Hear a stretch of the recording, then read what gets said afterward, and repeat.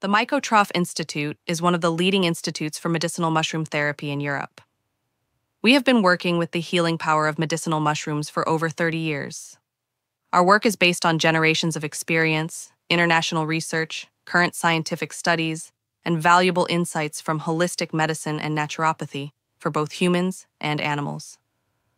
Mycotherapy is a proven natural healing method with a tradition dating back thousands of years, and it is highly relevant today. Modern research now confirms what traditional Chinese medicine has long known. Medicinal mushrooms can help regulate various functions in the body. They offer an impressive way to influence many serious lifestyle diseases such as high blood pressure, diabetes, and gastrointestinal disorders, all without any known side effects. In everyday life, medicinal mushrooms can also have supportive and preventive effects. They can activate the immune system, promote hormonal and nervous balance, strengthen the gut microbiome, support weight management, support detoxification, and help relieve allergies. Their potential lies in the combination of gentle effects, good tolerability, and sustainable support on multiple levels, ideal for use in holistic therapy concepts. For many decades, the Mycotroph Institute has been dedicated to the healing power of medicinal mushrooms, analyzing global studies, and gathering insights from naturopathy and integrative medicine. We share this knowledge with doctors, therapists, patients, and health-conscious individuals through training courses, webinars, explainer videos, free information brochures, expert articles, and our extensive websites. Over 200,000 people have already benefited from our free health consultations. In addition, we regularly attend natural health conferences, international congresses, and trade fairs to present the latest developments and connect personally with others. We created MycoCampus for therapists, alternative practitioners, and doctors, a learning platform tailored to the practical needs of professionals. We offer various continuing education formats. Our live seminars offer an intensive, hands-on learning experience, either on-site or online. They provide a complete introduction to the world of mycotherapy. With the Big Book of Healing Charts, you'll be ready to put your knowledge into practice right away. If flexibility is important to you, our Flex course is ideal. It features more than 30 in-depth training videos. Learn in your own time, wherever and whenever it suits you best. Our topic-specific workshops take a deeper look at selected areas of interest. They're interactive, practice-oriented, and offer space to connect with fellow practitioners, a great way to spark fresh ideas for your therapeutic work. Stay up to date with our free webinars. They address today's health challenges and show how medicinal mushrooms can naturally support the body's healing processes. Compact, clear, and easy to apply in your daily work. For those who like to read and explore in more depth, we offer a wide range of free expert articles on the therapeutic use of medicinal mushrooms for specific health conditions, plus exclusive content tailored for doctors and medical professionals. For those who want even more, we have developed the Myco Library, a digital media library that gives you full access to all training content, past webinars, and current specialist information, always up to date, systematically structured, and available whenever you need it. Over 10,000 therapists have already successfully completed our mycotherapy training programs. Many of our participants say they return to their practice with a completely new perspective on naturopathy after attending the seminars. You too can learn one of the most effective natural healing methods firsthand and help people and animals benefit from the power of medicinal mushrooms. If you would like to learn more about mycotherapy, have questions about specific applications, or are simply curious, feel free to contact us. Mycotroph, your partner for holistic and natural health.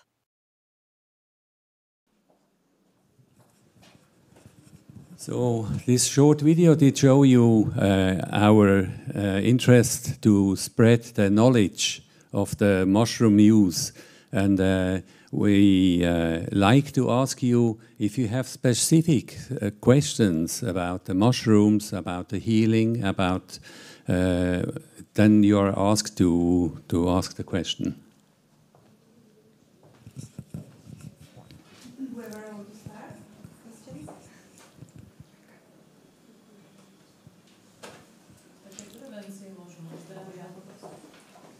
Možno v nejakej prevencii zdravia.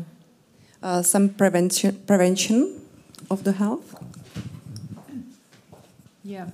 You can also do a lot of for prevention.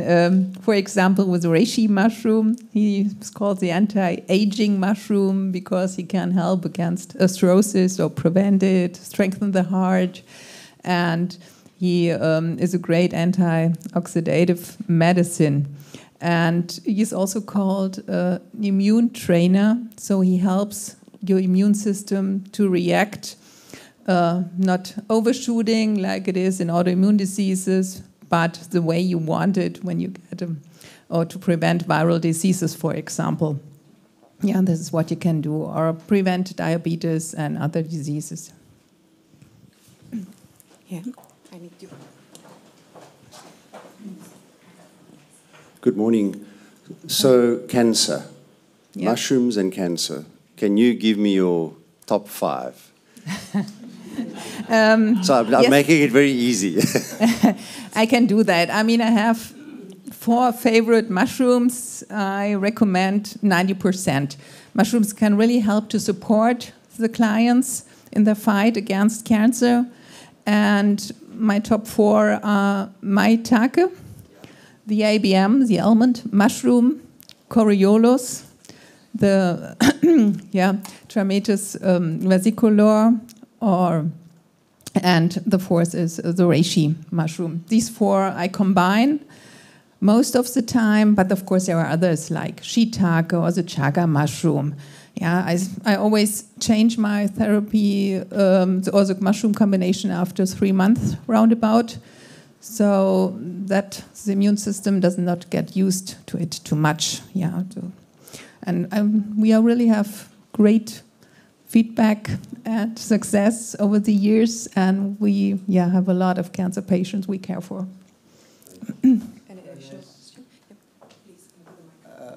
When I see older women in Croatia, in the Alps, daily they collect the mushrooms. I see their longevity. They are living so long. And can you give me little tips of for a layman in going in the woods and find out what is the edible, non-edible basis of identification, physical, morphological? Yeah, if you collect them for yourself, you should really know them well. They can go a lot wrong, but of course we grow them. Yeah, always the same with the same method in organic quality when we want to give them to clients. Yeah, we don't recommend our clients or patients to collect them themselves. Yeah. But mushrooms are also great as food, yeah, so really planet-saving food, yeah, because they have so much protein and really, really healthy. So eating mushrooms is always also prevention. Also, it's important that they are indoor, because if you collect them outdoor, they already did do the job. They clean the area, and when you produce them in halls in a factory where you can control the water, where you can control the air, you have I say empty mushrooms. So for medical reason, that's important that they can do the job in the body. That's why it is not the same when we talk about collecting mushrooms, then we want to eat them just because we want food. But if we talk about healing mushrooms, we need to have empty mushrooms. Very important. And we produce them in Germany, so also Europe is closed, Europe is, when you have your mushrooms in your environment, it has another quality as well. So my question is, here. Oh, My question is, you said mushrooms help with cancer. Can you be a little more specific? What part of cancer does it help with? And does it help with as a primary treatment in the cancer, or is as an adjunct with chemo, radiation? So can you be a little more specific about it? Thank you. Yeah, you can do it anyway. They can be combined with chemotherapy and with radiation, and there are studies already that they support those kind of therapies very well. They protect the gut flora, they help the immune system, they help the bone to protect the bone marrow so that the blood results are way better, and they help to protect the organs like the liver, the kidneys, and people can live longer. They can prevent the recurrence of cancer. This is what they can do. And most of the time, they are not a single therapy, but we have some cases where people only wanted to take mushrooms, but that's the exception. Yeah. Just one simple question. So do you know any negative side effects of applying mushrooms in medical treatments? Yeah, what can happen in the beginning if you are not used to mushrooms? There can be a little bit of bloating because they are prebiotics. So always start slowly, raise the dosage slowly over weeks. In the first week, 1 or 2 capsules a day, and raise the dosage up to 5, 6 capsules a day, which means 3 grams a day. This is a really good amount. You don't need great amounts. Yeah, small amounts can really help because the contact with the immune system in the gut, this is what makes the effect mushrooms have. And you always can contact us if you need recommendation for a client. There's no such thing like the best mushroom against breast cancer.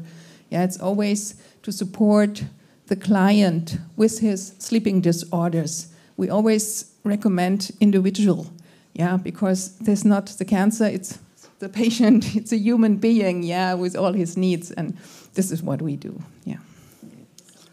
Yeah, good morning. Morning. Good presentation. I would like to understand, because the Trimeter versicolor is a mushroom is very interesting, but he's enhanced the estrogen receptor. Then what do you think about the use of Trimeter versicolor with hormonal cancer? Because it's quite, there are the study about the Trimeter versicolor have enhanced the estrogen receptor, and then you could possibility to interfere with tamoxifen or other medicament on cancer. No, we recommend Coriolus versicolor in cases of breast cancer. We have not the expert. Trimeter versicolor is a specific receptor, estrogen receptor. And I am oncologist, and then I study very well they interfere with other natural substances. And one of these is a Trimeter versicolor. In Italy, we don't use it because there is the possibility to enhance, to block the receptor, and then to cover the receptor, and then tamoxifen or other treatment doesn't work very well. Mm-hmm. We don't have that experience. Yeah, we really recommend also the Coriolus in breast cancer, and and also with tamoxifen. So it's our experience for the decades. Yeah, but thank you for that. We'll look into it. Yes. Excellent presentation, thank you. I'm Santoshi Narayanan. I practice integrative oncology at MD Anderson, Houston. And I actually published a paper of medicinal mushrooms and cancer. It's a systematic review. So I looked at about 3,500 studies of medicinal mushrooms and cancer, and we found a very positive immunological response. But I concluded cautiously because of 2 reasons. One reason is that there is an interaction. So study at our own center between one of the medicinal mushroom and Temodar, which is used in glioblastoma multiforme, showed that it decreases the excretion. So there was some interference there. And as Dr. Bonucci is pointing out, there is some estrogenic effect with one particular mushroom. So because of these concerns, when somebody is on active treatment, we always recommend caution. So we counsel, that's our job, to counsel the patient, make sure it's safe. The second concern... No, das war war noch die letzte Frage. Nee, ist okay. Ja. Thank you for a nice presentation and your vision. We have a stand outside, so you can continue with questions outside of this room. So thank you very much for your contribution. Yeah. So we ask you to come to our place. And, yeah, we have a coffee break afterwards, so we can continue.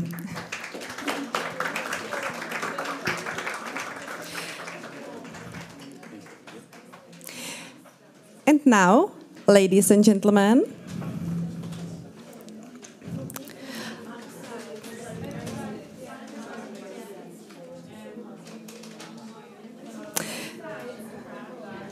now on the program, let me introduce Dr. Pratibha Shah, international renowned Ayurveda consultant and founder of My Ayurveda LLC in the United States. In her lecture, she will focus on philosophical approaches in Ayurveda and their relevance for integrative health. So please welcome. Thank you. Is this working? Are you able to hear me? Good morning, everybody. So today my topic, as you can see, and time is less, so I'm going to get started right away. Today my topic is ancient life philosophies, an overlooked and untapped source of deeper wellness. And this is a little bit different from all the other things you might have been listening so far. We never talk about philosophies, do we?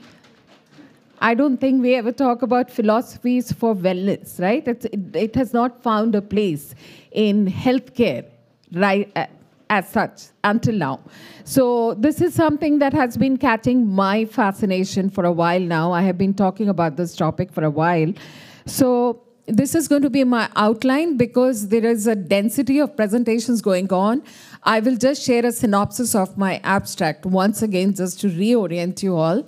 Then I'm going to spend some time setting the context, and we will try to understand the concept of wellness and the concept of well-being. They are different concepts, actually. So the difference between them. And then I will take you to some of the philosophies for deeper wellness and what is the evidence so far. So I have also collected some evidence.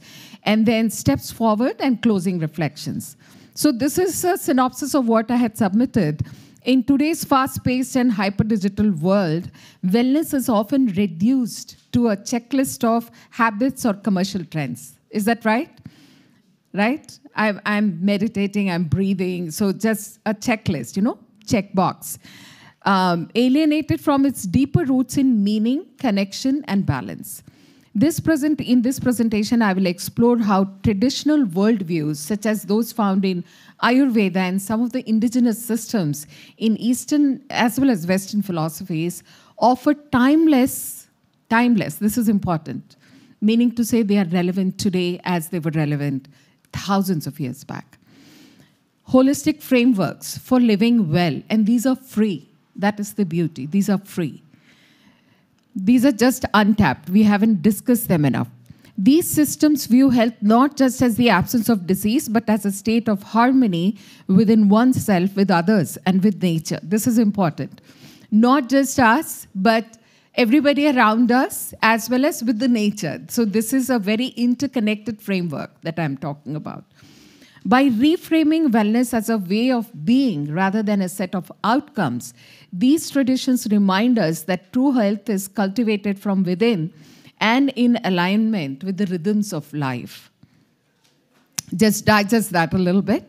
So a few common features among failing healthcare systems worldwide, as you all know, are increasing chronic disease burdens and progressively poor patient outcomes. Right? This is common in all failing healthcare systems around the world. Especially in the US, you can see that there is a state of crisis or there is a failing grade by the public. So clearly something is missing and something needs to be changed at a fundamental level. So maybe we need to start exploring for other sources of wellness that are still untapped. So what is the concept of wellness? Wellness is a modern word with ancient roots. The key tenets of wellness as both preventive and holistic can be traced back to ancient civilizations from East India and China, and to the west, Greece and Rome. In 19th century, some of the intellectual, religious, and medical movements developed a parallel with conventional medicine, and this is when the word wellness was coined. This is a timeline of how the word wellness has evolved over centuries. Now, this is a definition of wellness by the Global Wellness Institute. They say that wellness is the active pursuit of activities, choices, and lifestyles that lead to a state of holistic health. There are two important aspects of this definition. First, it is proactive. Second, wellness is linked to holistic health, that is, it extends beyond physical health. This is the wellness graph. You can see there are 6 domains across which we try to measure wellness, and each one of them is defined very well. I will let you go back and read in detail, again, paucity of time. This is an important diagram or graphic where you see the continuum between the medical paradigm to the wellness paradigm and how they define wellness. So you can see from poor health to optimal state of well-being. See the difference between left and right, okay? The left side is reactive and the right side is proactive, right? And you can see that on the right-hand side, you're talking about positive health, right? You're not just talking about biomarkers. You're talking more than that. That is the difference between the medical paradigm and the wellness paradigm. Oops, sorry. Now, well-being. The word well-being is long and it's difficult to fit in my title, but I want to focus on well-being. So I want you to pay attention to what is well-being and how is it different from wellness. So well-being is the experience of health, happiness, and prosperity. This is a very important concept. We talk about joy, prasanna atma indriyam manaha in Ayurveda. This is the vast concept that we need to plug into. You know, a state of joy. Happiness is different from joy. So this is a very important line. I wish we could reflect more on that, but let me go through the slide. It includes having good mental health, high life satisfaction, a sense of meaning or purpose. Each word is important. A lot of people are missing purpose in life. So there is no meaning of life. And therefore that leads to lack of ease, which leads to dis-ease. This is really important if we can plug into that. Well-being encompasses quality of life and ability of people and societies to contribute to the world with a sense of meaning and purpose. So you can go through the rest of the definition. And here you can see the difference between wellness and well-being is nicely captured. Again, between wellness and well-being is broader and has a wider framework of wellness. And it is not necessarily proactive. It's just a state of being. You don't have to go out and do something. It is a state of being. So please look at this in detail later on. Now, I wanted to share some studies on this. So while traditional medicine focuses on diagnosing and treating disease, research demonstrates that enhancing psychological, emotional, and social well-being contributes directly to better resilience to disease and recovery and reduce complications and overall health, better health. You can see that there is a meta-analysis of cohort studies that found that positive psychological well-being is significantly associated with reduced mortality in both healthy populations and in people with disease, even after adjusting for traditional risk factors. Another study of older adults over 50 showed that higher levels of purpose in life, optimism, life satisfaction, all of these are free, they're non-tangible, adravya chikitsa, what we call. Positive affects and social support corresponded with increased life expectancy.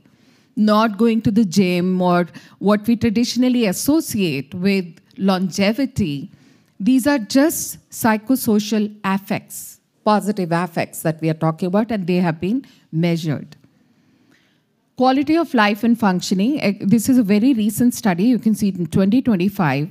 Healthy individuals were compared with ill individuals, And those with illness had predictably lower well-being, but the study highlighted that well-being, not just disease or symptoms severity, is a critical dimension of how individuals live with illness. Then psychological traits like gratitude. You've been hearing this, right? Gratitude journal, right? A lot of people are now recommending write a gratitude journal. And that has been found to foster well-being and buffer stress, which in turn has physical health implications, better immune function, and reduced cardiovascular risk. You can see there is a study that actually measured it. So other positive effects and reduced risk for chronic illnesses, mental well-being, and disease risk. You can go through these studies. I know 5 minutes is coming. I know I had requested you. Mental health and treatment adherence, all these have been measured, and I would like you to go over these separately. You can Google these studies, so I'm pausing on these slides a little bit. Now, this is a very recent slide that I have captured from my meeting on NCCIH. Everybody knows the full form? National Center for Complementary and Integrative Health, which is a subset of NIH in USA. I'm coming from USA. This is a slide by Dr. Helen Langevin, actually, and she has captured this so beautifully. On the side of health, you can see a greater density of positive biological, psychological, spiritual, social, and environmental positive effects. On the side of disease, you see them reduced, right? This is a very, very strong slide, I would say. In one graphic, it is showing a lot. And this is in the NCCIH research priority areas. You can see positive health processes, mind and body connection, and whole person research. These are at the top of priority areas in research strategy for coming years. This is from a meeting just 2 weeks back. It was a closed meeting, and I attended it. So this should tell you a lot. Now, philosophies for deeper well-being. Across time and continents, ancient cultures developed moral, metaphysical, and practical frameworks aimed at a single enduring aim, human flourishing. So we all have, I used to have moral science classes in my school. Don't lie, don't be rude, don't be unkind. You all remember that, right? They had a value, okay? And you can see scholars have begun to provide empirical support for the idea that ancient philosophies and wisdom traditions contribute positively to well-being, mental health, and physical health. Now, I have some studies to demonstrate some of these philosophies, tenets, how they affect positive health. So you can see, I'll take you to the second bullet. You can see there was an innovative online Ayurveda program for detox and lifestyle on mental and physical health. And this is 2024. And they found over 4 months, participants experienced significant reductions in anxiety, depression, fatigue, physical symptoms, and even BMI. So what does this mean? Even if you can practice some mental health cleansing practices, whatever that might be, getting rid of negative emotions or, awareness around your breath, that can have a significant direct impact on physical health parameters. Then just talking about the sattvic, rajasic, tamasic foods, which have different energies according to Ayurveda, these also were associated with improved mental and spiritual well-being and harmony, which is very, very important if you think about all the chronic disease burden from cardiovascular diseases, hypertension, etc. Mental health is a big contributor.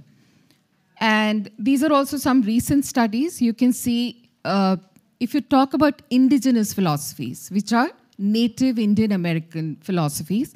So I'll again take you to the second bullet, because can't go over everything. Examining indigenous identity as a protective factor in mental well-being. So there were some youth that were scoped for identity with their tradition can see that they were able to face stressors much more resiliently once their connection with their identity was established. Just that we belong to a culture. We have ancestral traditions. Just that was enough.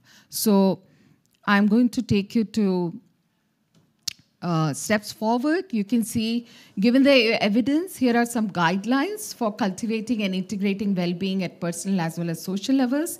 Some personal practices in clinical settings, these need to be integrated. Community and policy level, we need to make changes.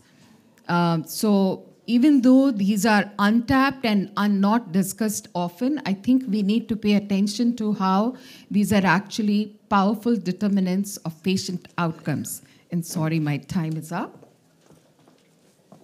I'll leave you with this. Just read this. Thank you.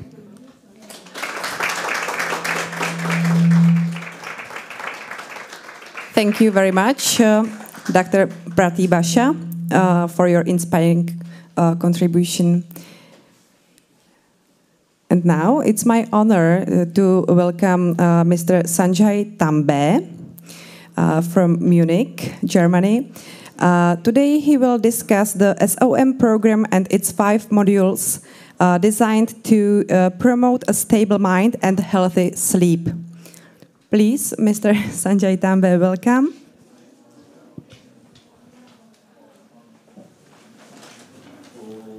Om Swarupaya Namaha. Om Shri Sadgurave Namaha. Good morning and welcome to this very nice Congress. And I'm thankful to the organizers, Dr. Thomas Pfeiffer, and all of you who are interested in this subject of integrative medicine and natural healing. Last Congress I've been a part of this, and I was. Should I? I don't need this actually. We need it for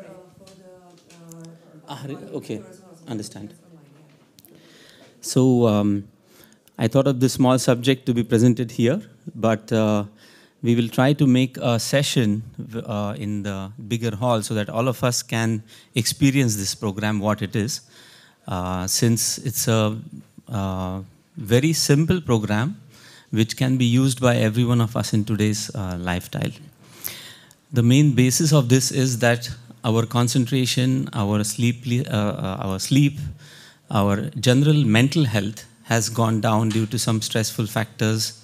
And I would say the times which are not easy, which are developing in this today's world, are also making it difficult to actually experience such a thing as health, as a complete mental health also, very important.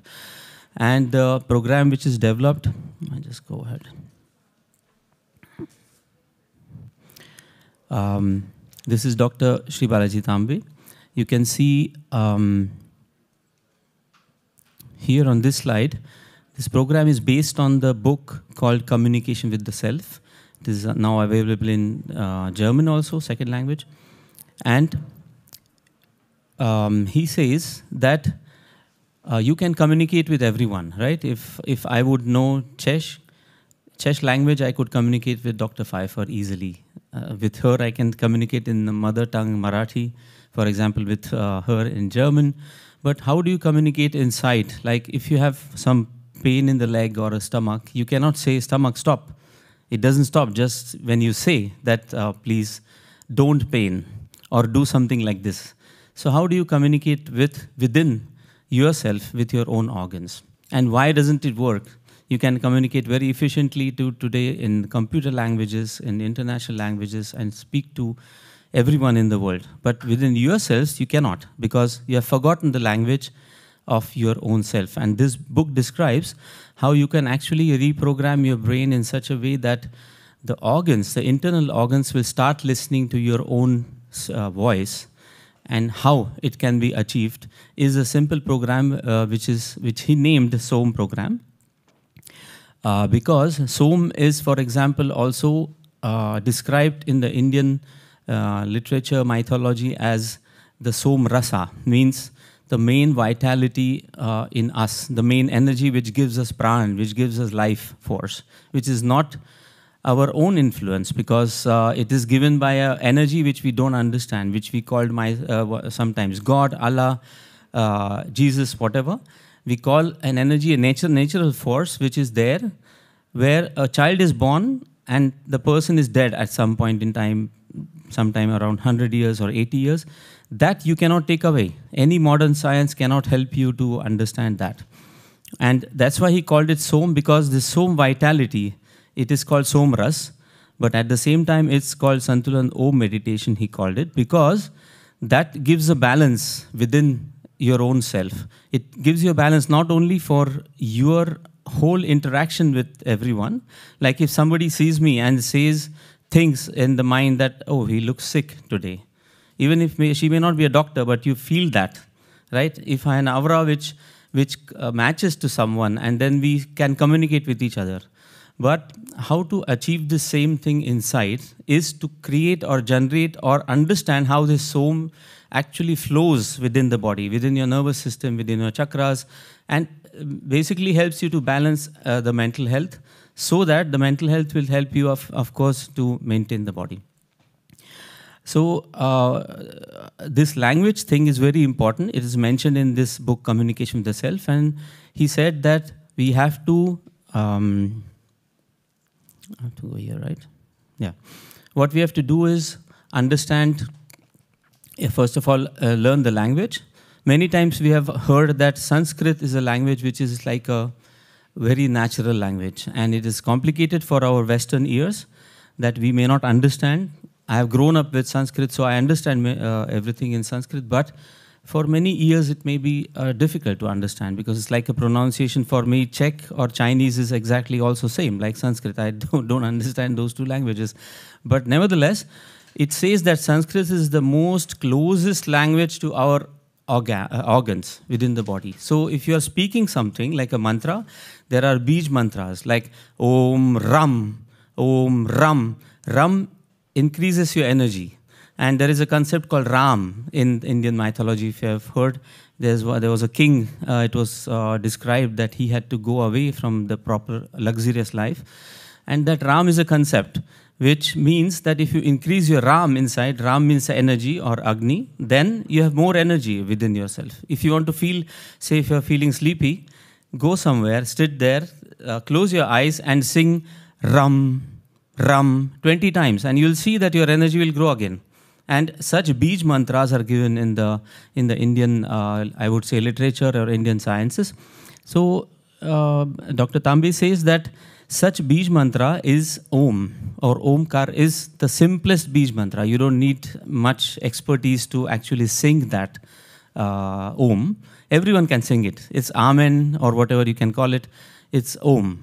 And if you start to learn how you can sing Om by using your lungs and stomach, that you put the pressure in such a way that you can sing it stably, and then you will start understanding the flow of the energy, and you'll start understanding how the organs are reacting to the communication which your own soul is giving to the organs, because usually it is a self-corrective method. Your own body understands actually everything.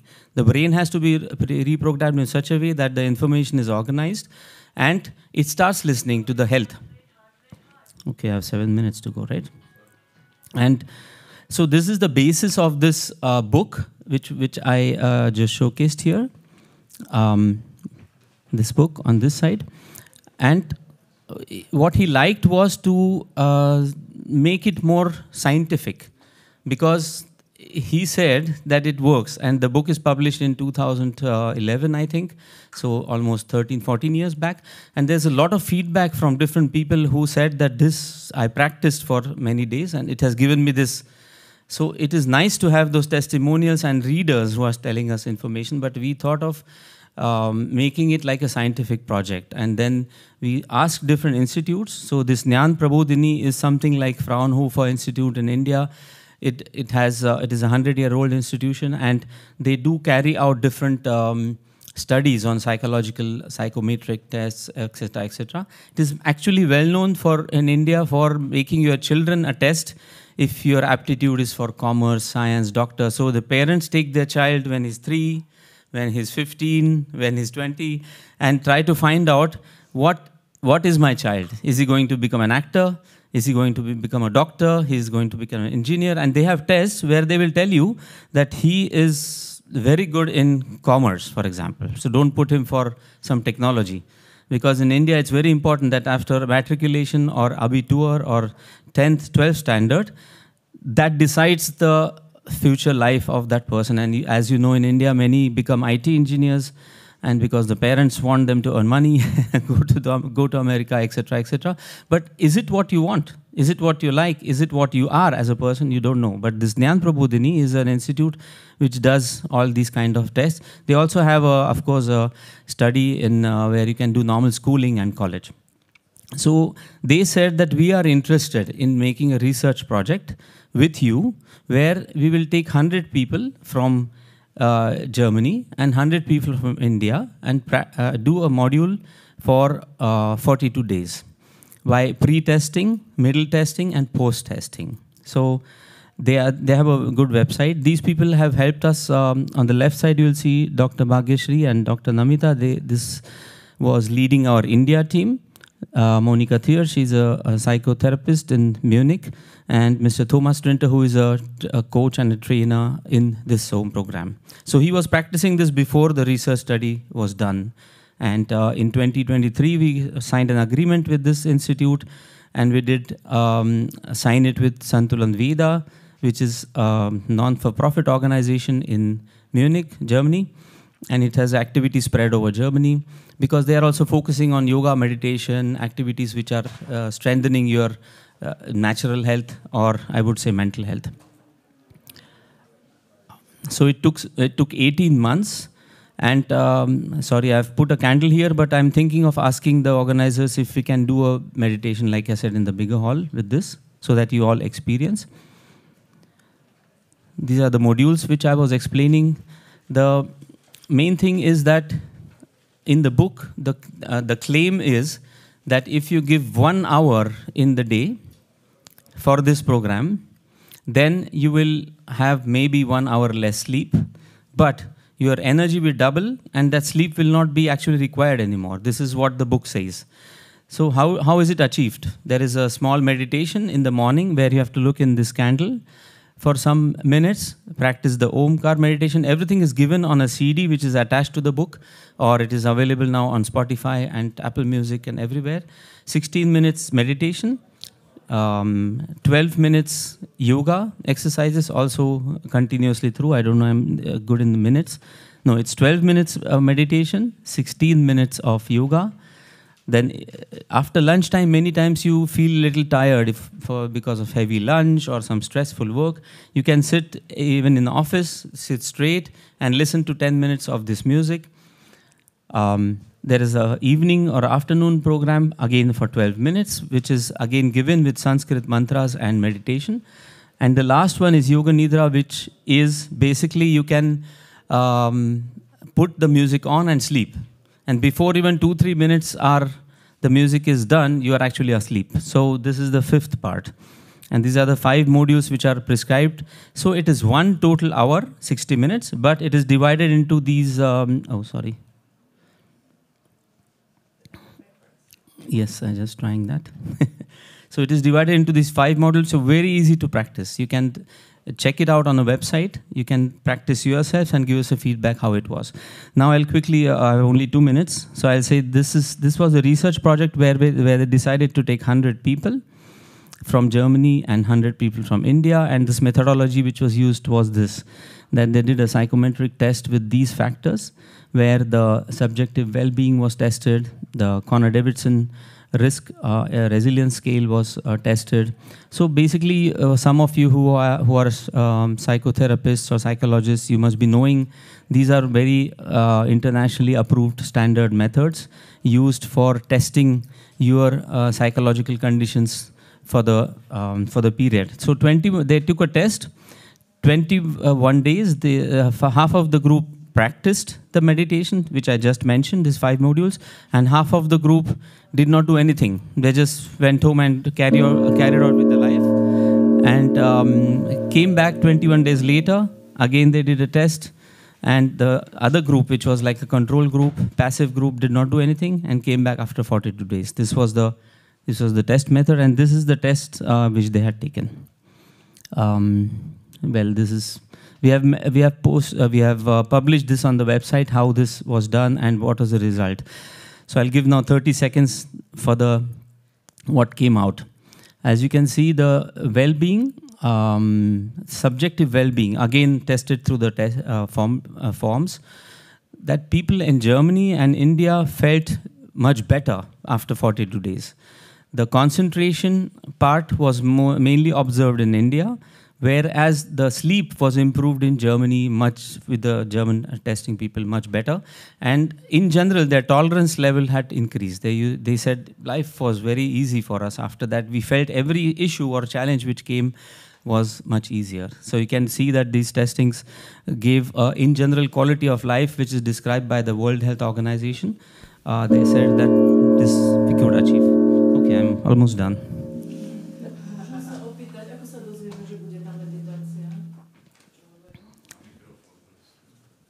Thank you. You said something?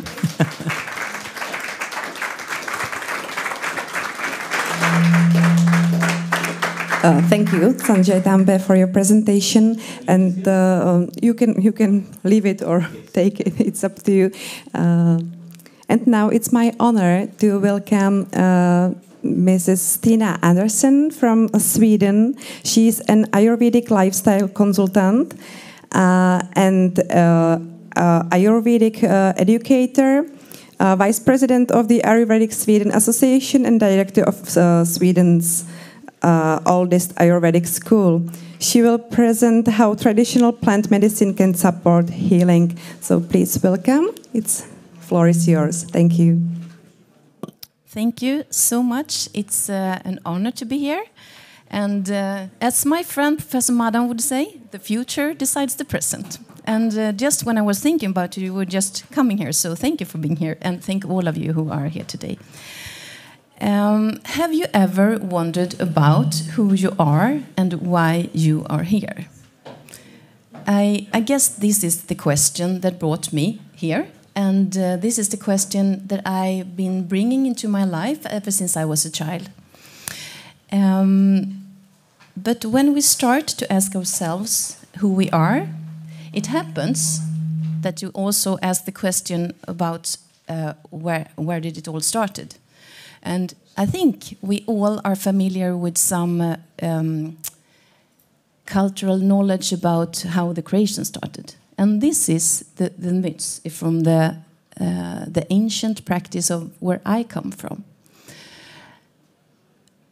So we can read it together or not. But if I read just the first strophe, I just want to do this because this says so much about the creation and how everything came into being. Hear me, all ye holy kindreds, greater and lesser, sons of Heimdall, though all father, will that I tell ancient tales, the earliest I remember. So this is from the Norse mythology, and this is the Vala, who will explain. It's a prophecy of how the world came into being. And when we look in all ancient cultures, we have all the same explanations of how the creation started. It's all about the Panchamahabhutas, the 5 great elements. And it is explained in different cultures from different perspectives. So I just put here from the Rig Veda versus Eddan, which Eddan is the Norse mythology. And what I have found is that we have different explanation of how the human and how the universe was made from the blood and from the oceans and everything. So I just wanted to show you that it is here and it is in every culture. I will talk about something different, but it comes back to this subject of who we are and why we are here. So how does this relate to me? Well, seeking the answers of who I am and why I'm here, it's led me to questions like who am I, of course. And I'm not the only one who've been thinking about this. This is John of the Cross. He used to be a Spanish priest, and he was called as the mystical doctor. He said something that we can, or I can relate to in this journey of healing. We have to understand that we need to deal with our ancestral memories inside our bodies because it's stored in our DNA, isn't it? So while asking questions, we sometimes come to a deeper understanding of who we are, but mostly to understand who we are, at least that is my experience, I need to deal with all my traumas, and not only my traumas, but also from my ancestors. So this is when we bring this fantastic shamanic practice into our lives, or I did at least. I thought this was a shortcut, but I understood that the shamanic perspective of the world, it's a little bit different in how our understanding is. I think one of the main things is that time is circular.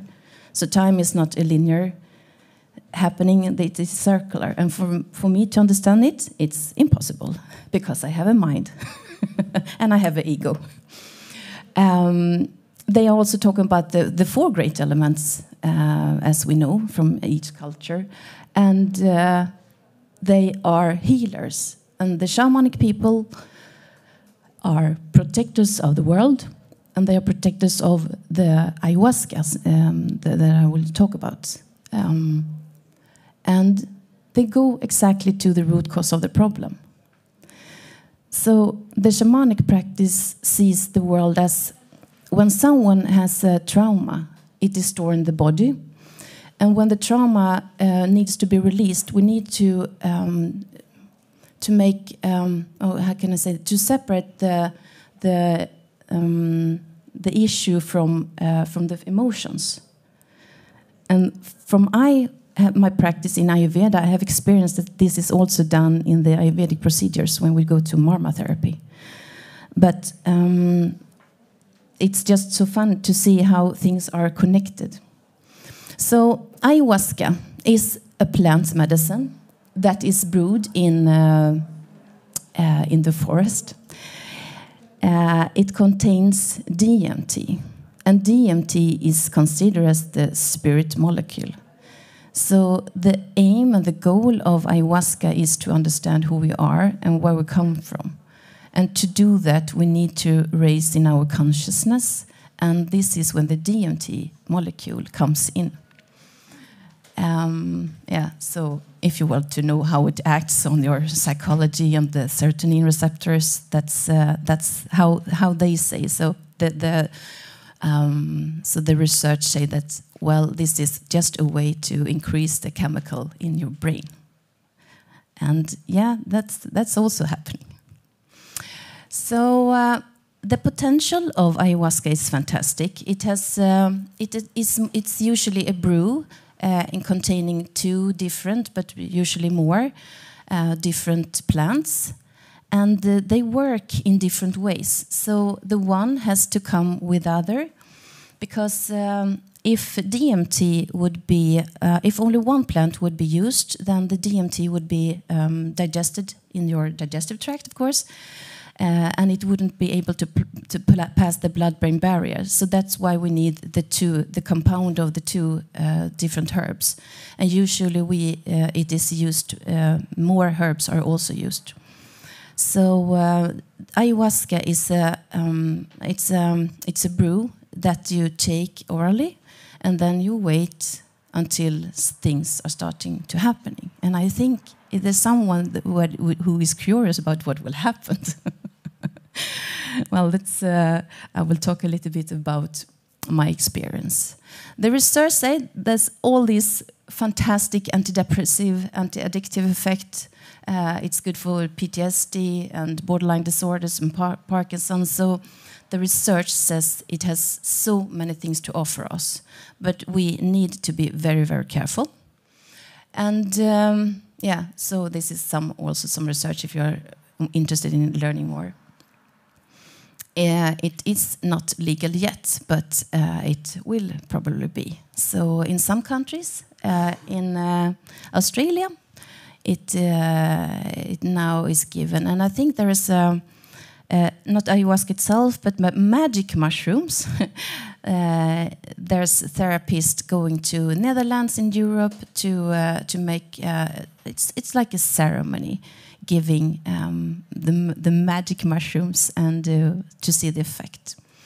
But the traditional effect of ayahuasca, that is what I have experienced.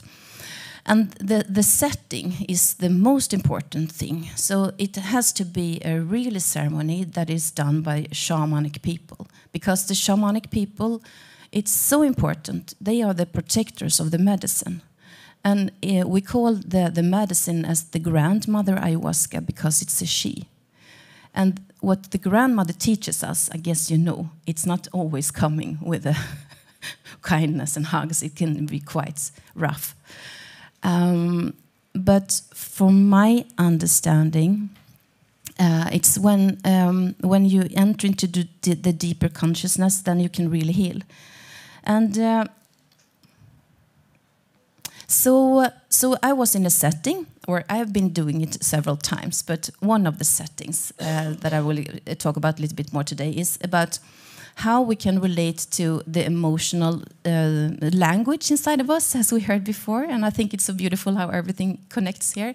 So if we don't heal our trauma, it will be very difficult for us to be good healers. And I think that all of us want to be good healers. And then we need to work within ourselves, in our own bodies, to understand what is causing my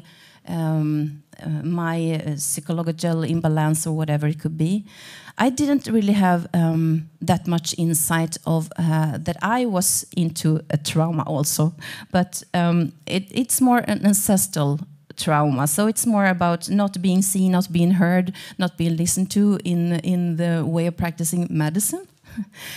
And when I did the ayahuasca ceremony, the first thing that happens is that you have to go through all emotion and all traumas, for me at least, that could be stored in the body. It could be memories from the past where I remembered my horses as a child, or my mom disappeared in the store when I was little. So it's just some very, very easy things that actually can create a trauma in the child. And my experience was that I had to go through and to see everything in my life that happened. And that's when we divide time by space to see what happened and be there as a witness. And when we are there as a witness, we kind of release the trauma. And that is what psychiatrists today do. They see what is happening. And the shamanic people, they knew this. They knew that only being present, being there as a witness, that's the whole secret. So when we have the witness in ourselves and with the help of the ayahuasca, then the healing can happen. And for me, I understood things after doing that. It's kind of that you reach, or I reached another consciousness, and that was done by understanding how the breath works. So we inhale, and there's a pause, and we exhale, and there's a pause. And then it happens. So what happens in that moment is what I guess some people of you who meditate a lot do experience. And I, with my huge ego, am not always able to go into that silence. But with the help of the medicine, it really changed things in me. And I understood how the breath works. And Professor Madan, he told me once that, Stina, there's only one Upanishad you need to learn. You just need to learn the Mandukya Upanishad. And I said, yes, let's do that. But I didn't know then how difficult it had to be to experience this. It doesn't mean that my experience is always in my body now. It means that I have experienced things once, and now I have to do the work. So this is the beauty of all these the therapies that goes so deep and open your consciousness. It's like opening a door that you understand it's possible and things are possible. But then you need to do your daily practice and your daily routines. Because when we don't, there is an abuse of the plant, of the ayahuasca medicine. And that plant will leave the earth if we are not conscious. And it will leave the earth because we humans tend to abuse things that come into our lives. And the protectors of this medicine, they are mostly careful to bring this knowledge to us, but we need to do the practice. And my teacher, she is the grandmother of ayahuasca, and she's been in several lives. And she says, well, Stina, are you sure you should talk about this? Then be very aware of that we need to protect the plant. And we need to do the daily practice. That's my experience, that if we don't do the daily practice, like doing the Ayurveda, teaching who we are, and start to live according to the nature, to our true elements inside, and to meditate, doing yoga, and maybe the fantastic Trakata. I actually wished you to keep the light for me, so thank you. So this is how we learn our inner self, and I think that the only thing that is important is to be grateful, take care of Mother Earth, come to peace within yourself, because peace in the world cannot happen unless you are in peace with yourself. And that's the only thing we need. Yes. Okay. I have no seconds left. Thank you. Thank you very much, Stina Andersson, for your valuable contribution and your wisdom. Thank you. And now it's my honor to welcome Dr. Santosh Samuel Rajput from Czech Republic. Dr. Rajput is a gastroenterology and Ayurvedic practitioner based in Prague. He will present on integrating Ayurvedic wisdom into modern allopathic medicine. Please welcome, and the stage is yours. Thank you. So today we will go through the theme of doing Ayurveda in modern practice here in Czech Republic, how it could be done. So my roots are, I was born into Ayurvedic family. My father, Govindji Rajput, and his Guru Data, and then Guru Sitaram Baba. This is our parampara. And I practice Ayurveda in Prague, in Kuti. We have like Ayurporadna, it's like Ayurvedic advisory. And for medicine, the roots of the knowledge are from Charles University in Prague. So I was studying Ayurveda and allopathy at the same time. I was born into Vedanta philosophy, not only Ayurveda. So my philosophy was not to find the differences, but to find the things that it is in common. So many people ask always, what is the difference? What is the difference in the meaning of Ayurvedic? How is the view on physiology different? And I always say, don't focus on the difference, focus on the same things, because you can kind of get the information. Then you need to burn the information for it, and to kind of change the perception of it and adjust it so it comes. So from Ayurveda, the main concerns is that people take it too seriously. For Dinacharya, for daily regime, for Ritucharya, for the yearly regime. There is so many things that you need to follow with the regime, but nowadays we go into work. Nowadays we have digital things around us. So the times has changed. The knowledge is the same. So don't take it as dogmatic as you can. So rising with the sun and everything like this, it could be done, but it's kind of hard in these days. So not to take the dogmatic information out of every verse or shloka in Ayurveda, but take the principles, the core principles of the philosophy, and apply them in 21st century. So this is the way we were taught Ayurveda by my father here in Czech Republic. So you also need to put Agni into the information, need to change the little things in there. So not to focus on the dogmatic view, but focus on the principles that it gives you. So here is the new studies. So new studies are done on Ayurvedic treatment, on the illnesses. So, for example, I work in the IBD center. It's a center of gastroenterology in Turnov. We focus on inflammatory bowel disease, on inflammation of the gut, of the bowels. So, for the studies, there was used curcumin. Nowadays, even when we go to lectures, every month we have new things, new drugs coming out. We have new therapeutical treatments and possibilities to treat our patients. Each year, each month, there is something new. And last year, when I was visiting this conference, the doctors around the world, mainly from Israel, they are using curcuma. They not use curcuma as like turmeric as a plant, as a herb. They're using just curcumin, like the extract from it, which changes a little bit of digestion, because the digestion, as we know, comes from our eyes, comes from the senses, comes from our tongue. There is enteric system, so what we taste prepares our stomach the way to digest it. And then from our stomach, it prepares the gut and the small bowel, large bowel to digest the food. But as we take just curcumin and it's effective, that's nice. So they use it now. It's also the evidence-based medicine.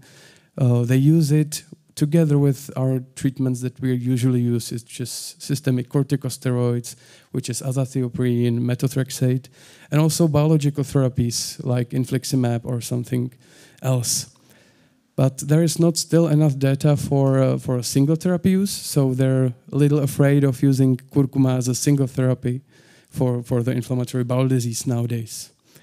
And also there is some data on using shunti for dysfunctional dyspepsia or functional disorders. There is a rise in also IBD and also functional disorders. Functional disorders mean that if you do the endoscopy, if you examine patient throughout the body as you can from allopathy. You do the CT, you do the colonoscopy, gastroscopy, you take all the lab values that you can, there is nothing. Everything is clear. The patient, from our allopathic perspective, he's fine. So we just tell him, there is nothing we can do for you. That's bad, because we don't like to tell our patients there is nothing to do for you, because everything in Ayurveda, every disease is treatable. So I don't say that it will be treatable to the limit that you are really fine, you are in well-being, but some diseases are really tough on you. So it's treatable, but not to relieve everything. So in functional diseases, the treatment is shunti, which we use. We also, in our ambulance in allopathy now, we use shunti. We just write it in the document. And there is also a difference if you use the pills, which you swallow, or if you use shunti or dry ginger into your mouth, which gets digested much more better. And also it's used for upper GI symptoms like pyrosis, like the globus, or heaviness in the stomach after food, or also the lower GI symptoms like bloating, obstipation, or diarrhea. So that's where we use the shunti in functional diseases of gastrointestinal tract. Here you can see even the evidence on using shunti on epigastric pain, postprandial fullness, easal satiety, and the burning, the pyrosis that you get in your esophagus. So there is a really nice decrease at 8 weeks of use. But there is a big problem that I see and I saw when I was studying medicine and Ayurveda together, because we are in modern medicine using evidence-based practice. And evidence-based medicine, EBM, stands for that you take patient not as an individual, because everybody here is different. Everybody here has different properties of their body, of their mind, of the Mahabhutas, of everything. Everything is different between us. To say it in modern words, everybody has different metabolism, different hormone levels. Everybody has different brain connections. So if I say a car, which car you imagine? Somebody's blue, somebody's red, somebody's black. Everybody's different. Not only the mind, but even the body. So this evidence-based practice is taking the patients and making like an average 70 kilogram, 30-year-old people. So they always do the average percentage, and they use this, and they put the drugs. And then they see if it works. But as I could say, it won't, because everybody's different. So if you give drug to one patient and to another patient, one patient could be intolerant to this. One patient could get adverse effects. The others won't. So every patient is original. Every patient, different mind, different body. Everyone is original. So with this, even every medicament is original. So in Ayurveda, most herbs have their properties. So here is Dravya Guna, for example. On Dravya Guna you can have, it's heavy, it's light, it's hot, it's cold. Every matter in the universe has these properties. So even the drugs, not only the herbs, but even modern drugs. So for example, if you use corticosteroids, they have some properties. If you use azathioprine, if you use methotrexate, every drug has their properties. If you use PPIs like omeprazole, pantoprazole, they have also different properties. So you can select the patients which you think, if you have this view, if you have this Ayurvedic goggles, which I say, and you see through the patient, you don't see them just the complaints as a diagnostic list of the diseases he has, but if you see through the patient how he behaves, is he light, is he heavy, is he cold, is he hot?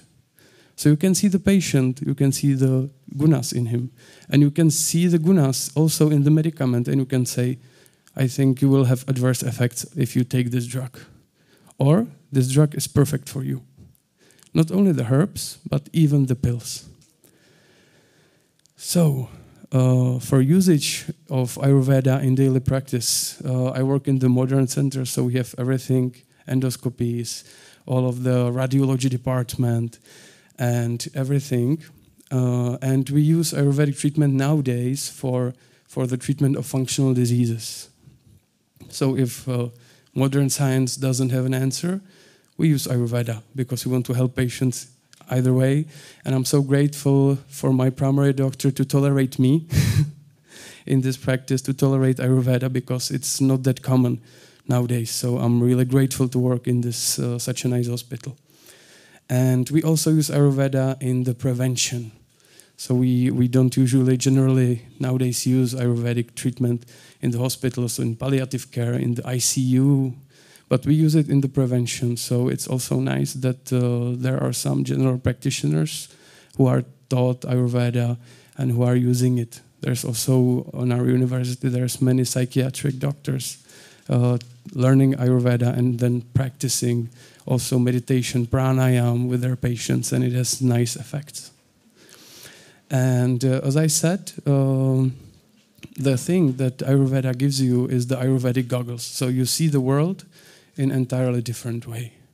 So if you see it in the 21st century, you see the wall, you see people, somebody smiling, somebody's like, not looking good at you. But with Ayurvedic goggles, you see the gunas of the dravya, of the matter, gunas of the mind, the properties of the mind, and all of these sattva, rajas, tamas, and more. So with these goggles, you can then adjust the medicaments on the point. And also a really difficult task is to communicate with the patient, because communication is key in our practice as a medicine doctor. So every patient is original. There is no patient that is the same as the one before, even though it might look the same, because what we say is patients come in waves, but not patients, the diagnoses come in waves. So if the temperature changes, if anything drops, the diagnosis, because of the Dravya gunas changing, there is a different temperature, there is a different pressure of the air. You can see vertigos come in, the dizziness comes into hospital then. But it's not the patients, it's the change in gunas, then change the metabolism, then changing the patients, and then the disease come and they go. So every patient is original. And with this, you also need to change your approach to each patient, because for some, you need to scream because they don't have ears. So you need to scream, you need to stop drinking alcohol. In Czech Republic, it's really common here because you can get beer cheaper than water. And also, with this approach, for some, you need to be smooth because you see they're really delicate. So also, there must be active listening, not to hear the words, but see behind the words, what they mean, why they do it, why they say these words, why they pick from all the dictionary these words, why they talk in this tone, why they are not talking in this tone or this tone. So all of these little things you need to see behind the words. And the future, the little future on a little pinch of sand in this big desert that is the universe, we are building an Ayurvedic center in Ayurpharma Hugir. It's near Nymburk. And it will be not only prevention, not only spa or wellness, it will be also with holistic approach and usage of Ayurveda and allopathy all together. And in the bigger picture, that is why we are here. And with this, I would like to thank you for the invitation here to this Congress. And I would like to invite you who are in Czech Republic to Diwali to celebrate with us in Prague. Thank you. Thank you for a presentation. And now, ladies and gentlemen, you are invited for coffee break. The refreshments are available in the entry hall or in the yard downstairs. Nyní máme přestávku na kávu a občerstvení. Sejdeme se opět v 10:55 na další přednášce. The next presentations continue at 10:55 here in the hall number 3 and also on the screens. Thank you.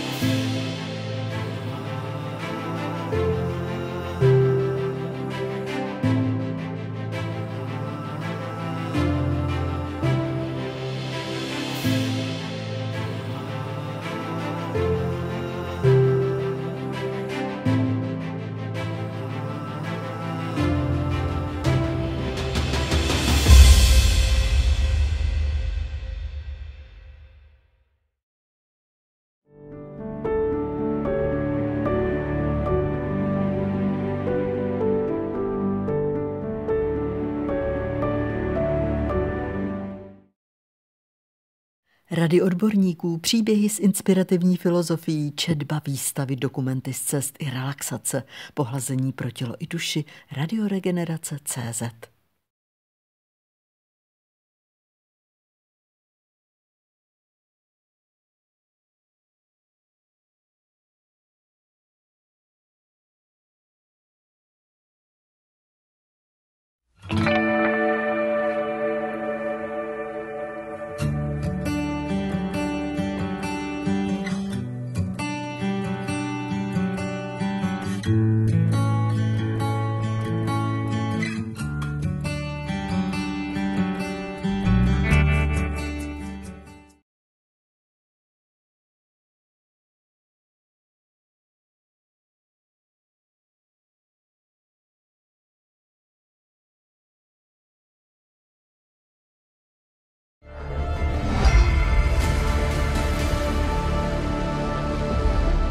Záhady života. Časopis o mystériích zdraví a duši. Bude to radost. Bude to mejdan. Český mejdan s impulzem. Skvělou zábavu vám přeje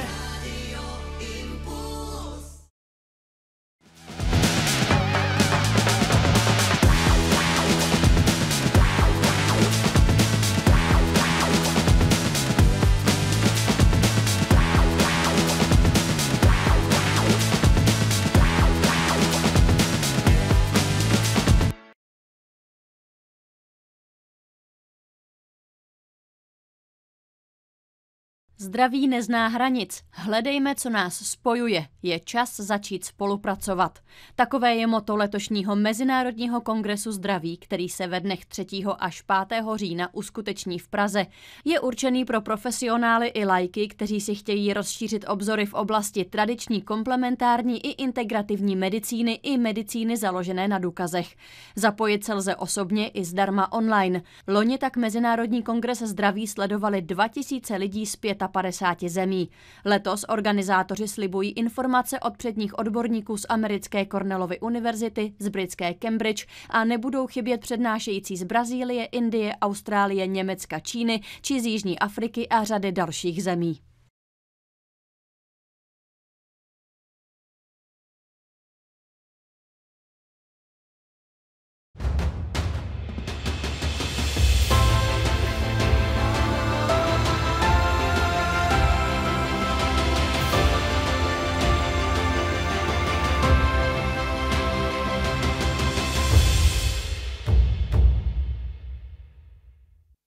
Everybody, please back from the short coffee break, and we start with our next presenter.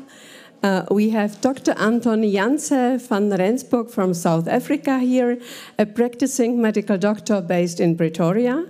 With a focus on integrative medicine, he specializes in managing chronic illnesses such as autoimmune diseases and mood disorders, while also contributing to public health dialogue and professional education in South Africa. He will be sharing insight on the safe and effective application of silver in clinical practice. Please welcome. Very much, colleagues. It's a privilege to be here. In 2020, we were hit by a very interesting condition called COVID-19, SARS-CoV-2, and something strange happened in Zimbabwe, a low-resource setting country, where, under the guidance of Dr. Jackie Stone, their patients, despite how severe, were surviving better than comparable units across the world. And this is in a low-resource setting, remember. What did they do differently? They had ivermectin and they had inhaled silver. They were nebulizing their patients with colloidal silver. And in the same time, we started seeing research being published that this is what we should be doing. And it was shortly after that that researchers started publishing interventional studies on how silver can help a patient with SARS-CoV-2 who is hospitalized and an outpatient to have faster resolution. Now, this is not new. We were actually warned in 2006 that this is coming. I actually love the title of this trial, How the Coming Plagues. They were saying in 2006 how we should be using inhaled silver and silver nasal sprays to help us against these types of infections. I have the privilege to coach doctors in South Africa on the use of silver in medicine. And it's always very interesting to see how little my colleagues know about this topic. Usually when you tell a doctor, you know, we're going to talk about silver, the first thing that comes to mind is Papa Smurf, that they've Googled on the internet. People with severe orgyria. That's the first thing. And sometimes even not doctors, you know, this is the first thing they think about, the most severe side effect of massive amounts of silver being consumed. The other problem is that doctors usually don't realize that there is a massive body of research in the use of silver in patients. going back all the way to 1798. And in the last 135 years, the bulk of the research exists with more than 3,700 clinical trials. So silver has a long, long history, and it obviously goes way back before 1792, where the Greeks used silver to keep their food clean or safe, and the Romans used it to keep their wine last longer. And Hippocrates, in his book on ulcers, so what's amazing about the internet these days, you can actually go and read on ulcers on the internet, describes in detail how he used silver to heal wounds faster.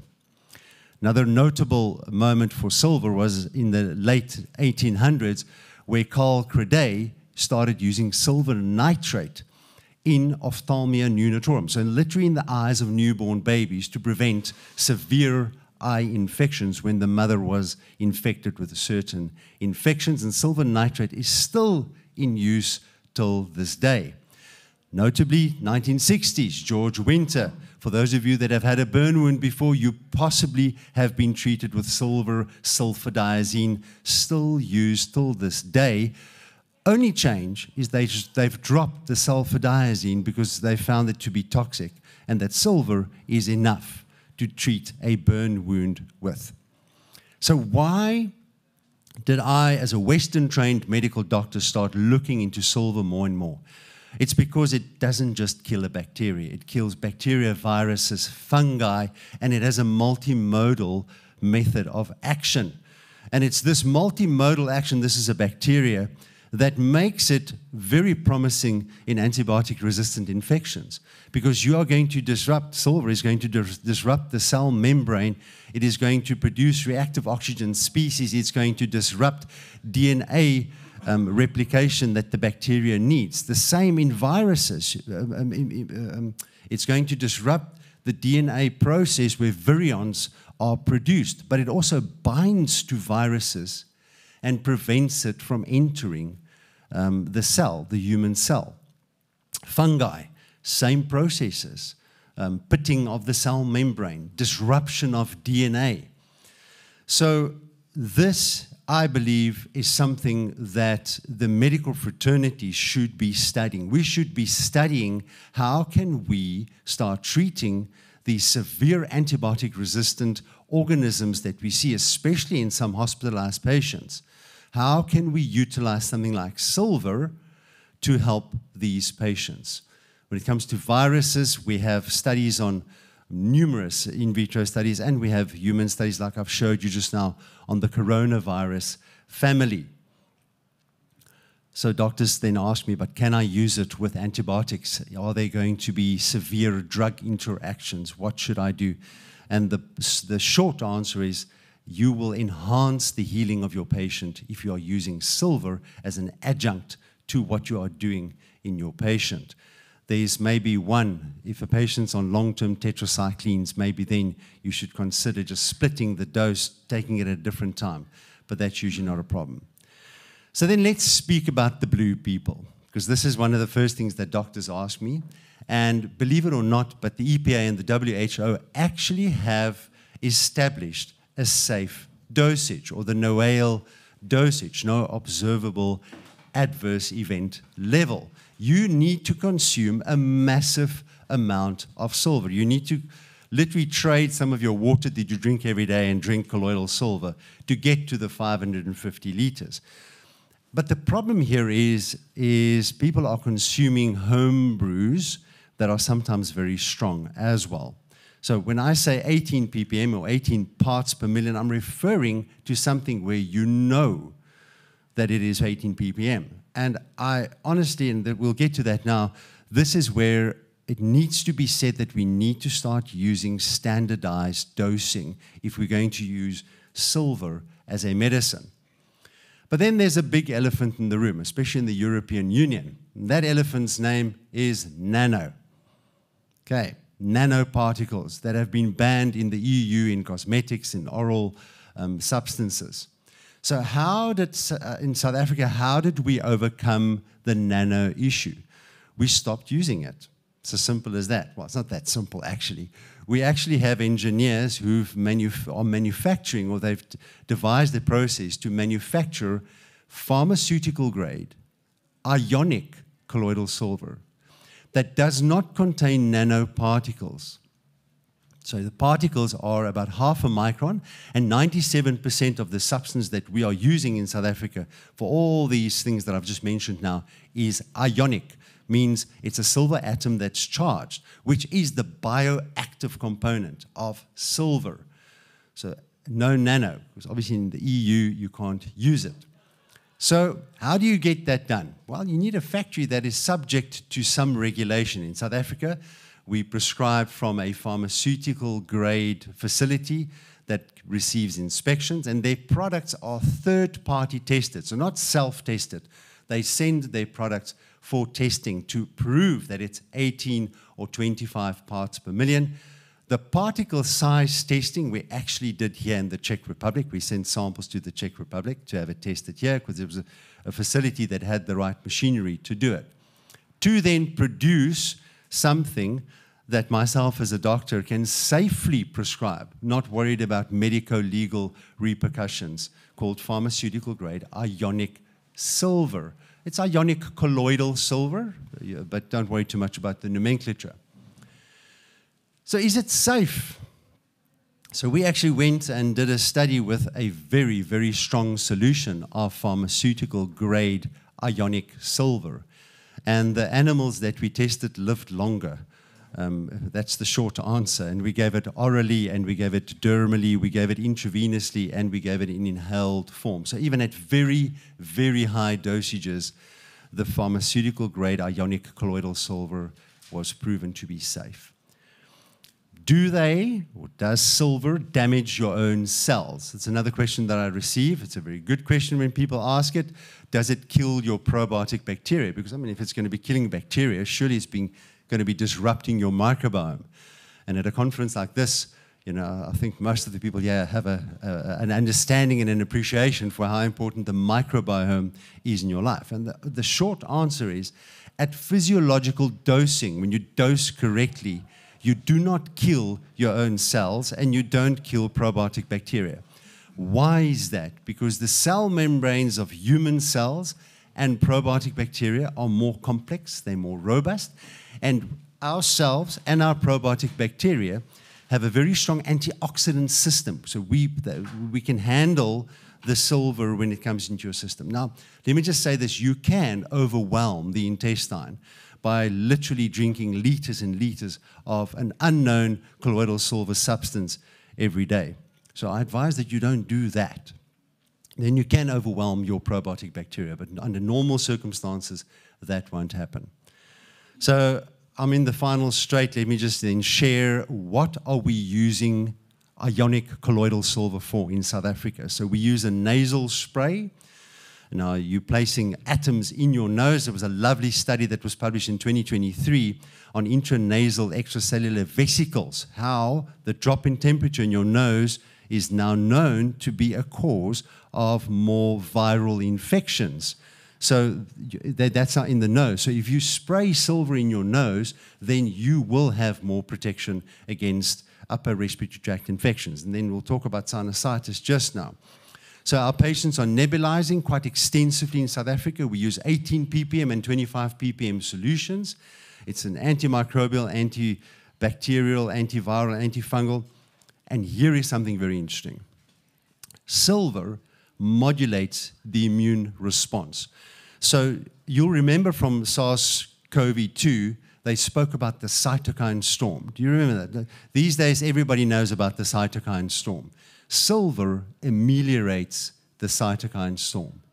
So if you have a virus in your system that you need to kill, the silver is going to kill it. But the silver is going to help ameliorate the cytokine storm in your lungs.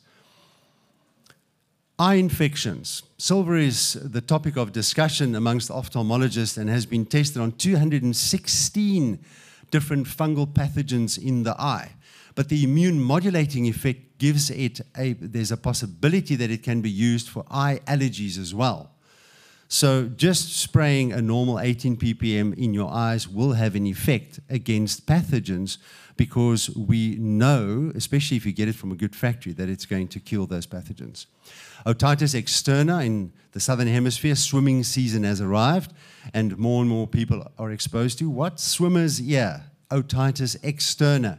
This can be a very painful affliction. And silver, 2, maybe 3 applications, and your otitis externa is dealt with. Sinus care. So for my patients with chronic sinusitis, I let them use the nasal spray twice, 3 times a day, completely safe. Eventually it will reach the sinuses. And also if it's a patient with more of a chronic situation, then I let them nebulize with the ionic colloidal silver, sometimes 3 times, 4 times a day.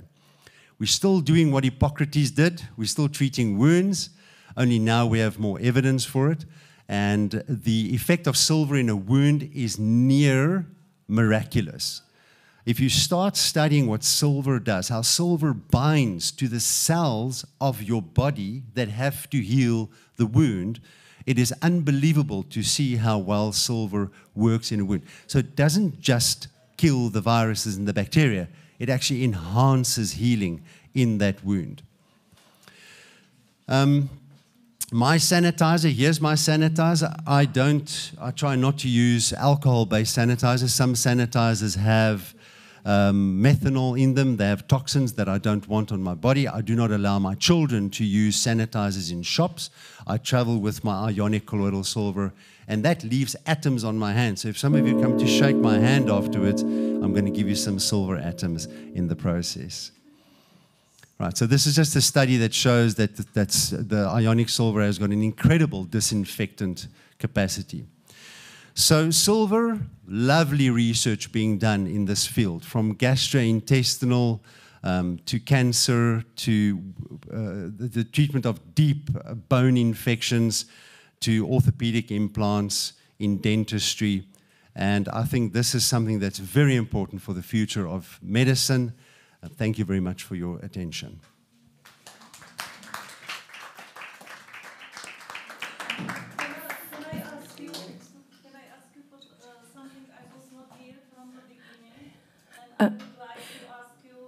Can I interrupt you? Can you ask perhaps him directly, because we have to move on in our program. Sorry.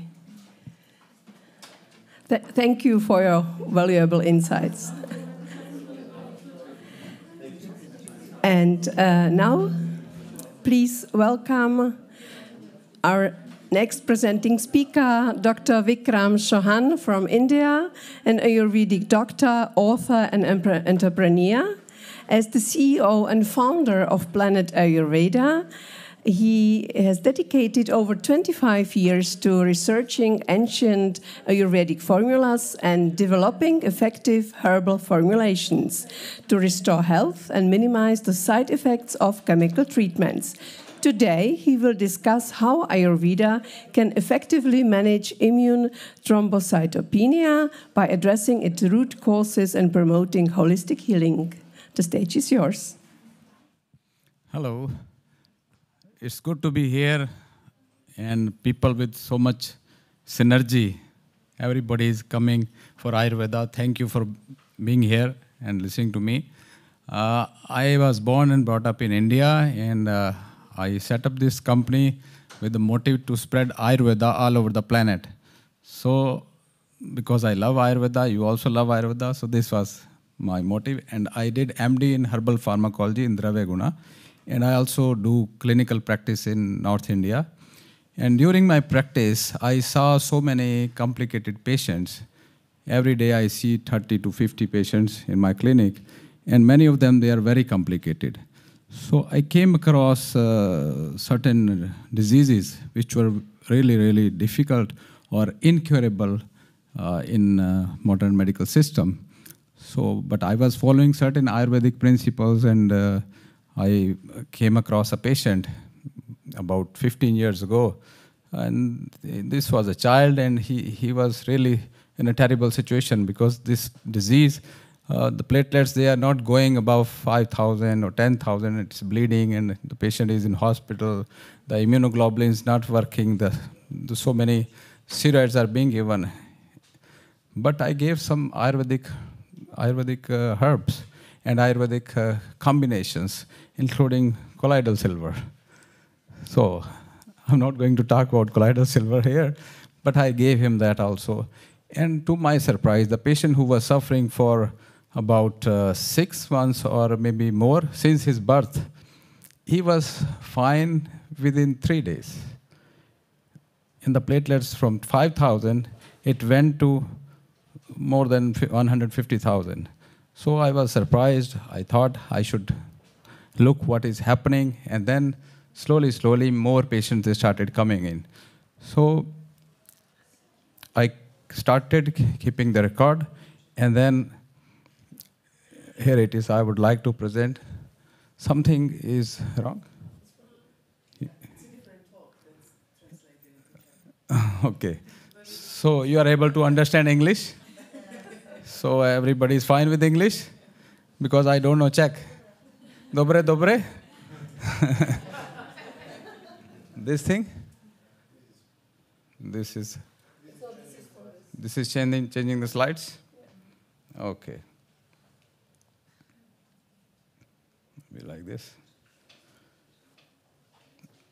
Okay, so idiopathic thrombocytopenic purpura through Ayurvedic lens. When I saw the first patient, he was fine in 3 days, so I was surprised, and then more and more people, they started coming in. Then I thought maybe I should look and study this rare disease because it is very, very rare, and it is an autoimmune disorder when the platelets go really down, and the symptoms are mainly bleeding and these subcutaneous bleeding and also bleeding from so many other places. And the patient is in very bad situations. The symptoms, they are easy bruising, red spots, heavy menstruation in the woman, and bleeding from body orifices, and tiredness and weight loss. So most of the time the patient is in hospital undergoing strong immunotherapies and also IVIGs, corticosteroids, and these platelet infusions. So it is a rare disease. I see a lot of patients. After 15 years of my career, I saw the first patient of ITP, and then I used, they expected a lot from me. I used only Ayurvedic medicines, and it was fine. So to my surprise also, so I studied more, and then more patients came. So global incidence of ITP is very, very less. Mainly the patients who are suffering, they are young children, not the adults, but young children, mostly 3 times more than the adults. So about very few cases. And what is the treatment? When the patient is bleeding and suffering from the problem, the first line of treatment is this steroids and immunoglobulins, and the combination of these and others like immunosuppressants also given. And sometimes the spleen is also removed to increase the platelet count because it is also destroying the platelets. And how the Ayurveda sees this platelet disease. Ayurveda says that it is an imbalance of the Pitta dosha. So Ayurveda believes in these 3 energies, 5 elements. So 5 elements of the universe presented in the body as 3 energies, Vata, Pitta, and Kapha. So I saw this from that angle when these things were not working. So I thought it is a Pitta imbalance. So Ayurvedic books mention this as a Tiryak Pitta in Charak Samhita, chapter 4 of Charak Chikitsa Sthana. This was mentioned as Rakta Pitta, and this was the symptoms were same, and the treatment was to balance the Pitta. So I thought I should apply the same principles. So modern view is autoimmune, and there is no exact cause. What is triggering the autoimmune response? But Ayurveda says these autoimmune diseases, which are very complicated, they are triggered by some antigen formations in the gut because of the contradictory foods we consume, because of the certain types of disturbance in the gut biome.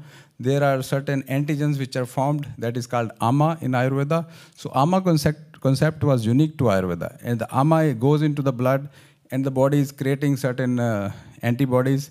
And those antibodies, they are destroying the platelets, which are normally formed in the bone marrow.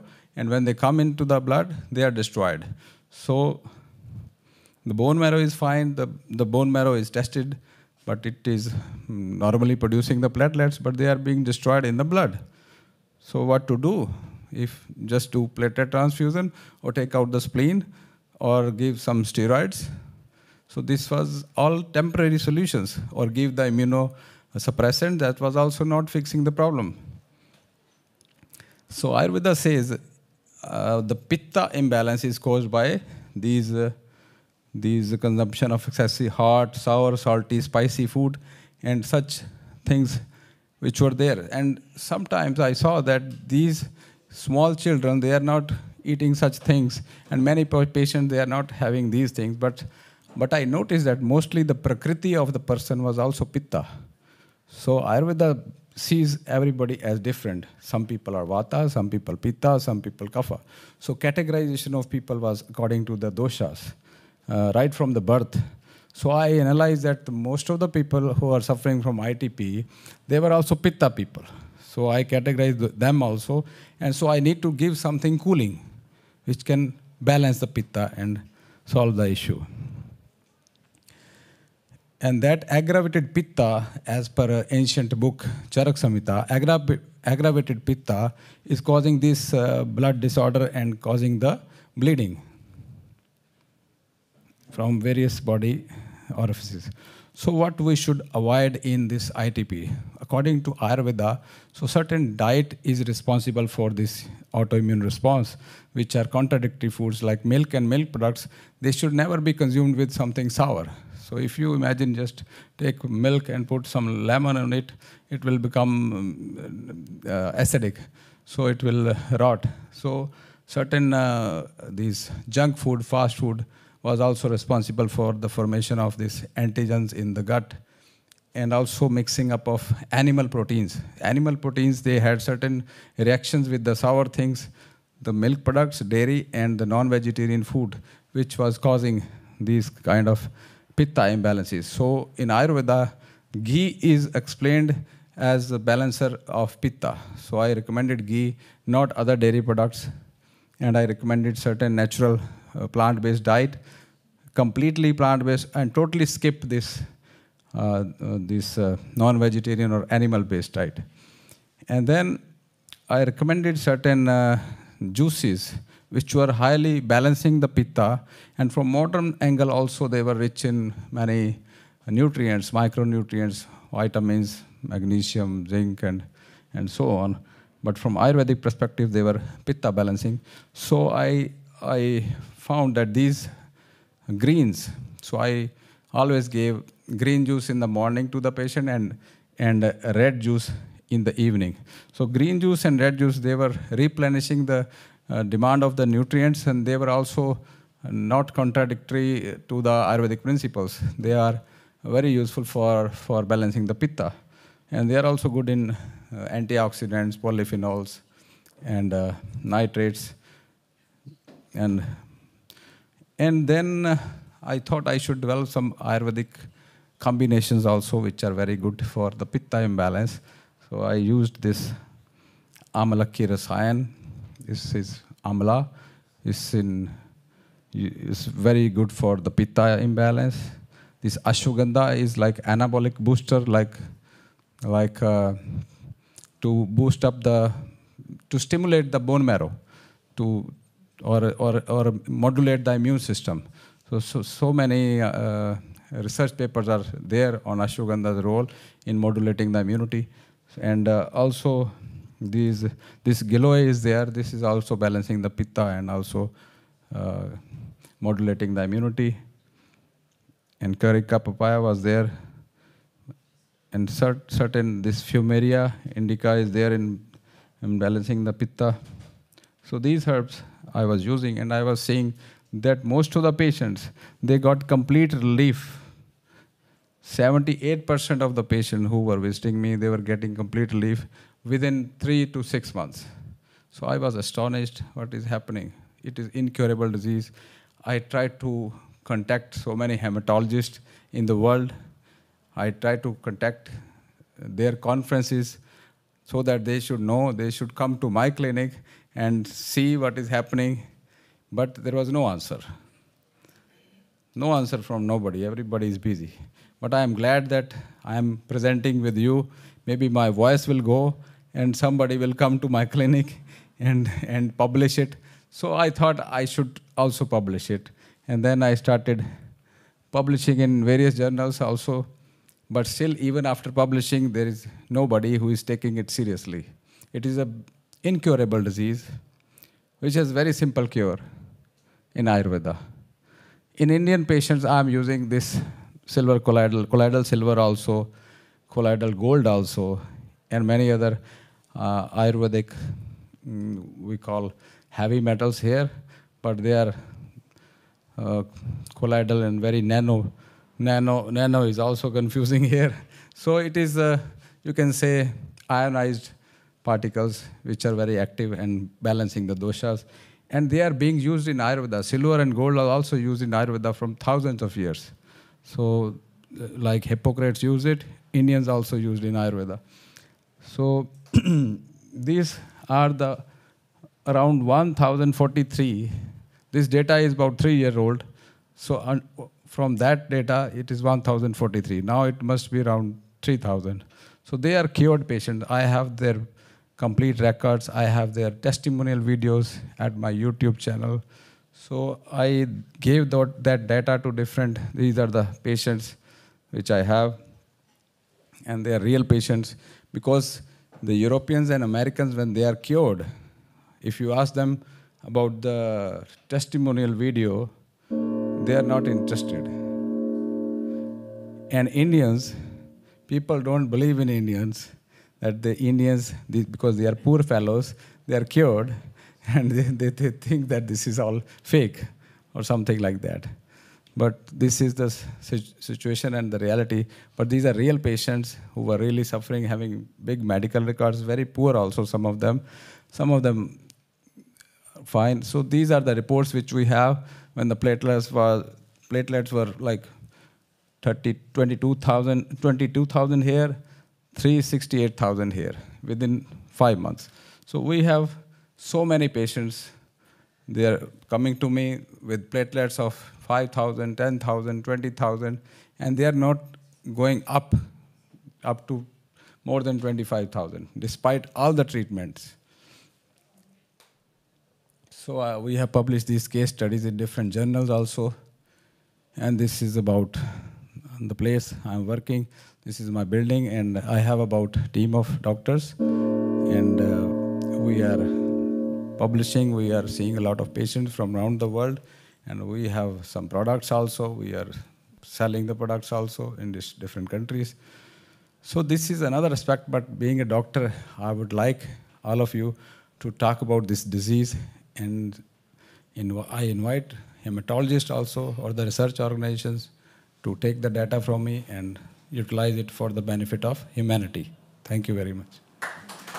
Thank you, Dr. Shahan, for your contribution to this Congress. Thank you very much. And now I'm honored to introduce our next speaker, Dr. Gábor Pék from Hungary, an assistant professor and qualified yoga teacher. With a background in computer science and a passion for yoga, he's developing special sadhana protocols in collaboration with mentors, both locally and internationally. Today, he will discuss how AI can assist in self-study for well-being.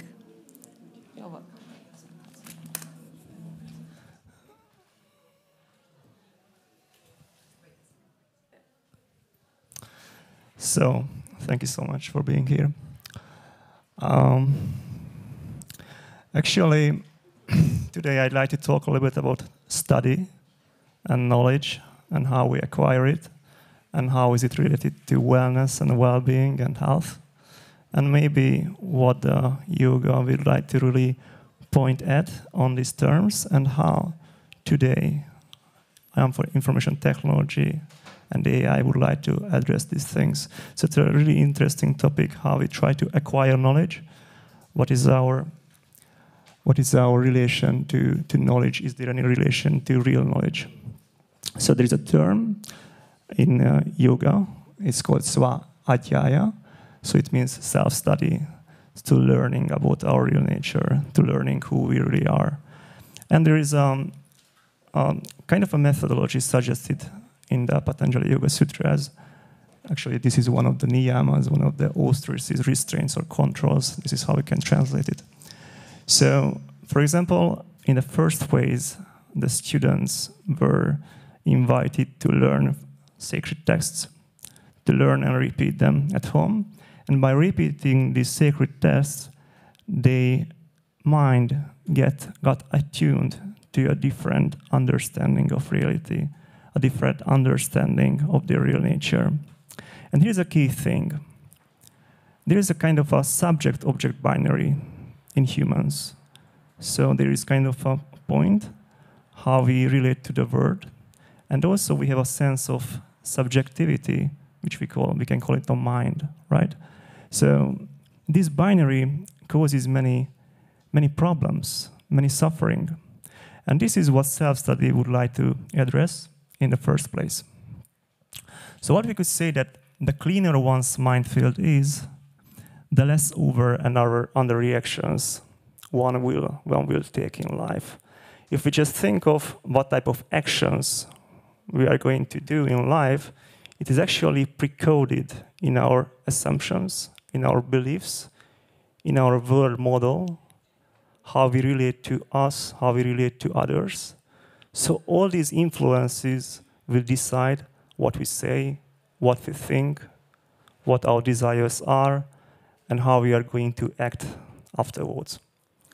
So the point of self-study and how it relates to health is the more we can some kind of create a balanced mind field, the more we can harmonize our thoughts, or actually at a certain point to really annihilate those thoughts, to have a better understanding of our real nature, and as a result with our environment, and how these are interacting with each other. So there is a really nice definition from Williamson, and he defines the relationship between the mind and the world. And what he says is that in action, he says the world is adapted to the mind. So if someone is not satisfied how the world looks like, because it is not in harmony with one's mindset, there is an action, right? So in knowledge, what he says, the mind is adapted to the world. So we would like to understand what's out there. So there's a deep strive to understand the reality. For why? To realize that there is an interesting wholeness that we'd like to get back to. And by using knowledge, using the acquisition power of the mind, we would like to understand the reality from certain aspects. And here comes the thing when there's a maladaptation. So if there is the word is maladapted to the mind, so somehow the word is not the thing that the mind is believing, there is a desire. And if the mind is maladapted to the word, then there is a residue of belief. And what he said, that the point of desire is action, and the point of belief is knowledge. So whenever we would like to decrease the uncertainty of desire, we need to act. And whenever we would like to decrease the uncertainty of belief, because in belief there is a certain aspect of uncertainty, we would like to gain more and more knowledge. And by using knowledge, we are going to have a better understanding of the world. So yoga says that the real well-being comes from understanding our real nature, and suffering comes for ignoring this, and they call it ajnana or avidya. And what they say that the knowledge, which is jnana, and action are realized that they are the same, then this stillness in the mind is getting realized. So how could we say that knowledge and action is the same? So in Tantra, what they, for example, claim that whenever we pay attention to something, to understand something, there is an effortless action. So we cannot understand something without paying our attention to something, right? And this paying attention to something, how we acquire this knowledge, is actually an action. So this is one level of understanding of this very same term. But if we go back to the previous definition of the word and the mind duality, or seeming appealing duality, then we see if there is actually an equality between jnana and kriya, so the knowledge and the action itself, this binary of subject-object, this binary of mind and word gets depleting over time. So it also raises interesting questions. What is knowledge? What is real intelligence? And what is consciousness? And of course, consciousness cannot be defined because whatever we say about consciousness will be not true, for sure. But still, we can somehow, we need to say something still. So normally, we define a knower, knowing, and known triad. So there is a subject who would like to know something, and there is a knowing process when we pay our attention to something, and there is an object which is being understood or getting known. But if we just go back to the previous example of the mind and the word and the acquisition of knowledge, we somehow realize that whenever we deepen our attention on something, the sense of I-ness is disappearing. So when we are really in the flow of acquiring knowledge of a given subject, when we really, really deeply would like to learn something because we have a deep desire to understand something, we are not thinking of, oh, this is me who is learning. No, there is no me. There is only that moment or that presence when this knowledge is acquired. So there is kind of something is not good with this triad of knower, knowing, and known. So that's why in traditional scripts, they say that there is an underlying pure consciousness, which is unrelational. So in the English word consciousness is not really good because in con, there is kind of a relation, a subject-object binary relation. But real consciousness, what yoga really points to, is unrelational. So intelligence is rooted in knowledge. So how could we be intelligent without understanding? And understanding is rooted in knowledge. And from this aspect, knowledge, which is without subject, object, and knowing, must be rooted in this undeterministic, pure consciousness. And this is what Upadesha Undiyar, one of the scripts from Maharshi, Ramana Maharshi, he says, all in knowledge that is devoid of knowledge and ignorance is knowledge. This is real. There isn't anything for knowing.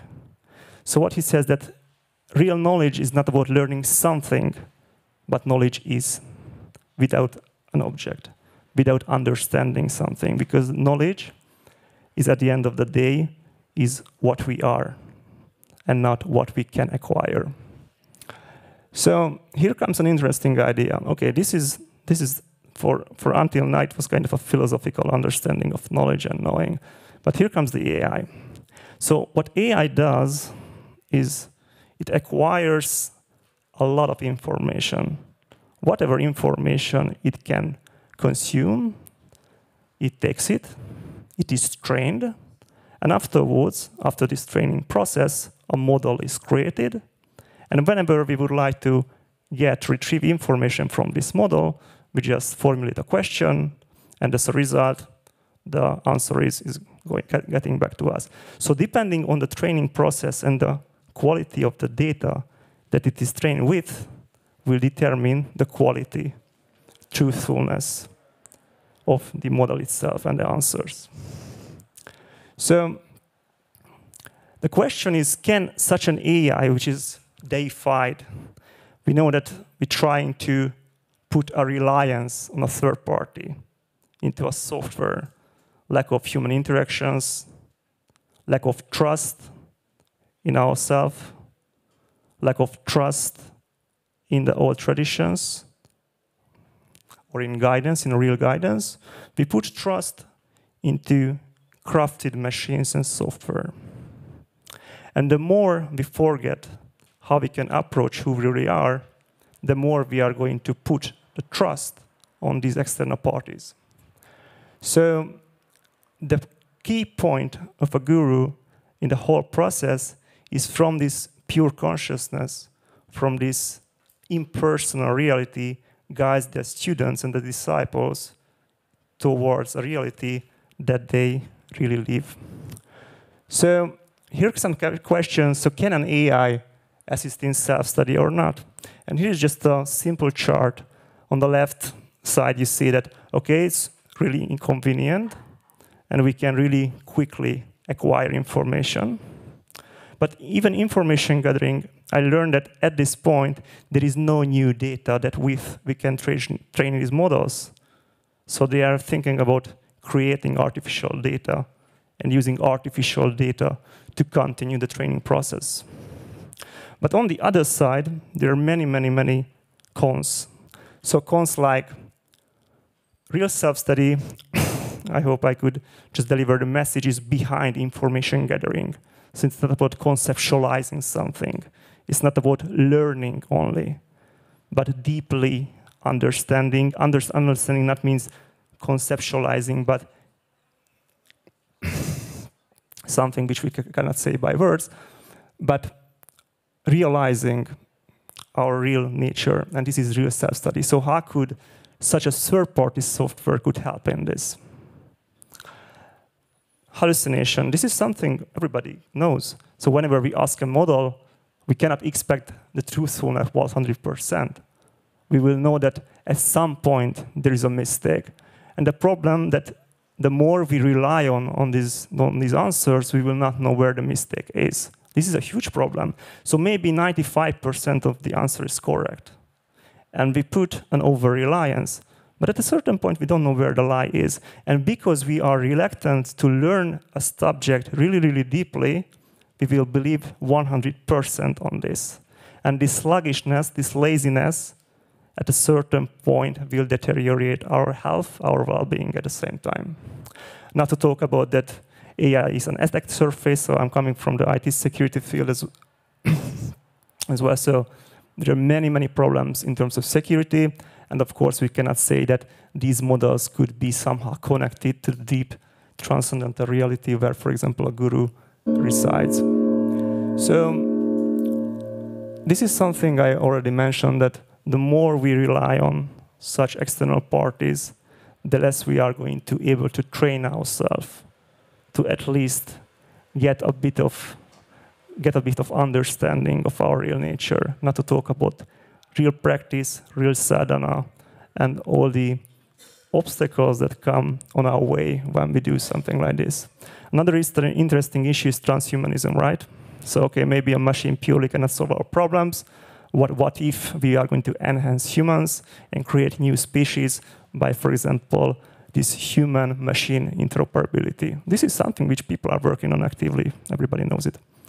So can this really deplete our suffering? Can this really give a solution to a problem?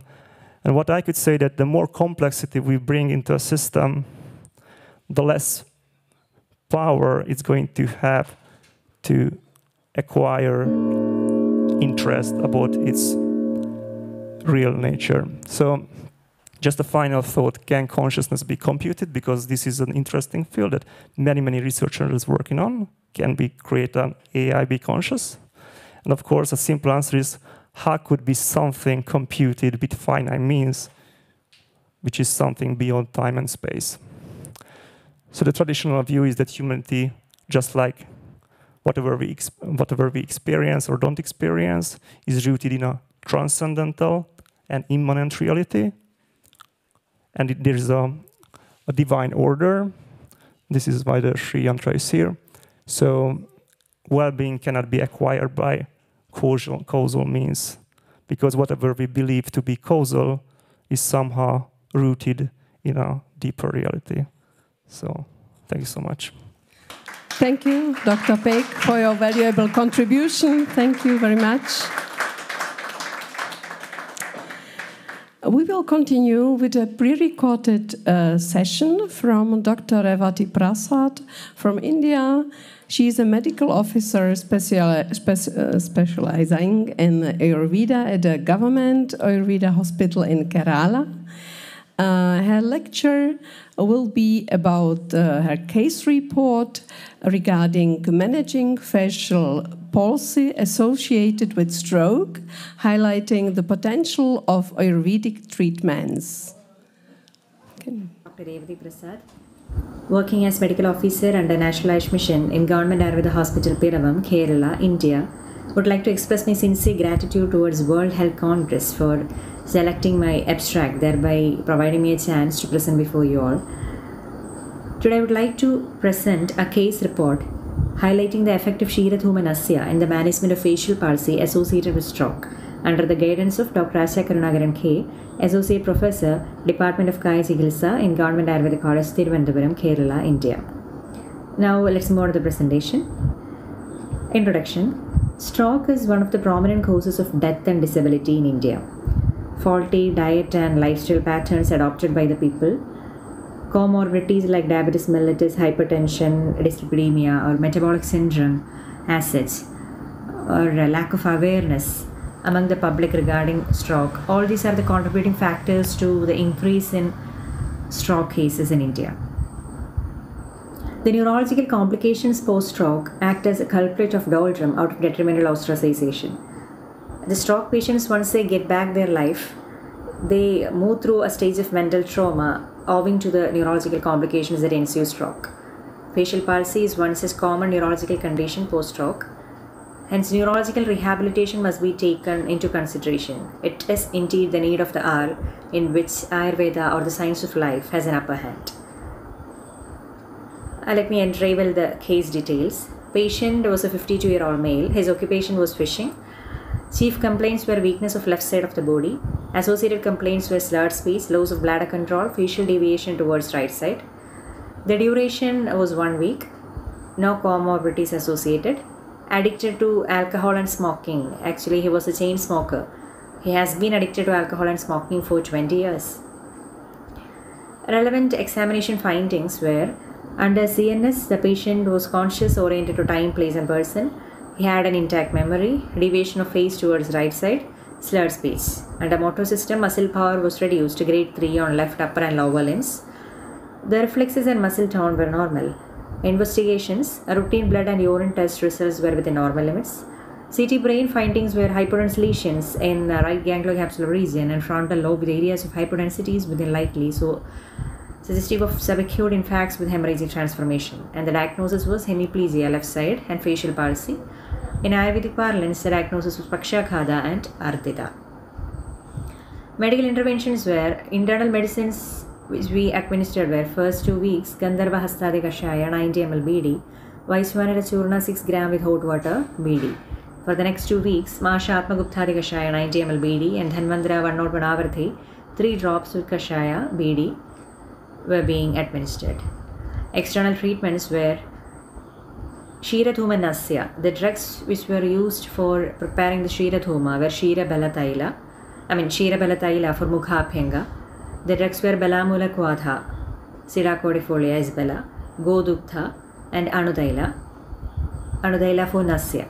For Karnapurana, Dhanvandaram Tailam was the drug of choice, and Siropiju was being provided with Dhanvandaram Taila. Marsanasya was being administered with Shirabala 101 Avarthi.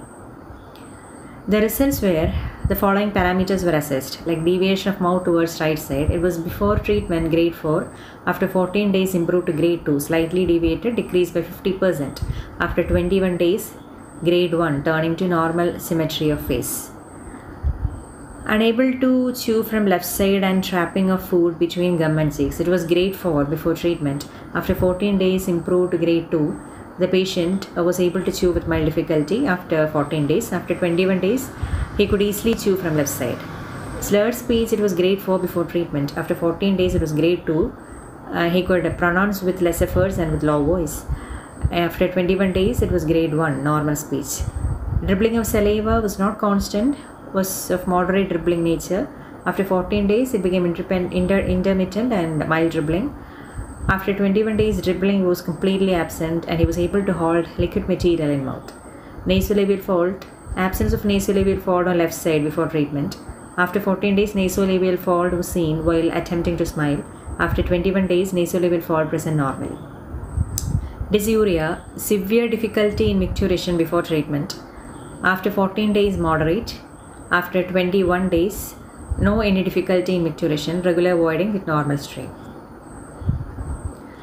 Discussion regarding Kshiradhuma. Kshiradhuma is, it serves the purpose of Snehana, Svedana and Brahmana, which is to be taken into consideration in the treatment of Pakshaghata. And the drugs which are used to prepare the Kshiradhuma, Bala is Belya as well as Vada Samaga in nature.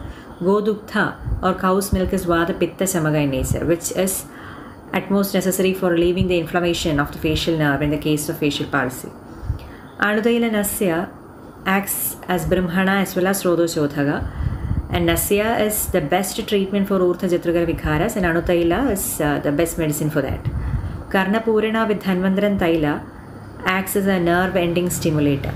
And Kshirabala Marsinasya acts as Tarpana, Balya, and it also promotes nerve regeneration. Piju with Dhanvandran Taila is best for Murtha Vigaras.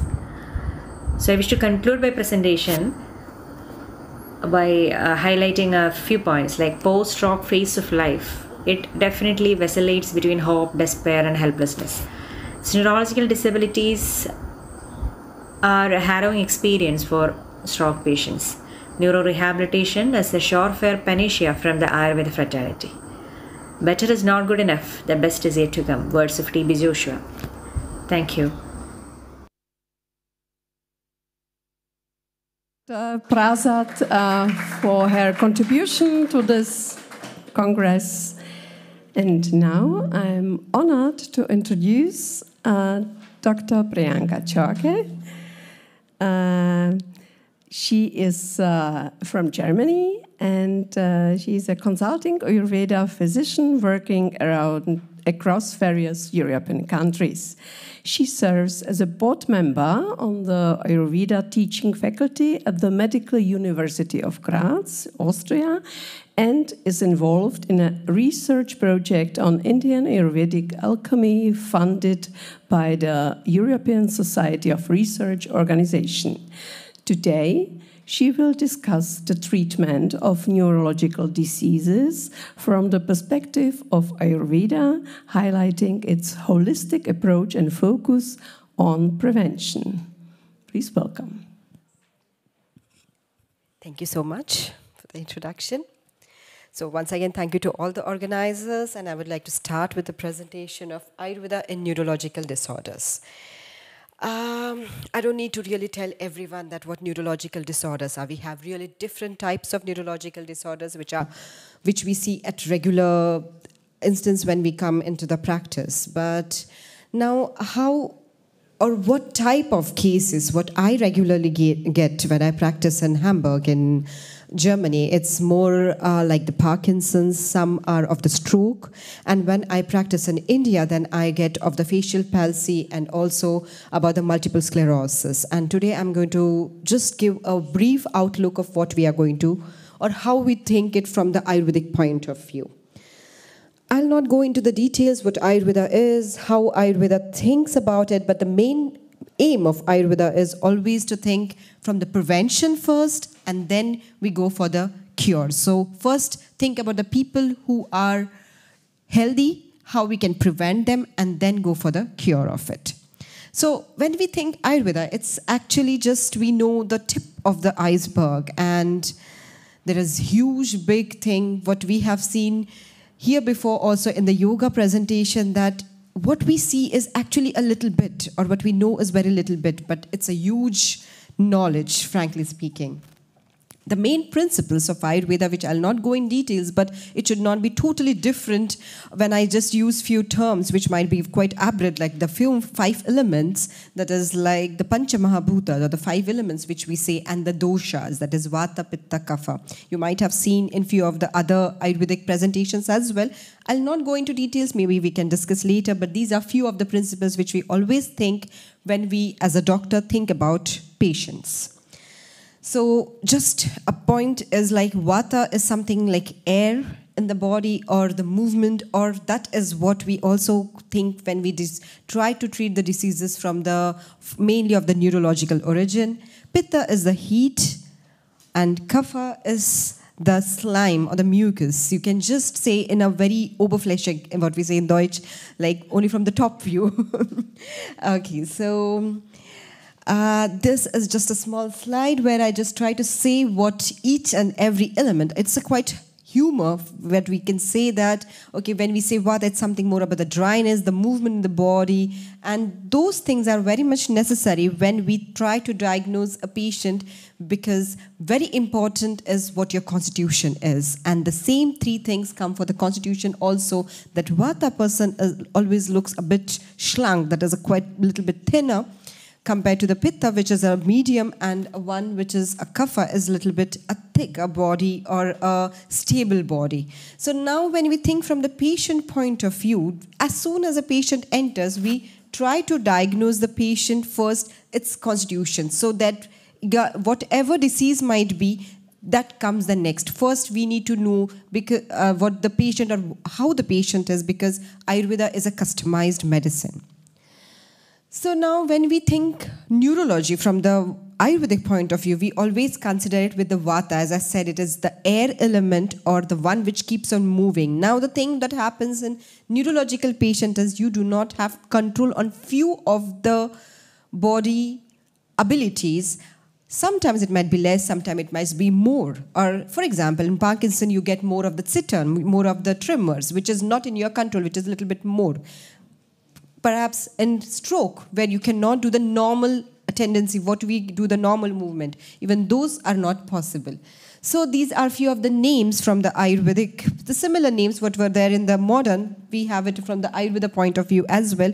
But Ayurveda says we do not need to always name the disease, we just check what concentration of these elements or these humors are actually there. So these are regularly what we see. And the main thing, what as I said, was the prevention in Ayurveda. And that prevention can take place by naturally, we can see sometimes. Naturally is like the, maybe anatomically that your brain has been protected with the skull or those protection ways. Prevention is mostly by food, lifestyle changes, and before and during pregnancy, what all things the mother can do. So we think of the prevention from a very primitive level, and then we go for the cure. So considering food as medicine, which that is what I practice more in Germany when I think about a neurological patient, that food is the main thing that makes your body, and for the neurological patients or the ones who are not but are capable of having it or prone to it, we really consider that, because we have to think food from food point of view, what you are exactly taking, how the recipe is made, what is the menu, and what is your plan according to your constitution. So if you do not know how much to eat, what exactly happens is the food becomes a toxin and the food starts eating you. So that is the point where actually Ayurveda really goes more deep into, because if you do not eat, it's like a very simple thing. When there is a little bit of fire and you want to make it big and you give a suddenly big clog of wood, what happens is it's smoke everywhere. It doesn't get burnt. Same is the case when you have little fire, but you eat because you like to, or something which is not for your body and still you eat, then what you get is a toxin. And this is what exactly Ayurveda says, that you have to be careful. Knowing unknowingly also, because of the weather changes, also some toxins can be made. Genetically it can be made. Those cannot be changed. But what all we can do is, from the European point of view, what you can have regularly for curing the neurological diseases is, what I tell them is use amla, which you might know, the gooseberries, ash gourd, so sometimes of pumpkins, or the kurbis, or the white gourd, the long Flaschenkürbis, what we say in Deutsch, or the longer pumpkins. You might be knowing the moringa, which is there, and that really helps a lot for the Zittern, for the movements, for the Parkinson patients, where you have a lot of tremors, you can really control it. Zucchini is quite good, quite easy to digest, and very nice. And radish, which is very good for the digestion. So we try to cure them with the digestion itself. Then come some of the fruits. Now, amla is a vegetable as well as a fruit. So there is amla, some avocados, grapes, so Trauben, then pomegranates, that is Granatapfel. I do not know what they call it in Czech, or I would have written that. And this is something like, you can say plums, a type of plums, which are a little bit sour, falsa. And the blueberries. They are really quite good for the patient with the neurological disorders. Some cereals like the roggen, what they say, or the barley, quinoa, or then red rice. I always recommend red rice, very, very helpful for the patients with a neurological disorder, because that really works with the myelin sheath as well. So that way we try to help them out with the food. Some lentils, you might be knowing the green lentils, the grünbohnen, or the black ones, black dal, what we say, masoor, the red lentils. They are also quite good if you want to have in the soup form to increase your the digestive fire or the digestive capability. We ask them to have that at the regular intervals.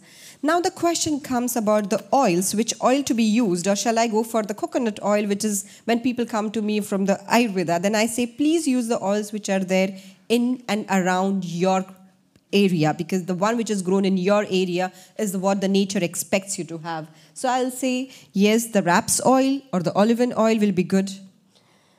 Ghee is one thing that you cannot stop, even when the question comes like, is Ayurveda vegetarian or vegan? I'll say, Ayurveda is not vegan. Yeah, vegetarian we can, but ghee is a must, a mandatory thing, because that really improves your neurological health. So it's a very deep study into it, but because I'm just giving the overview today, so I'll just tell you how that please, for neurology, ghee is something which we cannot stop.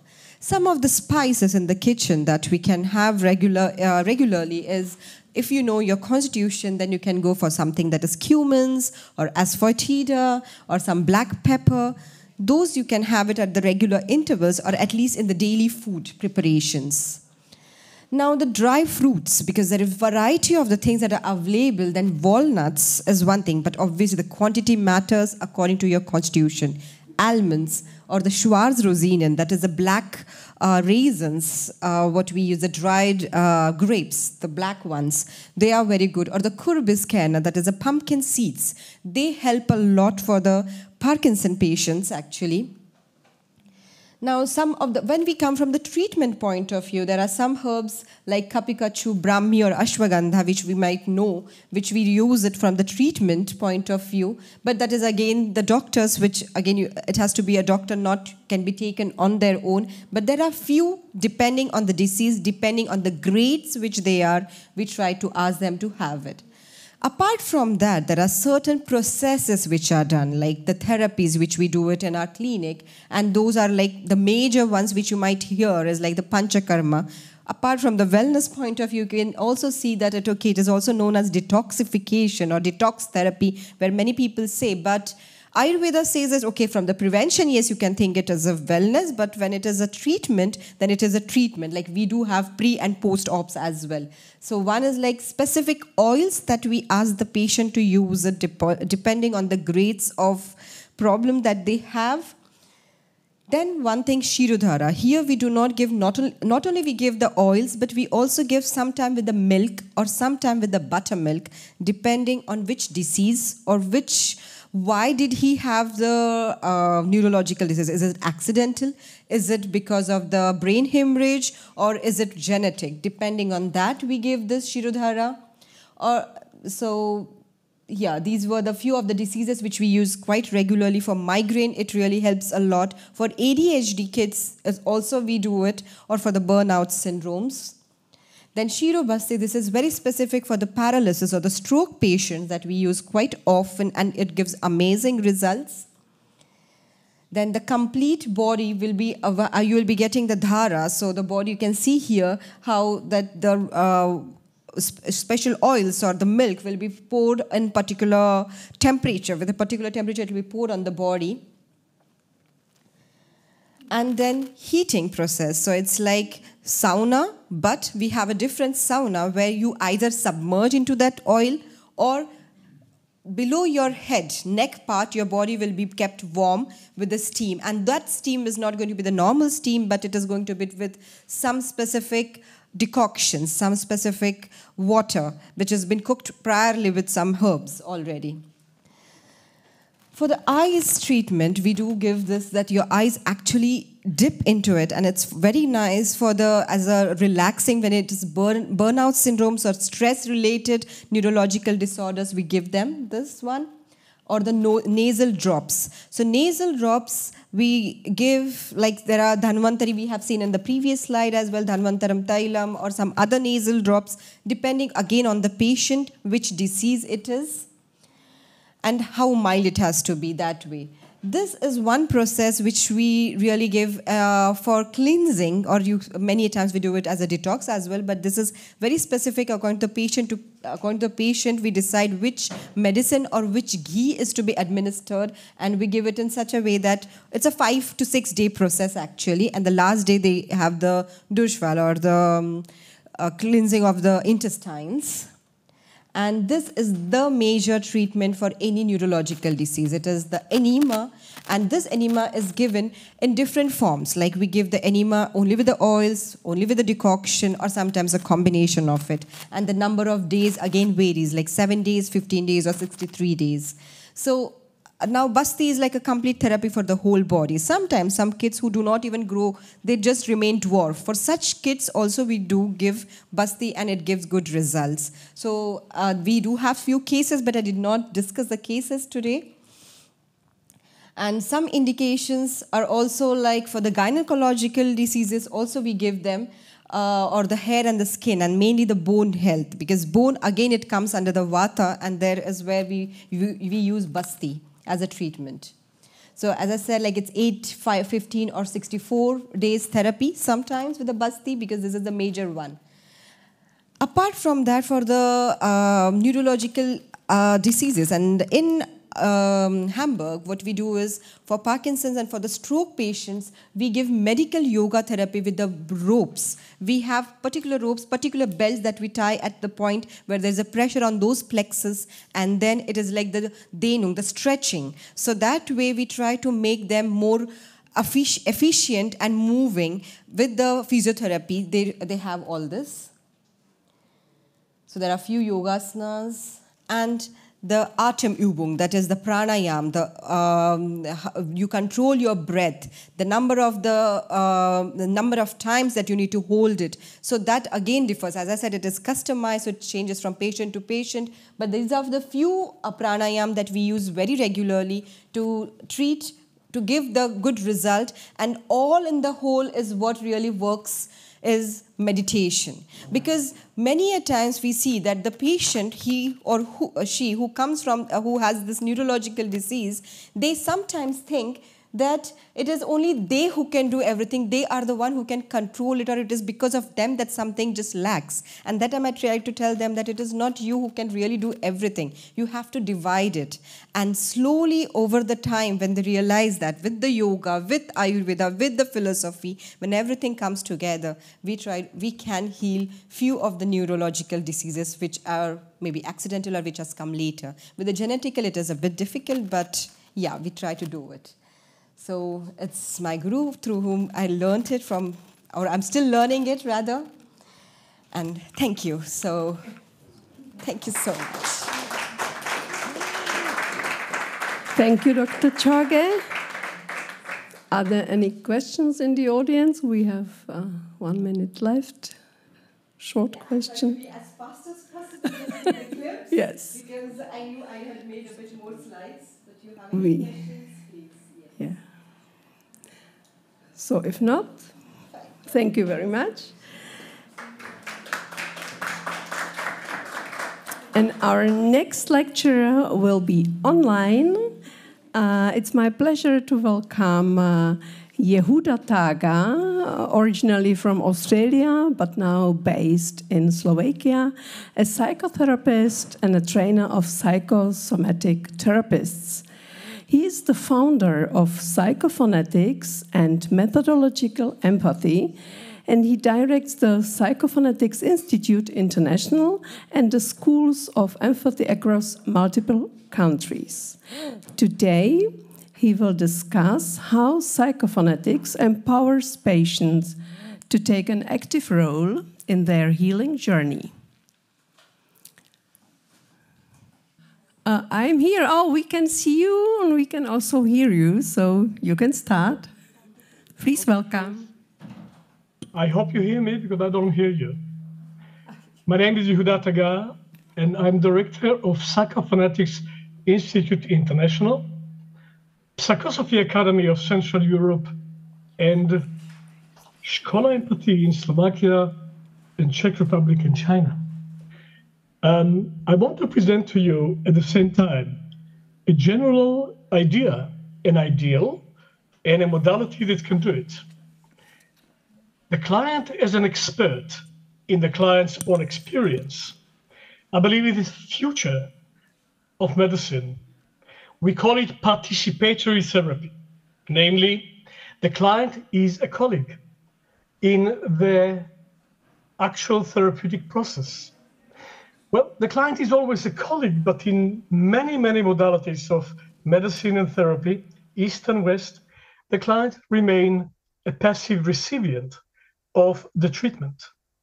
And we believe this is a loss of a huge resource of the client's self-awareness, self-sensation, and self-knowledge. But of course, they don't have a language for it. They can tell us only about symptoms of it. We have to translate it, we therapists have to translate it into our body of knowledge. But what they can tell us is only a tip of an iceberg of what they know about themselves. In Škola Empathy in Slovakia, we are teaching people to become partners and colleagues in a therapeutic team, to be real participant in the process. But of course, the major impediment for that is that they don't have a language with which to describe in words to our language what is happening to them. So we are losing normally on all the incredibly rich and valuable resource of their self-sensation. Psychophonetics is a modality of expression therapy, integrative expression therapy.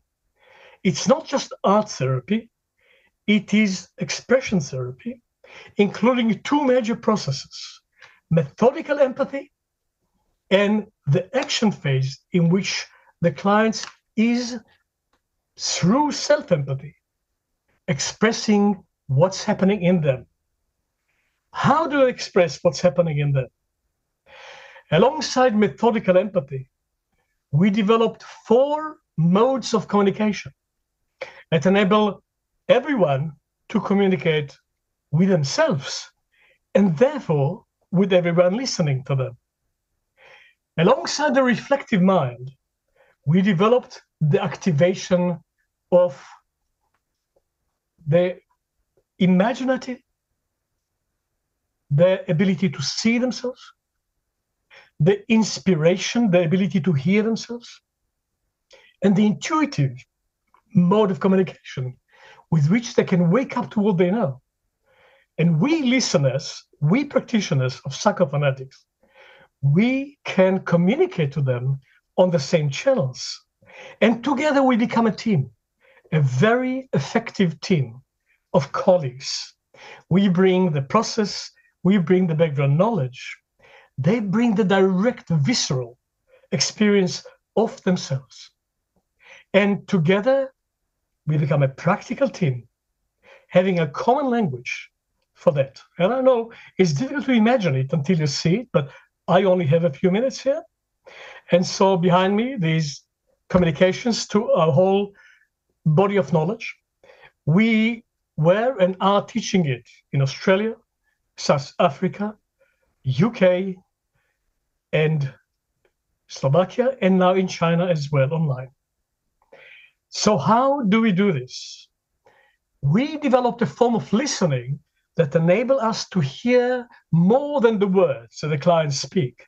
We develop perceptions on a deeper level, enabling us, without questions and advice, to hear what they mean, not only what they actually say in words, and confirm it with them. It becomes a practical, active dialogue, interactive dialogue between therapist and patient.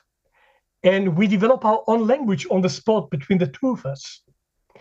And then, on the basis of this picture that we now have in common, we invite the client to make a wish, to give a direction to the process, putting them in the director's chair. And from there on, after they express the wish, we go into the action phase. In the action phase, we integrate all the expressive modes human beings have. Sensing and gesture and visualization and the sounds of human speech. And it becomes a form of self-therapy which the client can take home with them and continue. The sensation is obvious. They can sense themselves, and we can develop this ability to sense into a real connection to the body through self-empathy. Then the people can describe it. Further to this, we do a gesture, a spontaneous gesture of what's happening inside. There's a word for it in German, Gebärde, coming from geboren. People give birth to themselves through gesturing what's happening with them. And then we use the sounds of universal human speech. We can apply a combination of the sounds of speech to every human experience, release it, enhance it according to what is needed. And this is an extension of the Kabbalistic and the Ayurvedic and the Qigong tradition and the Aboriginal tradition. We all use human speech non-intellectually, as babies do when they learn how to speak, they use sounds. We bring it back. And with this combination of elements, people can become their own explorers, their own healers, their own teachers. And then we address the whole range of possibilities that otherwise we only have to deal with people as objects. We are dealing with stress management and pain management and chronic fatigue syndrome and burnout and autoimmune syndromes and migraine and other headaches, skin issues, including eczema and acne and hay fever, irritable bowel syndrome, ulcer, viral issues like herpes and post-viral recovery, postural integration, scoliosis, breathing issues, asthma, and of course anxiety, depression, grief, all the topics of normal psychotherapy and addiction. And we can provide a practical process for the recovery from abuse and trauma. When the client participates in the own process of recovery, observing the own psychosomatic continuum, they become practical colleagues in the therapeutic process. Well, friends, that's all I have time to share with you today. The rest you can find in Yehuda Tagar and in psychophonetics and in methodical empathy. And we teach it in Czech, in China, in Slovakia, and in the UK. I'm looking forward to hear the rest of you sharing your work. Thank you. Can you hear me now? Probably not so. Up next, please give a warm welcome to Jean-Paul Noguier from France. He is a sexual health advisor and human rights advocate and also health mediator. Jean-Paul Noguier is an expert in care emotional and social support of people affected and infected by the HIV virus.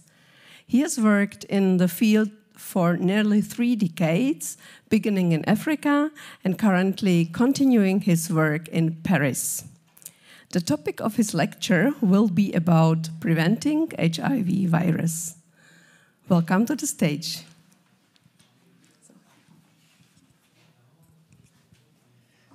Hello, everyone. Thank you so much for the organizing committee of the 14th World Health Conference. I'm so happy to be here in Prague to share my knowledge with all those people working in the field and all those youth who are wishing us at the moment around the world. And I would like to share an experience about the HIV prevention of the place of internment. So we call the place of internment the fan zone during the African Cup of Nations. This work has been presented during AIDS Impact in Morocco, during Consortium 2025 in United States, during Fast Track City in Paris in 2024, and now I'm in Prague, Czech Republic, to present it to all those youth who are wishing us at the moment. So our work is to save life. Our work is not a work of pharma to give treatment to people when they are infected. Our work is to make sure that we should try to stop the HIV virus. And so we should attain the goal of 2013. If there is not effort, if there is not rethinking of solidarity, I'm not sure that we should succeed. That's why my presentation, it's an experience that we need to put in place in those places of emotion to make sure that youth should think twice before doing everything. The next slide, please. Thank you. So what we call the place of internment. The place of internment is what we call in my presentation fan zone. The fan zone is the place, the fan zone is different in Africa and Europe. So when there is a match, a big event here in Prague, there is people who cannot go to the stadium. People who like to go to the coffees, bar coffee, and other nice places to watch the match on the screen. That is the case during the African Cup of Nations in Cameroon. So people who don't want to go to the stadium prefer to stay in the good place with friends, drinking a beer, talking, and that is a nice place to come during the break time to share something about health. And you will see how we are trying to do.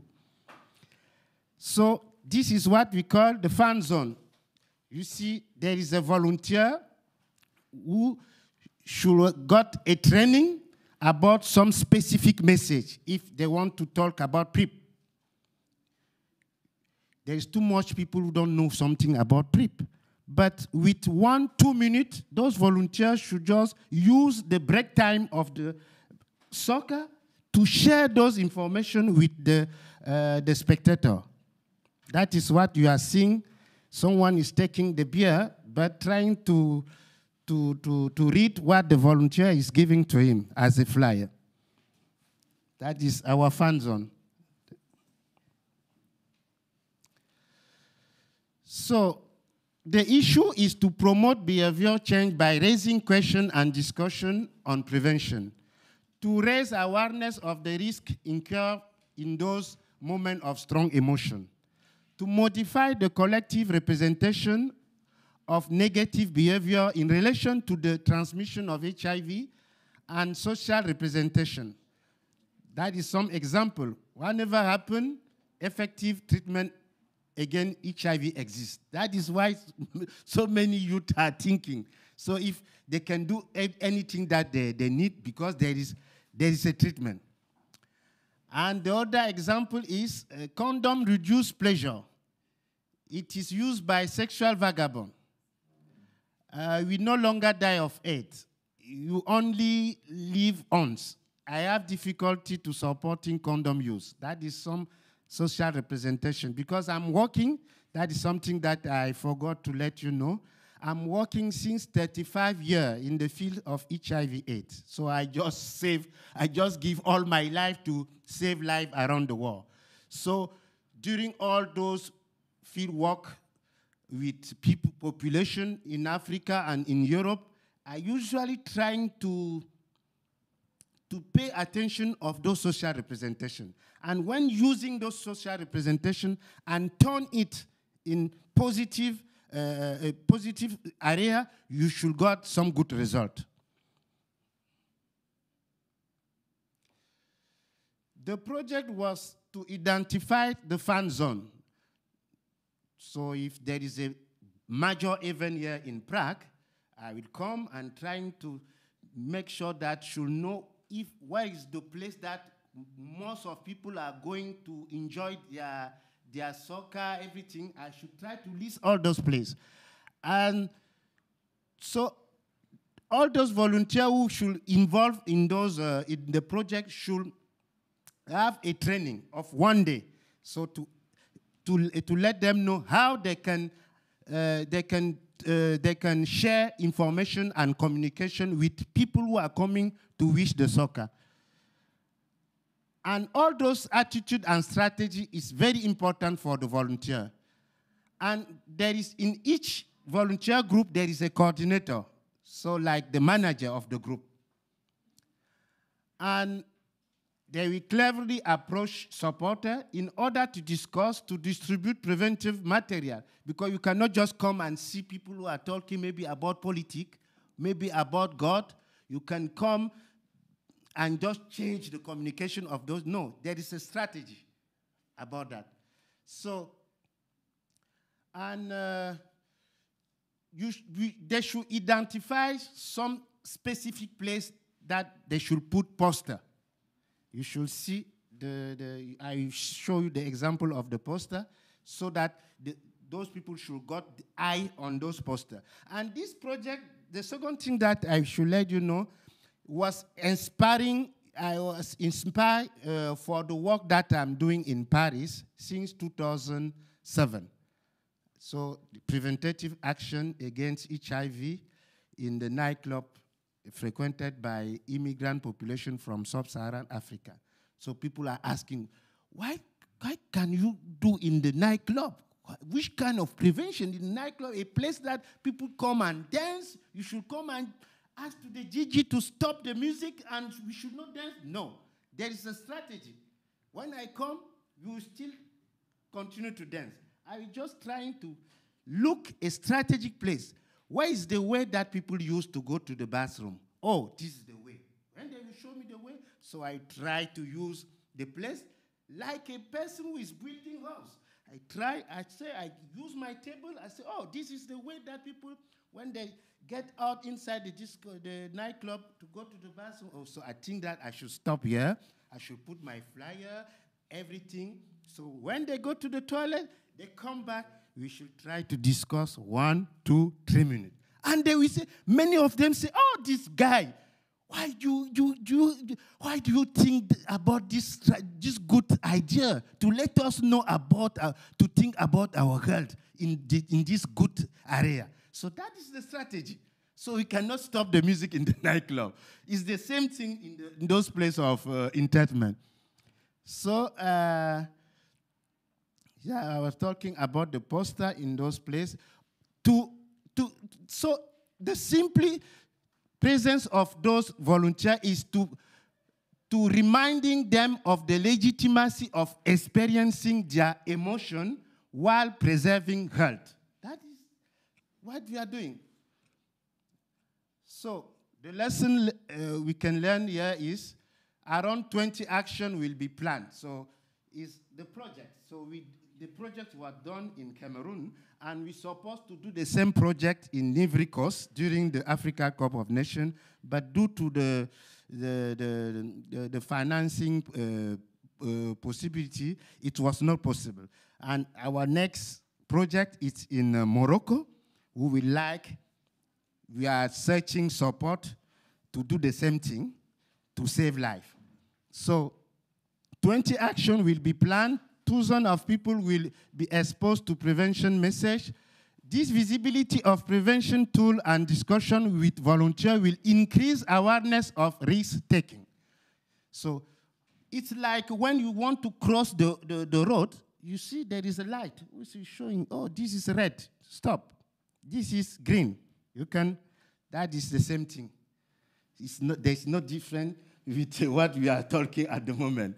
So preserving the health of human beings means giving their dreams and resolution a chance.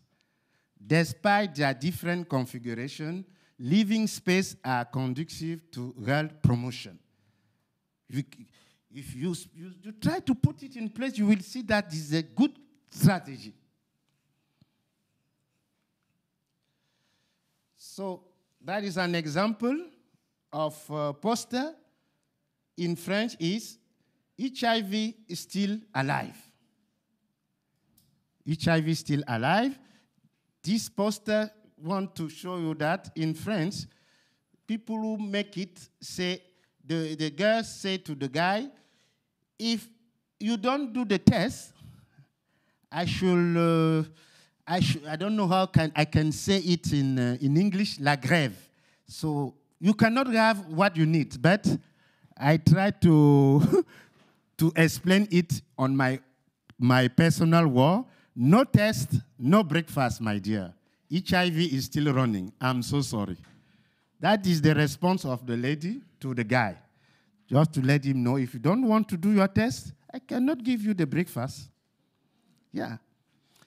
So during those, you see, that is the example of poster. The poster that youth should put in different places during the African Cup of Nations.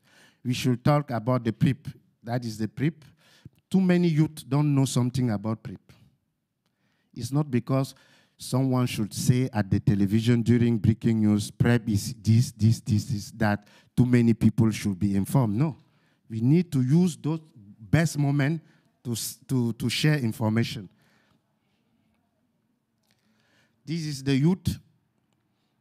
So I'm the president of Jeunesse du Monde en Action, Youth of the World in Action.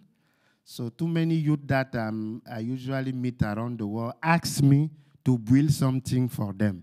So I decide to build Jeunesse du Monde en Action. We have many delegations around the world. Even in Prague, we can build some delegation here in Czech Republic. So this is the youth that usually involved in our project as a volunteer. This was during African Cup of Nations in Cameroon. This was the first experience in 2012 in Cameroon during a major event with youth. You know, in their shirt, you see, faites passer le message. In French is share the message. When they are coming to the place like this, the first thing idea that you should have is, what means faites passer le message? What are you doing here with the T-shirt with faites passer le message? And that is the beginning of the conversation. So before explain you what they are doing, they don't use this strategy to let you know about what they are doing. And this was in Cameroon during African Cup of Nations. Oh, you see those poor volunteers. There is not financial. At the moment, we are talking, there is not financial again, too much financial to fight HIV and any other health topic. So, as a volunteer since long time, all those T-shirts that you are seeing, you see the difference. This is, the rest of the T-shirt is a giving in Paris. But here, those T-shirts, I just collect it during EIS 2018. I collected it. I was a volunteer during that conference, so I collect it and try to give it to the youth. There was not money to buy any T-shirt, and those badges, I collect it in Amsterdam. I was a volunteer in Amsterdam, and they want to put it on the way. I say, please give it to me. This should help my volunteer to make something very good to humanity. So you can see the bag is the bag of the conference in Amsterdam. So this is, if there is not rethinking of solidarity, I'm not sure that we should succeed with the end of HIV. Thank you so much.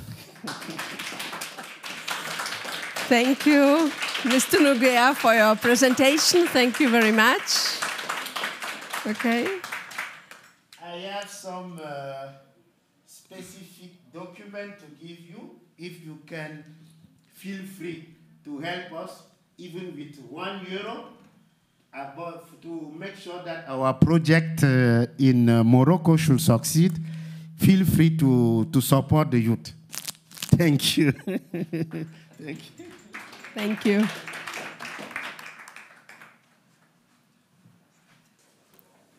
So, our last presenting speaker before our lunch pause is Dr. Elif Erbey from Turkey. She is a research assistant in health management, specializing in healthcare administration and emergency services.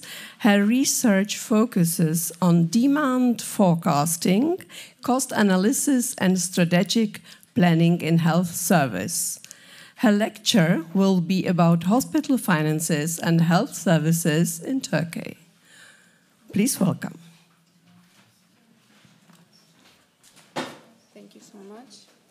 Hello, everyone. Thank you so much for the introduction, and I'm so happy to be here.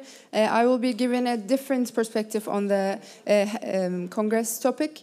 Till now, we heard more about the practicing perspective, and I will be giving you a bit more on health policy and health economics, more health management perspective.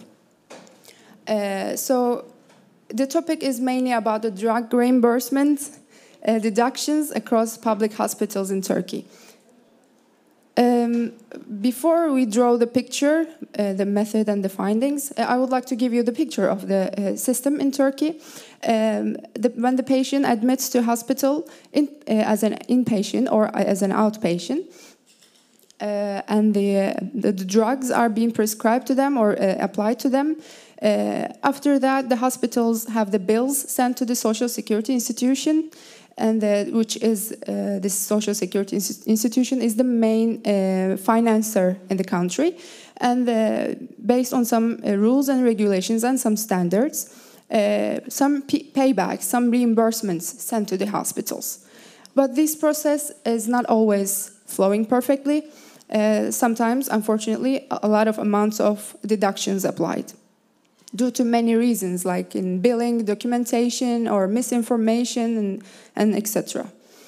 These reimbursements are very important in healthcare financing and for the sustainability of the healthcare system. Our data mainly covers the modern medicine, the drugs used in the modern medicine. But these challenges also affect the TCIM practices, which are currently, unfortunately, excluded in our country from the reimbursement models. So the patients have to pay in pocket payments. It's not reimbursed or socially supported in our country. So understanding the magnitude, distribution, and determinants of these deductions across the country is essential for hospital administrators, but also for policy makers to improve the efficiency and fairness and the sustainability of healthcare system. Before going through the methodology, just would like to draw attention to the enormous amount of drug consumption in our country. by ATC group and by year. To not take a lot of your time, I can just summarize that. Almost in every ATC group by year, there is a huge growth in the consumption of drugs. And on the right side, you can see the comparison of our country with OECD countries' average, which pictures the devastating situation of enormous drug consumption in Turkey.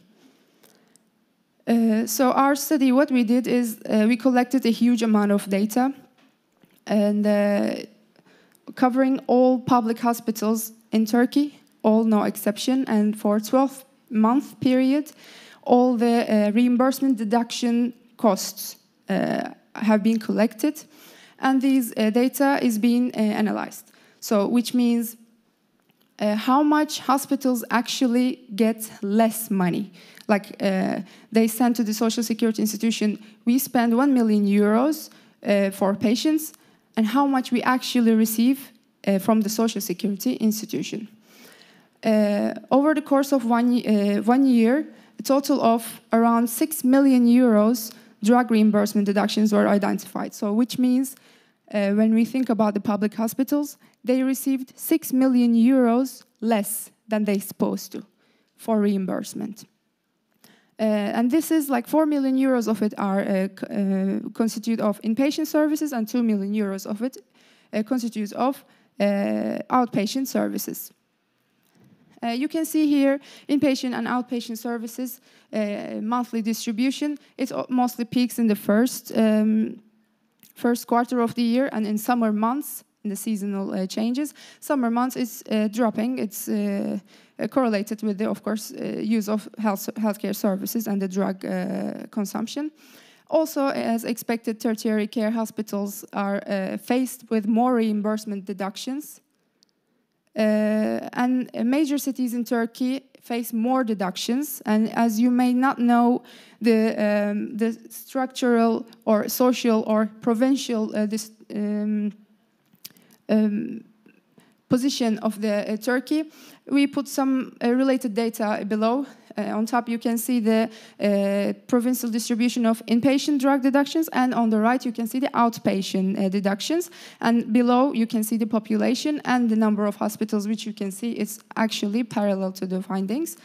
And we can continue. Up is same, down is number of hospital beds and the applicants' admissions to the hospitals. So the more hospitals, the beds, the number of applicants, and the number of as you can see here, population, or number of inpatient, number of surgeries, also all affect and has correlation with the reimbursement deductions, as expected.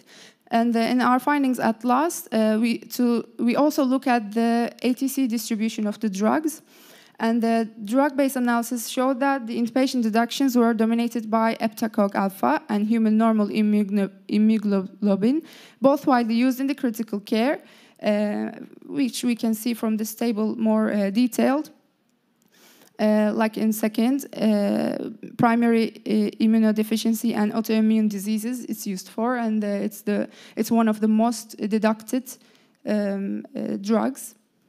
And also for outpatient, we can see the certicicin is the most deducted, and it's used for allergic rhinitis and chronic urticaria, which we can say that highly costed treatments are the most cut in the price. So the hospitals who give more, which give more densitive services received more deductions.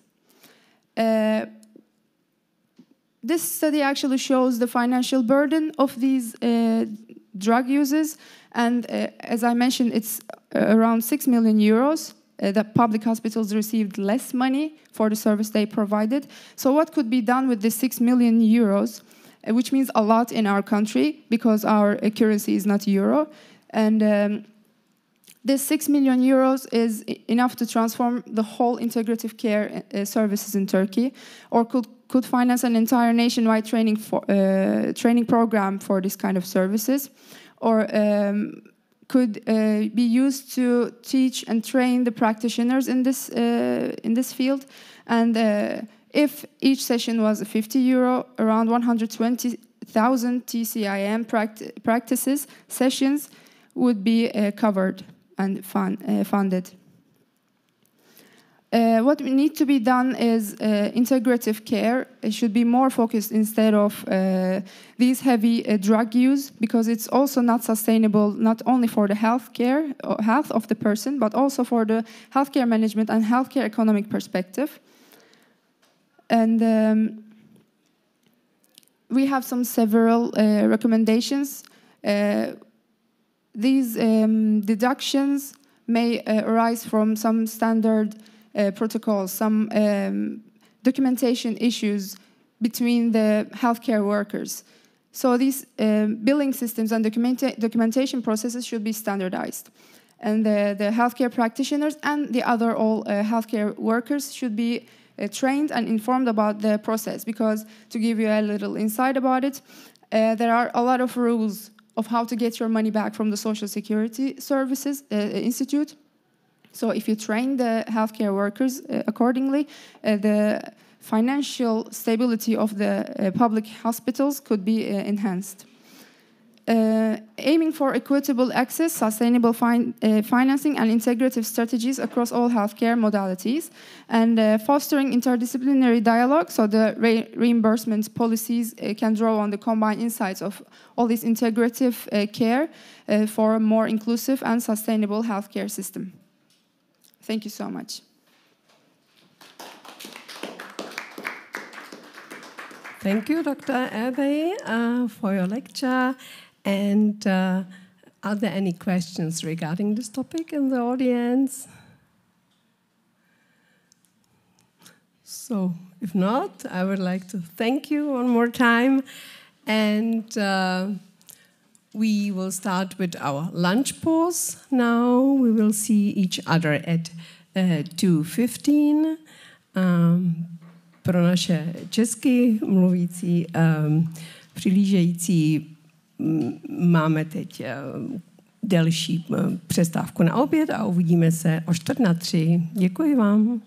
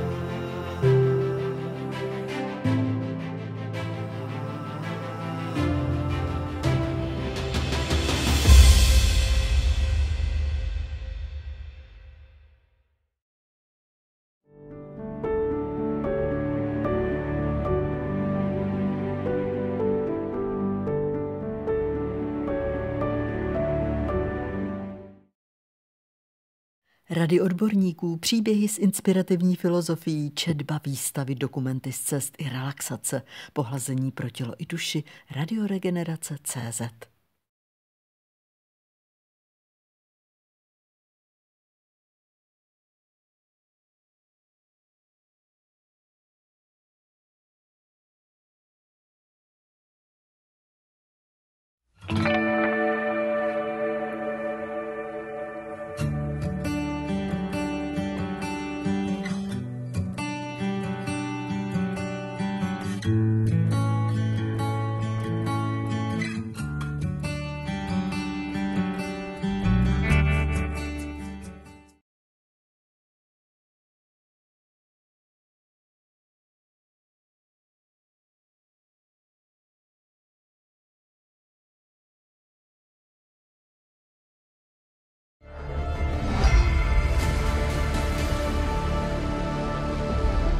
Záhady života. Časopis o mystériích zdraví a duši. Bude to radost. Bude to mejdan. Český mejdan s impulzem. Skvělou zábavu vám přeje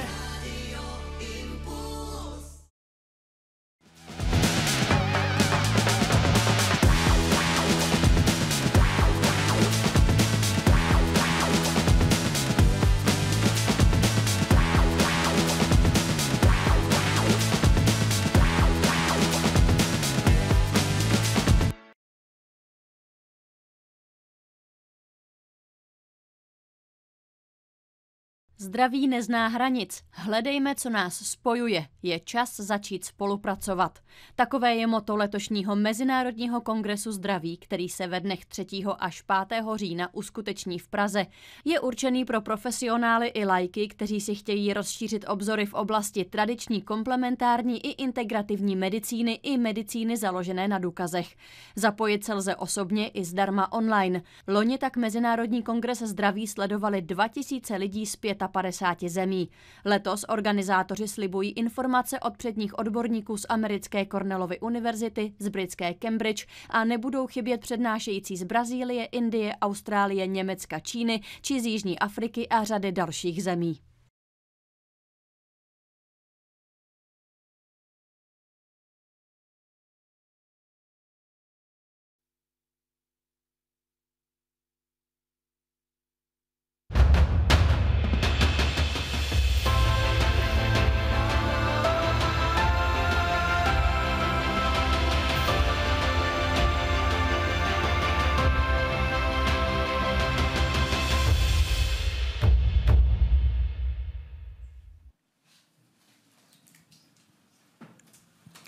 Dámy a pánové, vážení přednášející, milí hosté, vítáme vás zpět v sále číslo 3 a začínáme další sérii našich přednášek.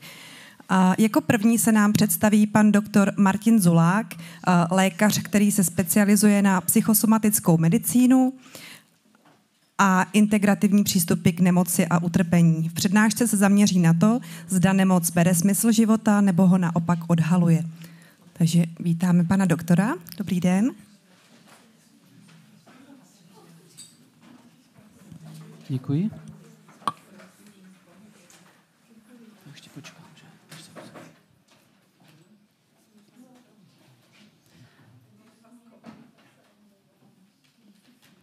Tak, dobrý den.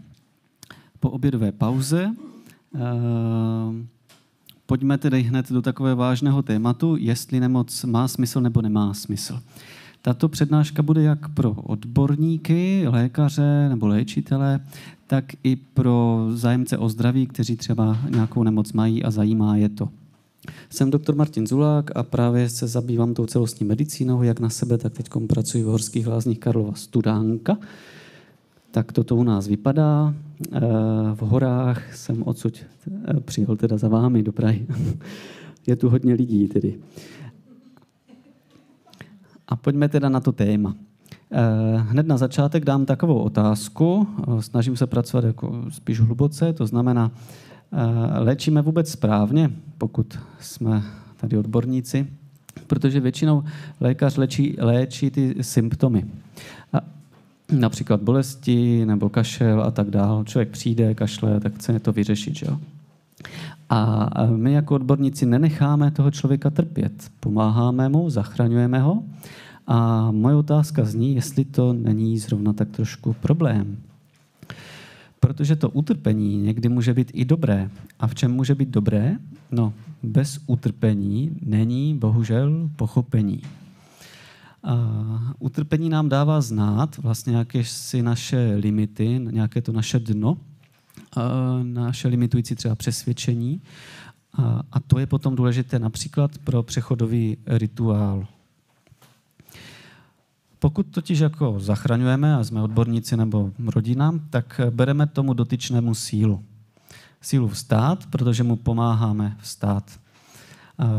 Tu by obvykle našel. Například, když by vám ujel autobus a museli byste s plnou bagáží a nepohodlnýma botama jít 20 kilometrů na hotel, teda někam, tam třeba k nám do hor, tak to bude velmi nepříjemné, ale až to zvládnete, tak to bude velmi posilující a máte v sobě takovousi odolnost, že jste dobří, že jste to zvládli a když to přijde příště, tak vás to nerozhodí. Jenže my si zavoláme taxíka a nějak si to ulehčíme a tím pádem potom, když znova přijde ta situace, tak jsme zase bezradní a zase jsme tam v oběti.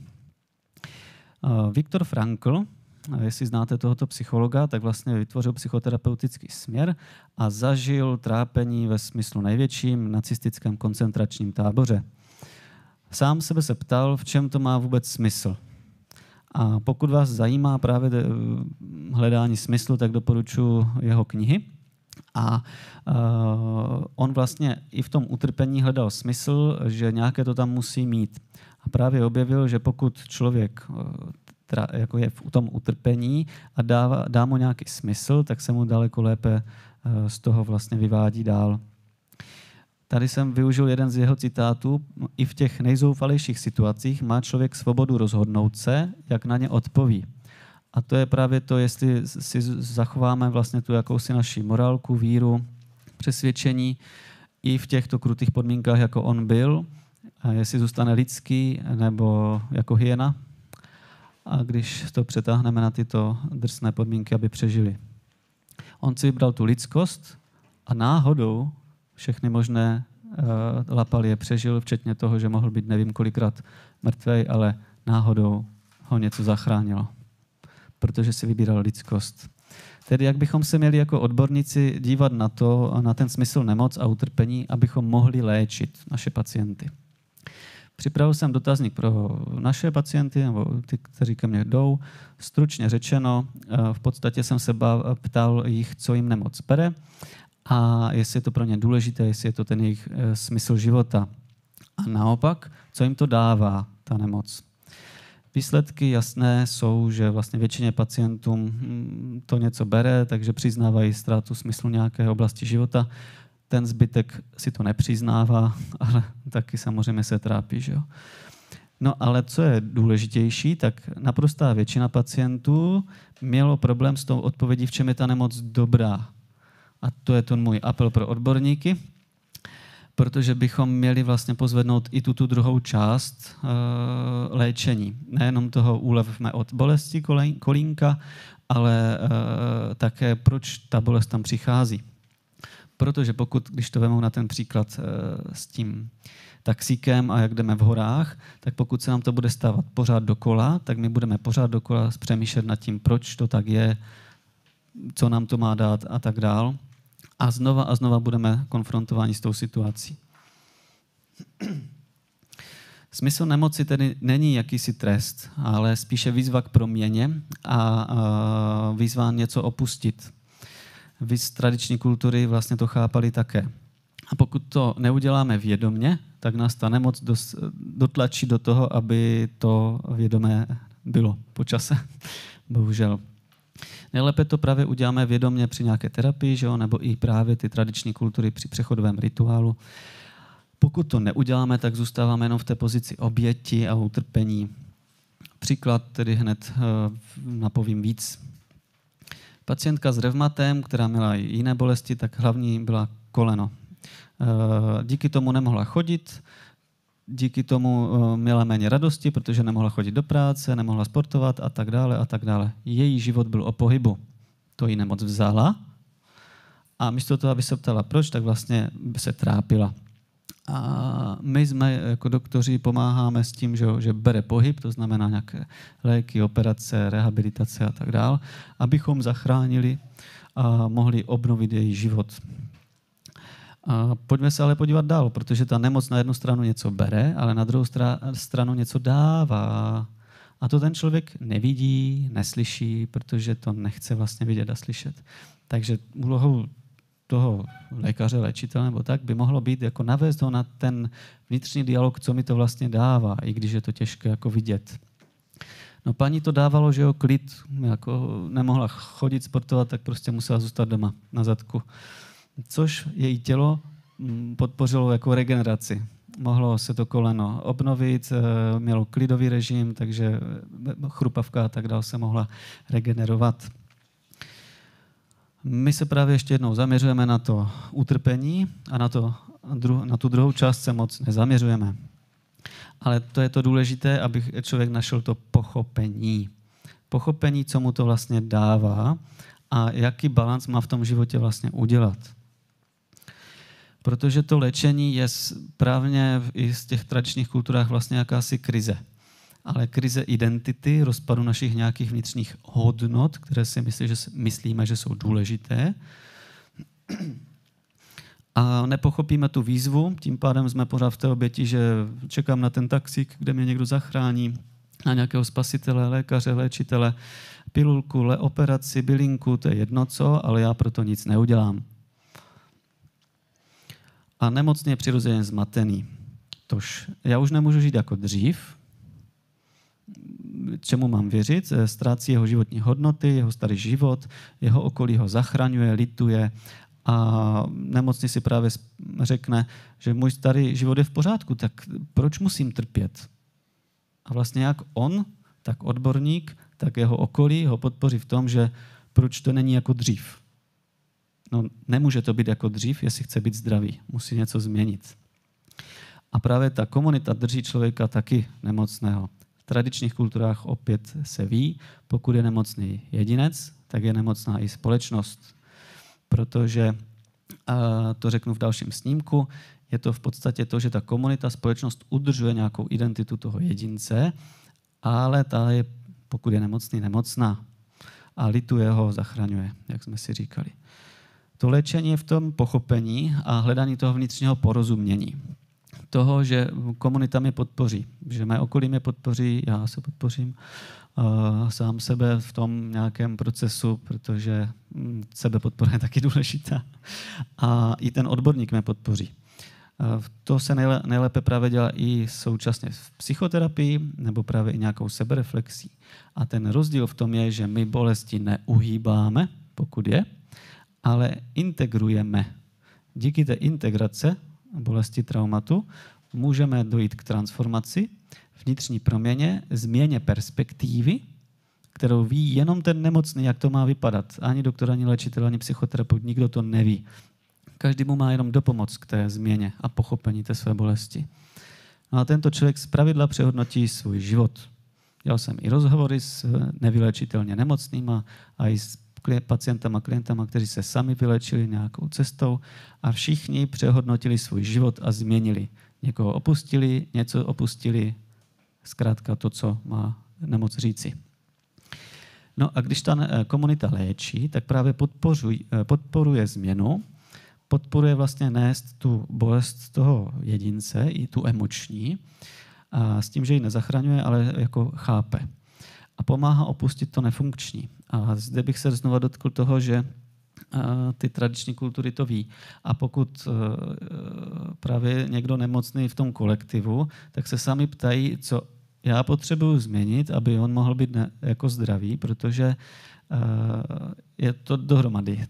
My jsme společenští tvorové, takže to nejde odloučit.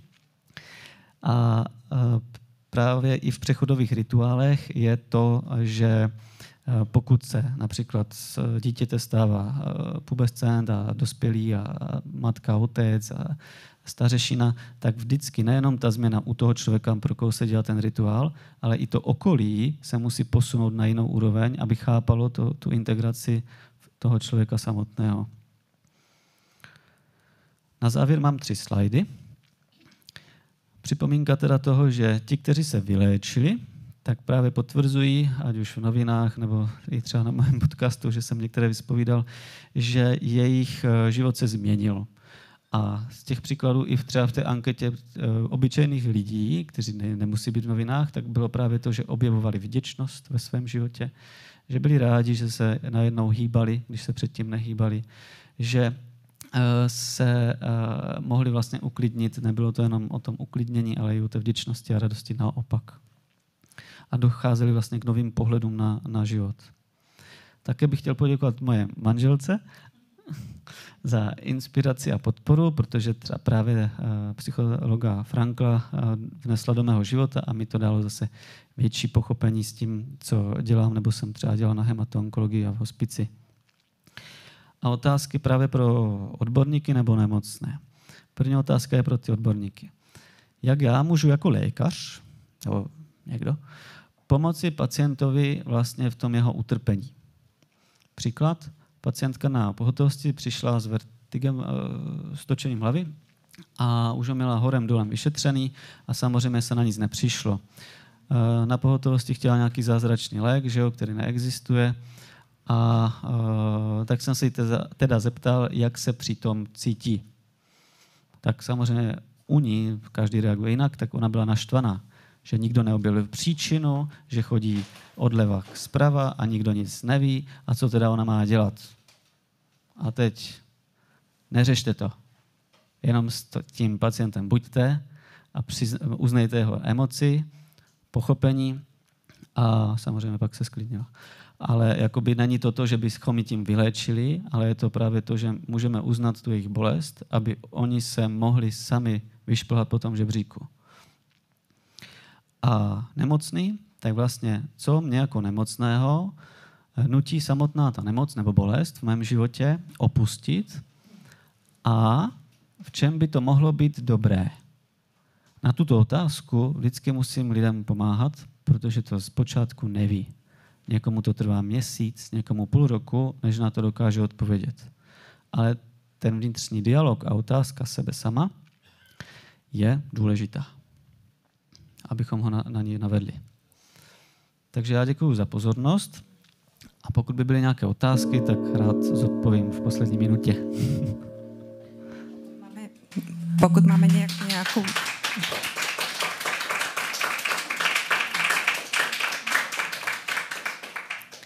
Pokud máme nějakou otázku, tak vás poprosím, když tak o pauze na občerstvení, protože musíme dodržet program a obávám se, že otázky by se nám mohly protáhnout. Takže moc krát děkujeme panu doktoru Zulákovi za inspirativní přednášku a za téma k zamyšlení. Moc krát děkujeme. Děkuji taky, hezký den. A nyní poprosíme tady k nám pana Radovana Dluhého, novináře a badatele z České republiky, který se zaměřuje na detoxikaci a environmentální zdraví. Představí nám ve svém příspěvku zdravotní rizika geoinženýrství a možné způsoby detoxikace chemikálií z těla. Vítejte.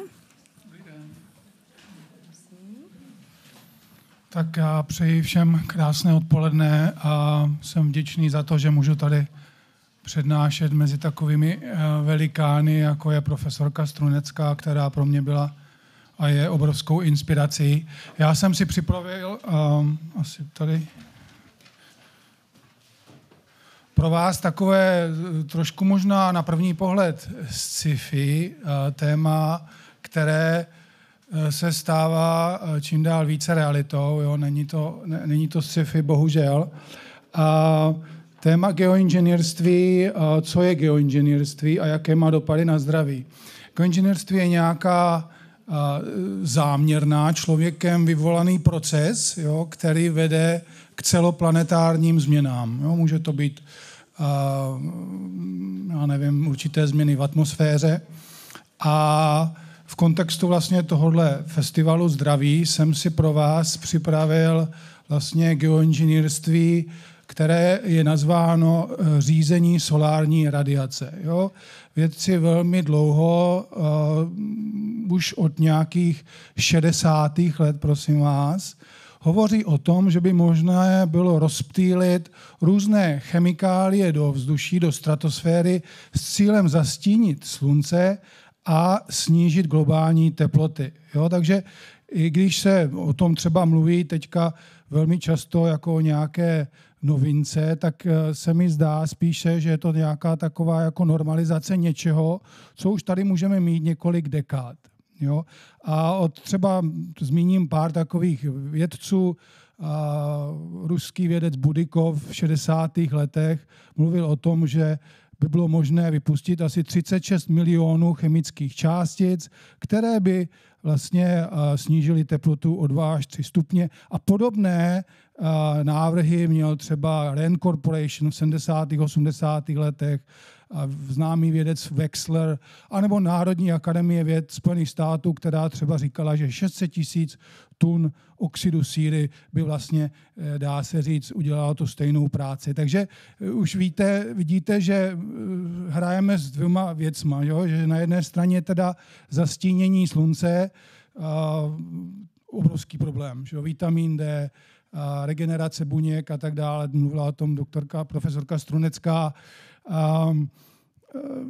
Jsou to věci vlastně, které tady už jako v minulosti jsme zažili, ale bylo to přírodních vlivů. Jo? Byl to výbuch sopky třeba Pinatubo v roce 1991, která snížila teploty asi o 1 stupeň, ale třeba málo kdo ví, že v roce 1815 vybuchla sopka Tambora, která v Evropě způsobila léto bez léta. Jo, že tady se nedalo v Evropě nic pěstovat. Takže to je jedna taková hrozba, která se na nás valí. Tohle je, prosím vás, obrázek přímo z OSN, z environmentální organizace UNEP. Jo, a vidíte, že prostě se tady navrhuje napodobit ty sopky, ten sopečný výbuch, a s tím zastínit slunce a snížit ty globální teploty. Takže sluníčko, nedostatek sluníčko je jeden problém, no a neméně významným problémem je samozřejmě i to, jaké částice by se do té stratosféry měly rozpouštět, rozptylovat. Mluví se velmi často o oxidech síry, oxidech hliníku, diamantový prach. Opravdu čím dál častěji se o tom mluví jako o něčem, co by se mělo realizovat. Tady například známý klimatolog z Harvardu David Keith na jedné prezentaci 10 let zpátky říkal, že opravdu je na čase vypouštět desítky milionů tun oxidu hliníku. A sám říká, hele, jako hrajeme si tady, jako jsou to určité váhy, že globální oteplování je problém. Samozřejmě přiznává, že oxidy hliníku jsou taky problém, ale ty 10 000, jak říká, lidí, co zahynou, tak stojí za to. Jo, to jsou přímo jeho slova Davida Keithe.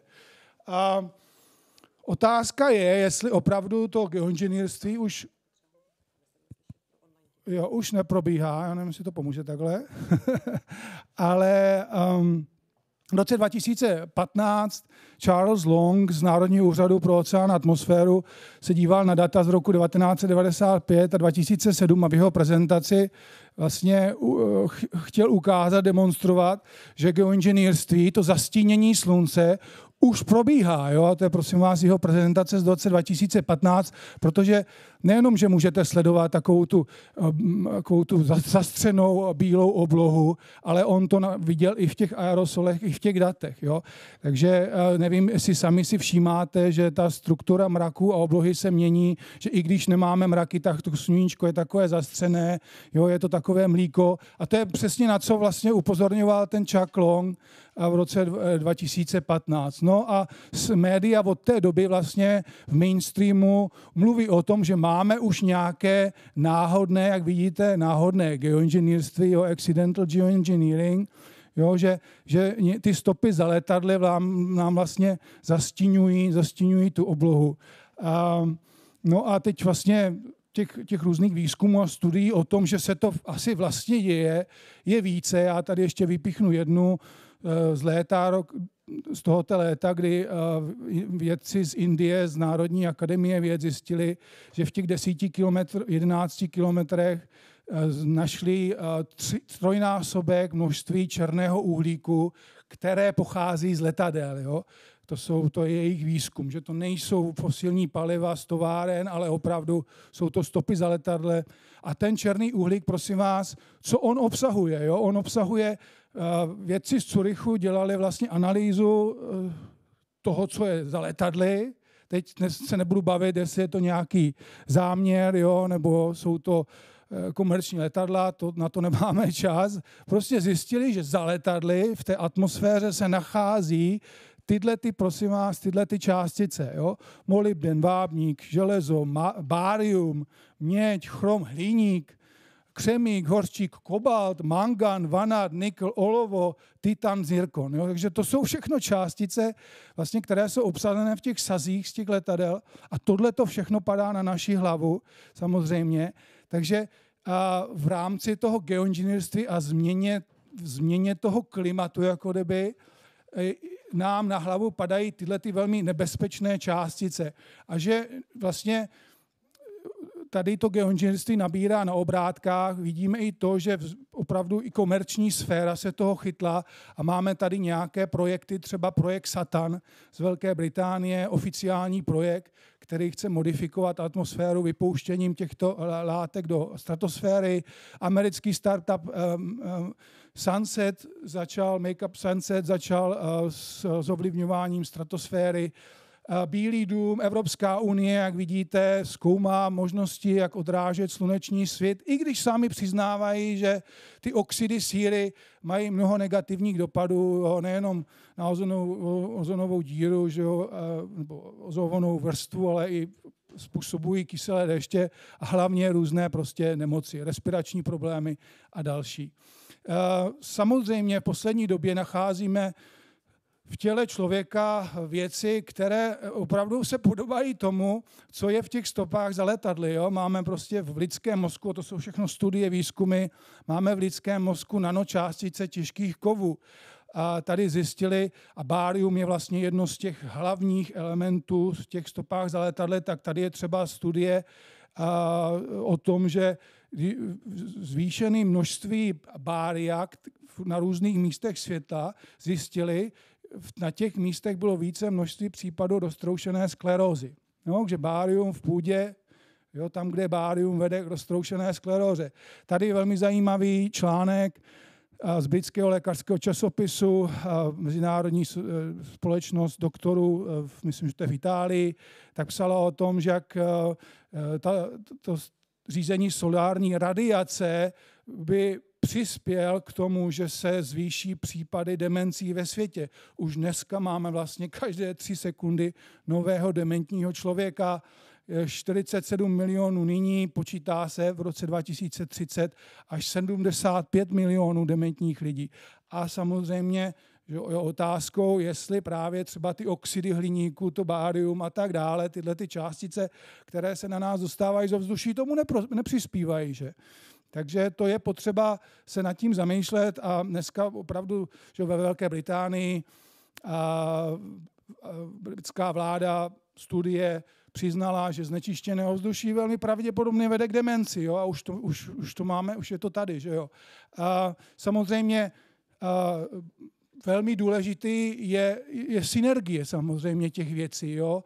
Že nejde jenom o ty chemické látky z ovzduší, které se dostávají do našeho těla, do našich orgánů, ale je to synergie s jinými chemikáliemi, třeba ze zemědělství, že jo? Glyfosát, který nechápu, Evropská komise schválila na dalších 10 let, jo? Přitom v Americe prostě glyfosát a spoustu případů rakoviny a Bayer prohrává jedno soudní řízení za druhým, že jo, s lidma, kteří žalují, že glyfosát jim způsobil rakovinu. No a vidíte, že tady a o tom psala i vlastně profesorka Strunecká, o té synergii, která umožňuje hliníku to, že projde tou mozkovou bariéru a dostane se teda do mozku a poškozuje třeba šišinku, že jo? Obrovský problém, že jo? A další studie, že znečištěné ovzduší může poškodit naše DNA, snižuje se IQ u lidí, že jo? To jsou všechno oficiální články, oficiální studie, nemám tady nic od nějakých, prostě nějaká stránka pozvláštní, takže opravdu je na čase na jedné straně s tím něco dělat, že jo, vládně, mezivládně a lidi, aby si uvědomili, že jestli tohle se děje, tak to je obrovský průser a všechno tomu naznačuje, že se to děje. Od toho, jak vypadá obloha, od toho, jak vypadá příroda, od toho, jak vlastně to má dopad na naše zdraví. Takže to je jedna taková oblast, že jo, opravdu se o to zajímat, ale pak samozřejmě v osobním životě čas na detoxikaci a jo, každý máme existuje 8 pravidel, 10 pravidel detoxikace, že jo, to asi není na mě, abych tady, za to jsou povolanější, ale že jo, něco se má zvýšit, že jo, například spánek, že jo, antioxidanty, prebiotika, prostě zvýšit množství vody, které pijeme. Slyšeli jsme teďka přednášku o tom, že jo. Samozřejmě zase otázka, jaké vody, že jo. Pokud ta voda bude plná chemikálií, ale aspoň jako otázka filtru a tak dále, že. A musíme něco snížit, že jo. Obsah alkoholu, cukry, že jo, průmyslové potraviny, tohle to všechno vlastně škodí ledvinám, játrům, že jo, a ledviny, játra, ty jsou nejvíce zasaženy, protože že jo, játra jsou obrovským filtrem kterými vlastně tyhle ty mikronanočástice prochází. A jeden z těch problémů je, že tohleto znečištění se zjišťuje, že je třeba ve velikosti těch nanočástic. Jo? Jsou to nanotechnologie a otázka je, jak moc a jak málo játra jsou prostě schopná tyhle ty nanočástice filtrovat. Takže, ale určitě detox, jo, a dneska existuje třeba biorezonance, že jo, která je třeba schopná na základě těch elektromagnetických vln zjistit, jaké kovy tam máte. Že? A samozřejmě existují různé homeopatika, které fungují na určité kovy, že jo, na bárium, na hliník a tak dále. Že jo. Nebudu tady propagovat nějaké firmy, je jich víc, které vlastně ty kapky prodávají. Takže je možnost, jak tyhle ty věci ze sebe dostat, ale určitě je potřeba se na to dívat komplexněji jako společnost, že jo, protože když vy se detoxikujete, vyjdete ven a bude na vás pršet, tak začínáte stejnou věc. Jo. Je to v potravinách, je to všude kolem nás. Jo. No a samozřejmě poslední udělat takovou jakousi inventuru, rovnováhu mezi tělem, duší, že jo, myslí, prostě žít v klidu, žít méně ve stresu, příroda, yoga, být v tom přítomném okamžiku, tohle to jsou všechno věci, které samozřejmě nám pomáhají zvyšovat imunitu a bránit se těmto věcem. Že jo? Takže to je asi ode mě všechno, dokonce 25 sekund, nechápu, jak jsem mohl takový téma, jako je geoinženýrství a všechno, co kolem toho je, zvládnout za 15 minut. Tohle je neuvěřitelné, na univerzitě by to byl určitě celý semestr, bych zaplnil, ale jako klobouk dolů. Moc děkuji a těším se třeba někdy jiný na viděnou.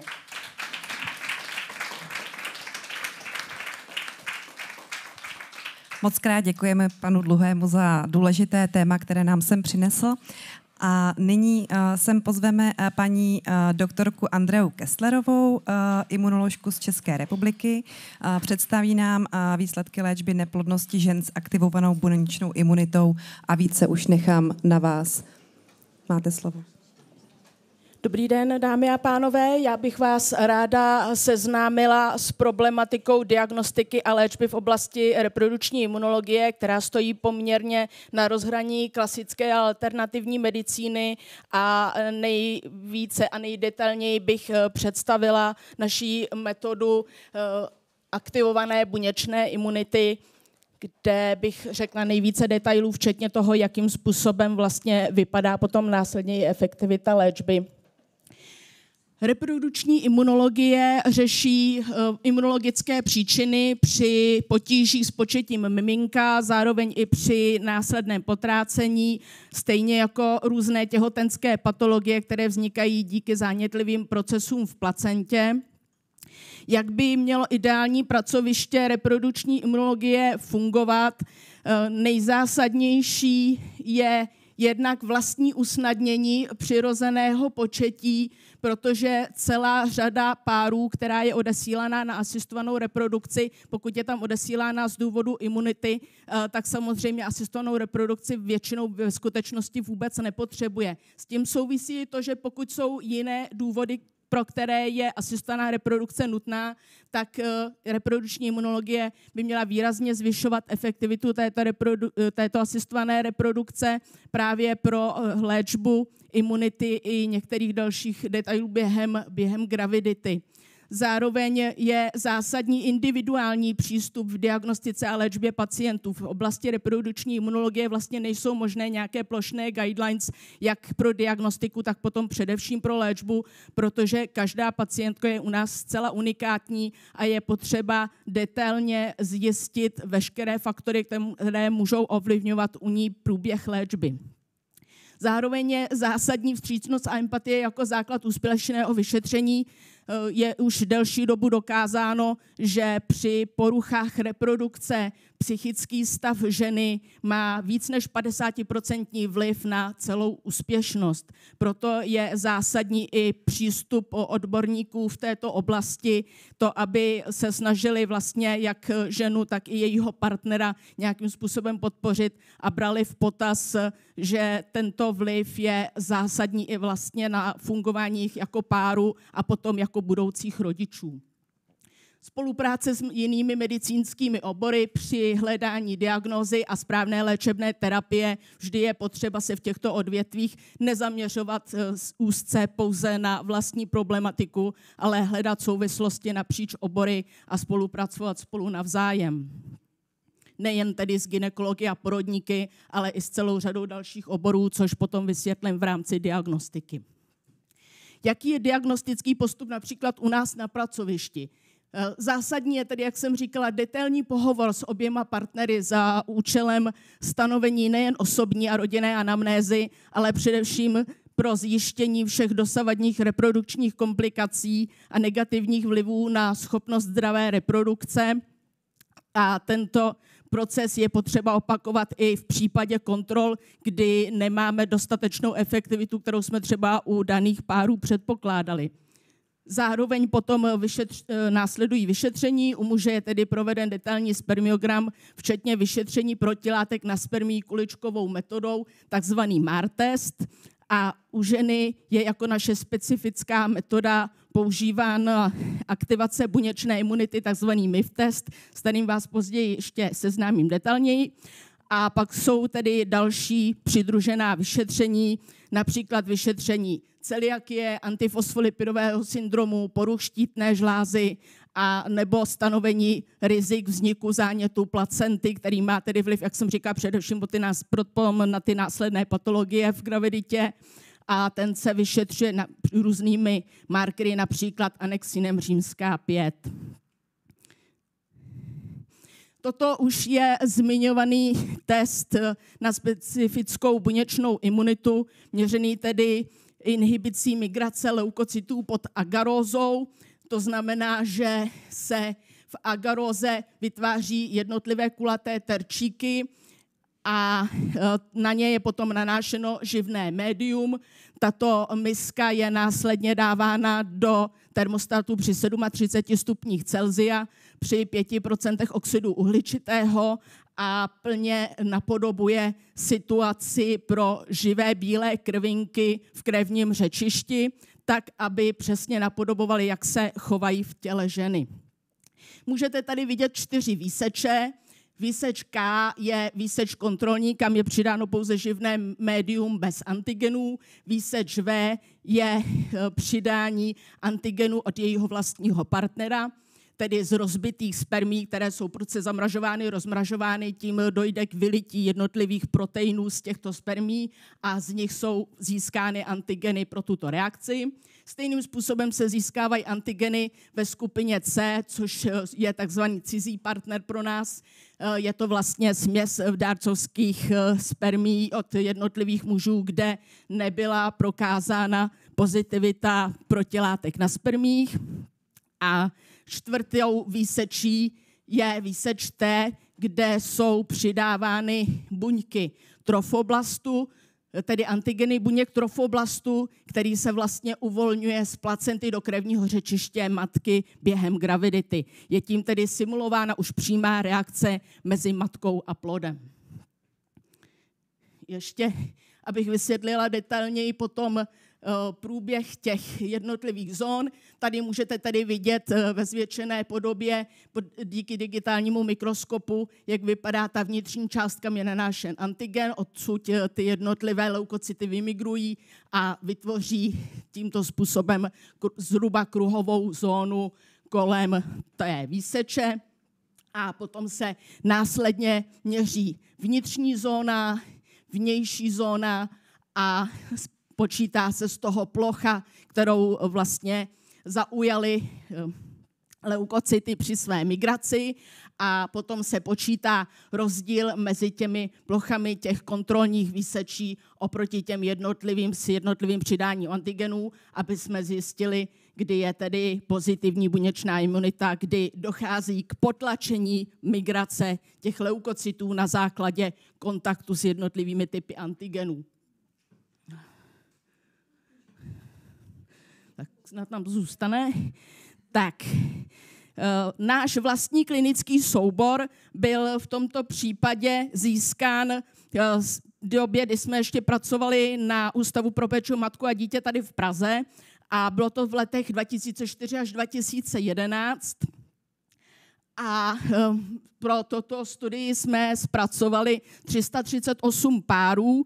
Byly to páry, kde jsme zajistili, že nebyla pozitivní buněčná imunita u mužů, byl tam tedy negativní ten MAR test a nebyly tam jiné imunologické reakce, než pouze ta aktivovaná buněčná imunita, aby jsme se zaměřili vyloženě na tu efektivitu při tomto problému. Přičemž 303 žen mělo primární sterilitu, což znamená, že vlastně několik let se jim vůbec nedařilo otěhotnět a 35 žen přišlo s opakovaným potrácením. Ženy jsme rozdělili do 4 skupin v rámci léčby a v rámci výsledku. Ve skupině A jsou ženy, kterým se podařilo porodit zdravé miminko během 2 let naší léčby, ve skupině B během 2 až 3 let, ve skupině C během 3 až 4 let a pouze ve skupině D byly pacientky, kde nenastal porod během 4 let vůbec. Samozřejmě tam můžou být ještě některé další faktory, které můžou znesnadňovat ten porod, například hormonální efekt a další, ale obecně jsme brali, kde se to během té léčby nepodařilo. Zde můžete vidět už jednotlivá srovnání signifikance, takže zajímavé je na těchto grafech především to jsou tedy grafy, kde je reakce na přítomnost antigenů od vlastního partnera a ono to bude podobné i u těch dalších grafů. Můžete především vidět tady vyšetření vlastně vstupní a specifické je pro něj to, že ty jednotlivé skupiny se ve vstupním vyšetření neliší, což je zajímavé v tom, že vlastně to, jak výrazná byla ta reakce buněčné imunity, jak moc byla pozitivní, nemá vliv na následnou dobu a efektivitu léčby. Je tam celá řada jiných individuálních vlivů, ale ta vlastní hodnota proto není rozhodující. Zde můžete potom vidět vlastně vyšetření už kontrolní při léčbě a tady je specifické to, že ta skupina D má většinou vyšší ty hodnoty a to je právě ta skupina, kde se nedaří ani později úspěšná gravidita. Podobně je to tedy ve skupině s těmi antigeny cizí spermií, zde potom s buňkami trofoblastu. Ty buňky trofoblastu to trošku zkreslují, ono teda je ještě specifické i trošku v rámci té přehlednosti, že je tady různé měřítko té xové osy, teda té y osy, že tam vidíte různou tu procentuální pozitivitu. Ale u těch trofoblastů je specifické i to, že tam byly vlastně hodně ženy, které původně vůbec nemohly otěhotnět. Takže my nemůžeme říct při srovnání s ženami, které opakovaně potrácely, o kolik vlastně byla pro ně ta imunita případně horší, když jim se vlastně otěhotnět ani nepodařilo. A to ani třeba s asistovanou reprodukcí. Zde potom můžete vidět vyšetření v 1. trimestru a zase ve chvíli, kdy u nás se dostali do hodnot, kdy už jsme jim vlastně dovolili, že se můžou pokusit o graviditu, tak na tom byly zhruba všechny stejně. Tady máte jiný typ té y osy, tady vlastně uprostřed 100%, to znamená, jakým způsobem se liší buď to na menší nebo na větší zóny oproti té kontrole. A v tom 1. trimestru to vypadá podobně. Bohužel v té skupině D, potom při pozdějších vyšetření, které by se dělaly v pozdějších týdnech, tak by pravděpodobně už docházelo ke konci té gravidity k rozdílu, který potom bohužel zaviní to selhání dané gravidity. Takže v průběhu naší léčbou bylo vyléčení eventuálních gynekologických zánětů. Zároveň bylo zásadní, aby jsme omezili u partnerky kontakt s ejakulátem, a to jak během léčby, tak mimo ovulaci i během jejich snažení o graviditu. Zároveň podávání imunomodulační léčby, ale pouze nízkými dávkami kortikoidů do 5 mg za den. Musíme brát v potaz, že to je vlastně nejnižší dávka, při které vůbec tělo nějakým způsobem reaguje. Pokud se nějakým způsobem ty hodnoty potom zlepšily, snižovali jsme ještě na takzvanou udržovací dávku, což je 2,5 mg za den, a striktně zdůrazňujeme, že při neefektivitě léčby není krokem zvyšovat jednotlivé dávky, ale je třeba zjistit příčinu toho, proč tyto nízké dávky nejsou efektivní. Zde můžete vidět úspěšnost, to znamená, že 61,5% bylo v té skupině A, že se jim podařilo teda miminko do 2 let během léčby. Skupiny A, B, C, tedy že byly úspěšné během té léčby, tak to bylo vlastně 78,1% žen. Vezmete-li v potaz, že k nám přišly ženy, které dlouhodobě nemohly předtím buď otěhotnět nebo donosit dítě, tak je to, myslím, výrazná úspěšnost. Dneska jsme ještě oproti těm letům, který jsem zmiňovala, o něco lepší. Skupina A už se nám pohybuje kolem 70%. Tak a pouze 21,9% bylo vlastně ve skupině D. Celková imunitní odpověď na léčbu u žen značně individuální, jak jsem říkala. A nejvýznamnější chyby v léčbě imunologicky podmíněných poruch reprodukce. Takže především úplně zásadní, co se na většině pracovišti neříká, je právě ta neinformovanost o nutnosti zamezení kontaktu s ejakulátem mimo období ovulace. Tedy ta kondomová ochrana je zcela zásadní a nebývá zmiňovaná téměř při žádné léčbě. Zároveň absolutním problémem tedy zvyšování dávek kortikoidů, neinformovanost o tom, jaký faktory tedy ovlivňují zásadně to, proč nedochází k efektivitě léčby. Místo toho podávání injekcí imunomodulačních přípravků, například intralipidy a další, které naopak zhoršují průběh léčby. Nebo kombinace kortikoidů a antibiotik během léčby, která zcela narušuje vlastně tu efektivitu potom těch kortikoidů. A posilování imunity preparáty živočišného původu, například buněčné lizáty a nukleotidy, které jsou volně dostupné k lékárně, jakožto potravinové doplňky, stejně tak jako přípravky z kolostra, které opět negativně ovlivňují vlastně celou léčbu imunity ženy. Tím vám děkuji za pozornost a otázky buď zodpovím tady, anebo můžete ptát na zmíněném e-mailu. Děkuji. Tak moc krát děkujeme.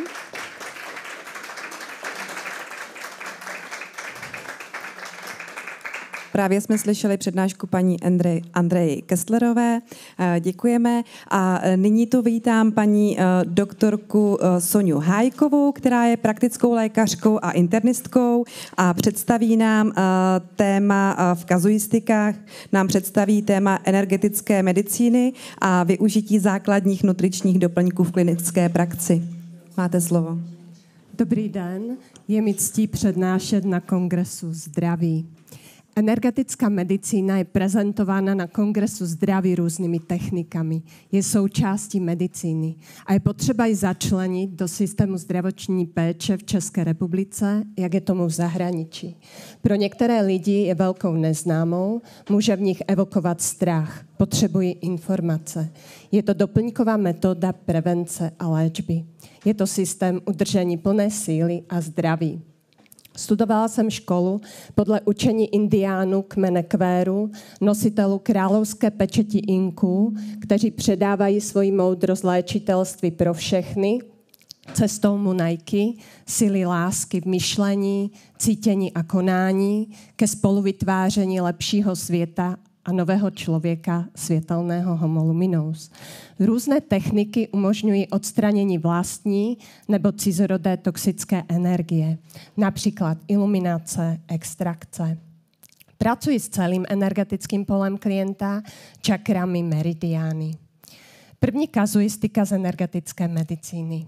Muž, 57 lety, dosud zdravý. Pracuje jako záchranář v přímém zásahu, kategorie práce nejvyšší 4. Při pravidelné každoroční pracovně lékařské prohlídce mu byla zjištěna na ergometrii fibrilace síní s rychlou komorovou odpovědí. Vzhledem k ohrožení výkonu práce mě vyhledal a požádal o ošetření energetickou medicínou. Zde vidíte nález ergometrie. Bez koronární insuficience nově vznikla fibrilace síní a přiměřený výkon. Klient nevnímal žádnou poruchu srdečního rytmu. Sportoval. Před 2 měsíci na masáži zjistil, že nemůže otočit hlavou. Vůbec mu masáž nepomohla. Připisoval to asi sportu, obtěžovalo ho to, byl stále unavený. Před rokem měl ergometrii v pořádku. Otázka byla, co se stalo v průběhu roku, předtím, než jste měl potíže s krkem a fibrilací. Asi před 3 měsíci se oběsil jeho bratranec. Zesmutněl. Byli si blízcí, vyrostli spolu. Bylo to obrovské trauma pro něj i pro celou jeho rodinu. Diagnóza byla cizorodá energie v energetickém poli klienta. Vysvětlila jsem klientovi, co se stalo, jak budeme dále stav řešit, sklidnil se a souhlasil. Provedla jsem decoupling, reset stresu. Klient se uvolnil, najednou mohl plně otáčet krkem. Byl vděčný a překvapený, jak je to vůbec možné. 4. čakra se točila proti směru, ostatní čakry byly v pořádku.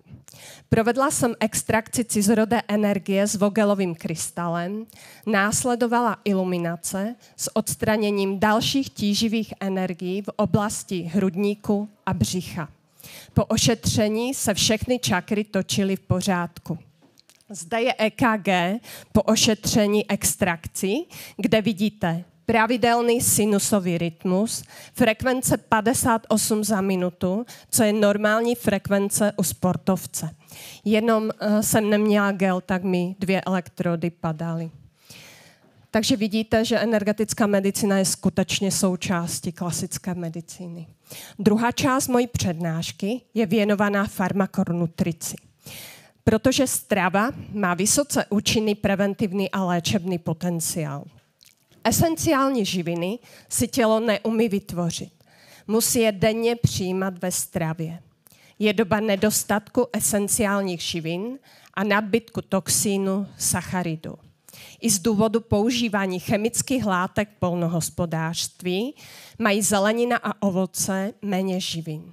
Používám doplňky stravy v přírodní formě, klinicky ověřené.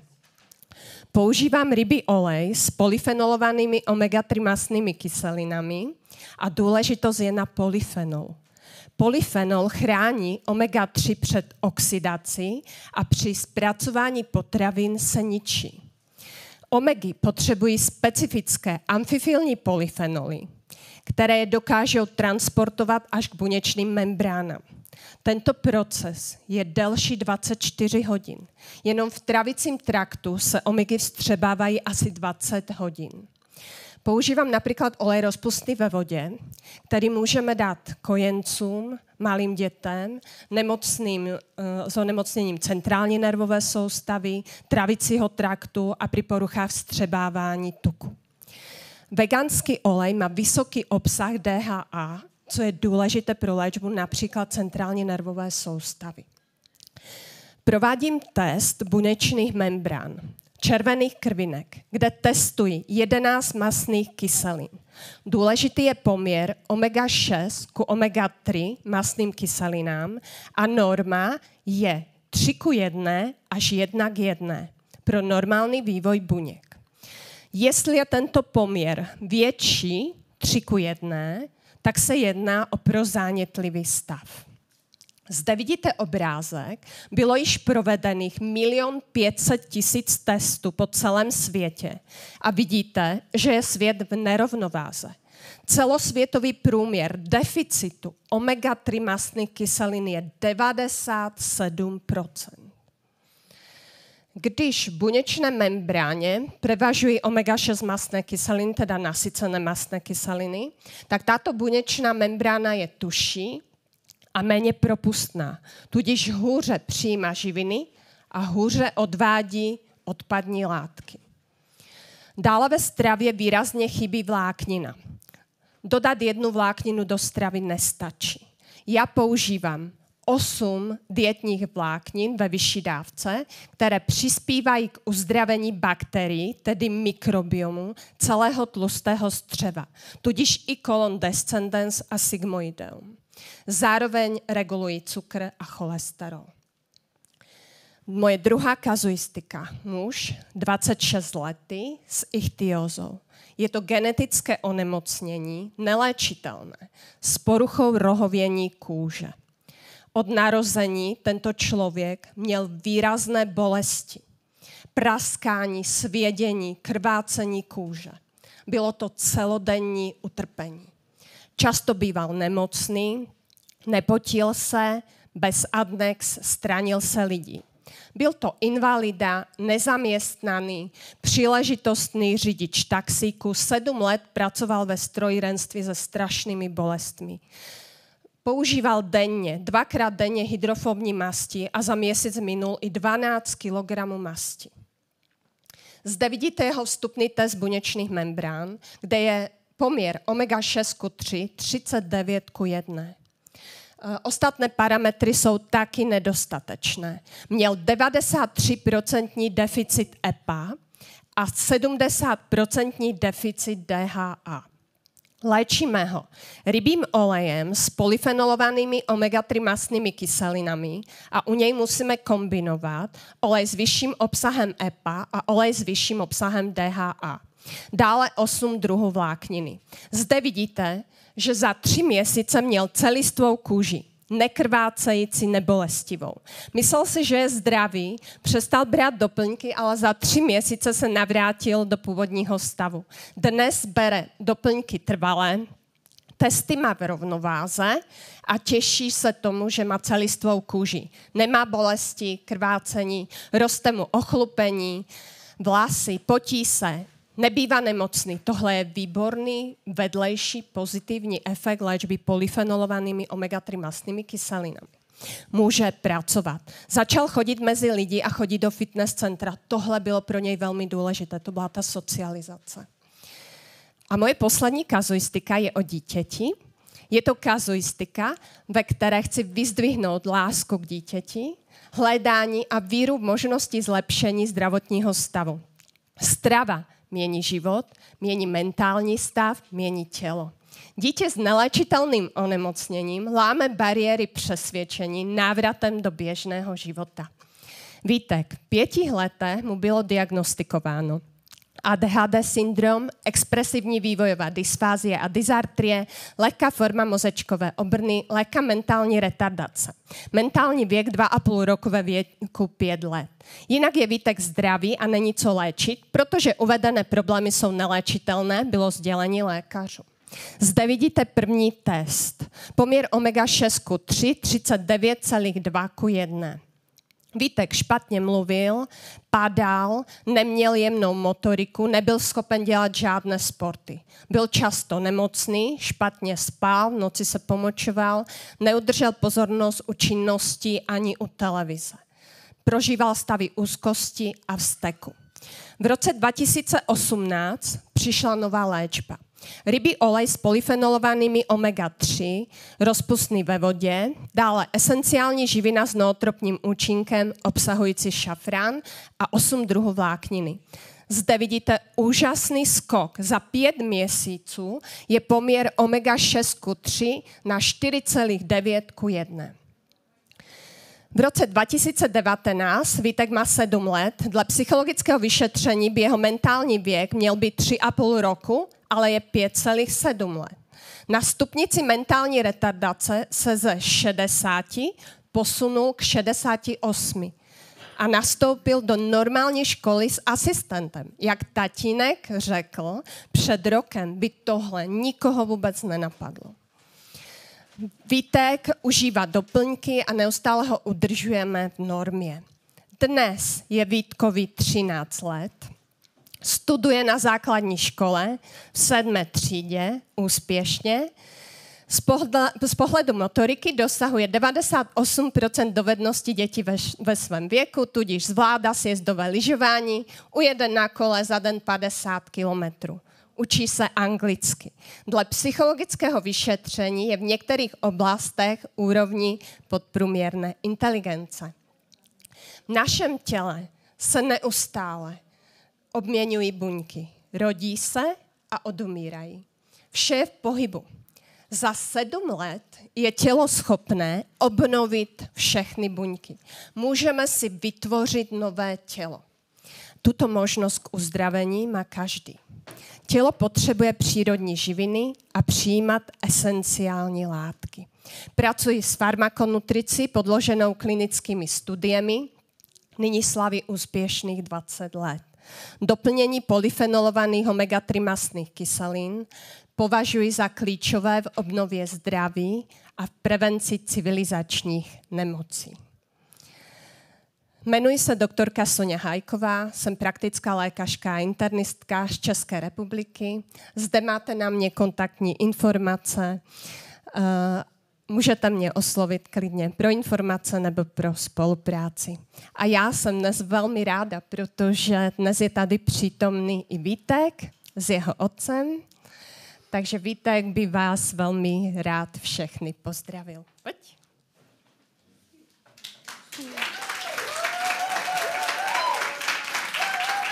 Hello everybody. Aj tatínek, můžu vás poprosit? Jo, děkuju. Nevím, jestli jste toho slyšeli, říkal hello everybody. On fakt jako už tu angličtinu zvládá. Teď jsme byli dokonce na kurzu angličtiny. Když nám řekli ty diagnózy, tak jsem si neuměl představit. A nám řekli, že nebude pořádně mluvit, chodit sportovat. Jo. A tohle všechno prostě dokázal během x let. Má hroznou stravu, jo, příšernou, protože on prostě některé věci nejí. Ale kdo máte děti, tak víte, že jako spoustu věcí nejí a zvlášť děti s těmahle diagnózama jako mají problém s příjmem stravy a pestrý stravy. Takže bez suplementů to prostě nejde, jde o to jenom najít ty správné. Takže já jsem hrozně šťastný za to, co on dokázal. Je to prostě bojovník. Úžasné, Vítek, děkujeme.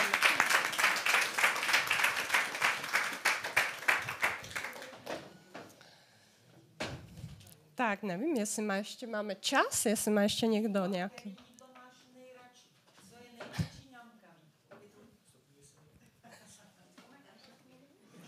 Je tu otázka z publika, co má Vítek nejradši za jídlo.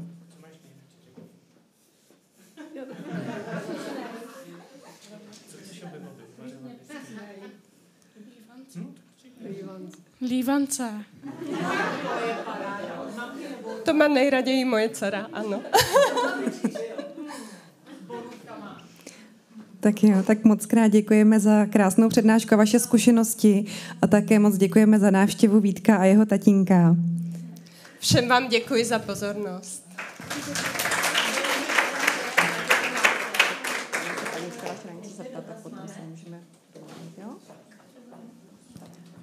Tak na dotazy vás poprosím, když tak vedle, až bude přestávka na občerstvení. Momentálně tady vítáme paní magistru Karolínu Kunftovou, která je klinickou naturopatkou z České republiky a představí nám přístupy klinické naturopatie k posílení duševní pohody, roli výživy, mikrobiomu a podpory nervového systému. Vítejte, máte slovo.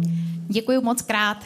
Já vás srdečně vítám na naší další přednášce, kde hlavní roli bude hrát klinická naturopatie a duševní pohoda. Jmenuji se Karolína Kunftová, jsem klinická naturopatka a dneska je mi mou ctí a potěšením vám tady představit, jak klinická naturopatie pracuje s tématem duševní pohody. Nejprve bych vám velmi krátce chtěla představit, co to vůbec je klinická naturopatie, abych pomohla v její propagaci v České republice. Protože třeba v 70% zemí světa klinická naturopatie je běžně integrovaná do zdravotního systému, ale o nás v České republice se ještě moc neví. Potom bych vám ráda představila fascinující spojení mezi mikrobiomem a střevním traktem a naší mozkovou soustavou, respektive mozkem. No a potom právě optikou klinické naturopatie vám potom řeknu, jak tuhle oblast podpořit, jak vůbec pracujeme v rámci klinické naturopatie a jak pracujeme třeba se stravou, bylinami, doplňky stravy, to tady moc pěkně hovořila paní doktorka přede mnou, a zároveň ještě se snažíme tam propašovat nějaká opatření životního stylu, někdo tomu říká body, mind, medicína, někdo vnější terapie. Tak, pojďme na to. Ráda bych se zeptala, kdo z vás zná klinickou naturopatii? Výborně, výborně. Je vás menšina, tak poprosím. Jenom potřebuji upozornit pro naše online diváky, oni nevidí a neslyší, takže potřebujeme to trošku okomentovat. Takže většina se tady opravdu hlásí. Kdybyste potřebovala nějakou odpověď, tak musíme dát mikrofon. V pořádku, jo? takže 3 tady lidé, 4 zvedli ruku. Proto bych ráda představila klinickou naturopatii jako komplexní a velmi propracovaný systém zdravotní péče. Představuji klinickou naturopatii jako tradiční přístup ke zdraví, kdy pracujeme s celostním pojetím zdraví. Zajímá nás úplně všechno. Kdybyste byl naším klientem, tak mě bude zajímat, co jíte, jak se o sebe staráte, jestli se hýbete, jak jste zdraví, jaká je rodinná historie, jestli berete prášky, jak třeba i relaxujete nebo sportujete. Takže je to individuální medicína, ale v takovém moderním kabátku. My jako kliničtí naturopaté jsme školení v porozumění a interpretaci špičkových testů funkční medicíny. Já jsem veliká milovnice testů mikrobiomu a i jsem vám tady ukázala určité snímky mikrobiomu klientky, která má problémy s duševní pohodou. Pracujeme s DNA testy, pracujeme s testy hormonů ze sušené moči a nebo třeba testujeme metabolity z moči, aby jsme viděli, jak tělo pracuje, co a jak tráví. A potom všechny tyhle informace, třeba i z pohledové diagnostiky, se pak snažíme s klientem jako partnerem sestavit v nějaký individuální protokol, který má většinou 4 části, aspoň moji klienti. První část je nutriční medicína, kde jsou i nutriceutika, doplňky stravy, špičkové kvality. Druhá část je bylinná terapie. Doufám, že zbyde čas, abych vám ukázala něco z adaptogenních bylin. A potom pracujeme právě s úpravami životního stylu a třeba i s různými dechovými technikami a podobně. Takže toto je klinická naturopatie v 2 minutách. Pojďme dál, protože mým úkolem je vám tady představit fascinující osu střevo-mozek, z angličtiny gut-brain axis, a je to fascinující obousměrná taková komunikační cesta mezi naším gastrointestinálním a specificky střevním traktem a nejen mozkem, ale celkovou nervovou soustavou. Takže tady ten propojený signál neustále monitoruje, co se v našem těle děje a informuje o tom každou buňku v našem těle. Takovým náčelníkem celé té dálnice je takzvaný nervus vagus. Je to nejdelší a nejtlustší nerv v našem těle. Místy je tlustý jako náš malíček a ten obpíná veškeré orgány v našem těle a je to takový spouštěč módu parasympatiku, relaxace a regenerace a zároveň nám ovládá celý enterický systém. Takže je to takovej komunikační náčelník mezi právě střevním traktem a centrální nervovou soustavou. No a tady ta celá osa spolu komunikuje. A komunikuje spolu takovými imunitními signálními molekulami. Určitě znáte histamín, znáte cytokíny, prostaglandíny, interleukíny, takové zánětlivé modulátory. Takže i když si ukopnete palec u nohy a je tam zánět, tak mozek o tom ví a každá buňka ve vašem těle o tom ví, protože tam funguje ta sofistikovaná imunitní komunikace. Další signalizaci, jak si to spolu povídá, zajišťují hormony. A protože se dneska bavíme o duševní pohodě, tak bych tady obzvláště ráda vypíchla hormony dobré nálady. Ať už to jsou hormony, které vznikají částečně i ve střevech, nebo hormony, které nám vznikají z určitých látek, které se musí syntetizovat ve střevech a potom nám dělají dobrou náladu. Takže hormony jsou neuvěřitelně důležité a některé z nich, třeba hormony stresu nebo hormony estrogeny, estrioly, estradioly, se i odbourávají ve střevním traktu. Takže proto je to střevo v kontextu celostního zdraví tak strašně důležitý.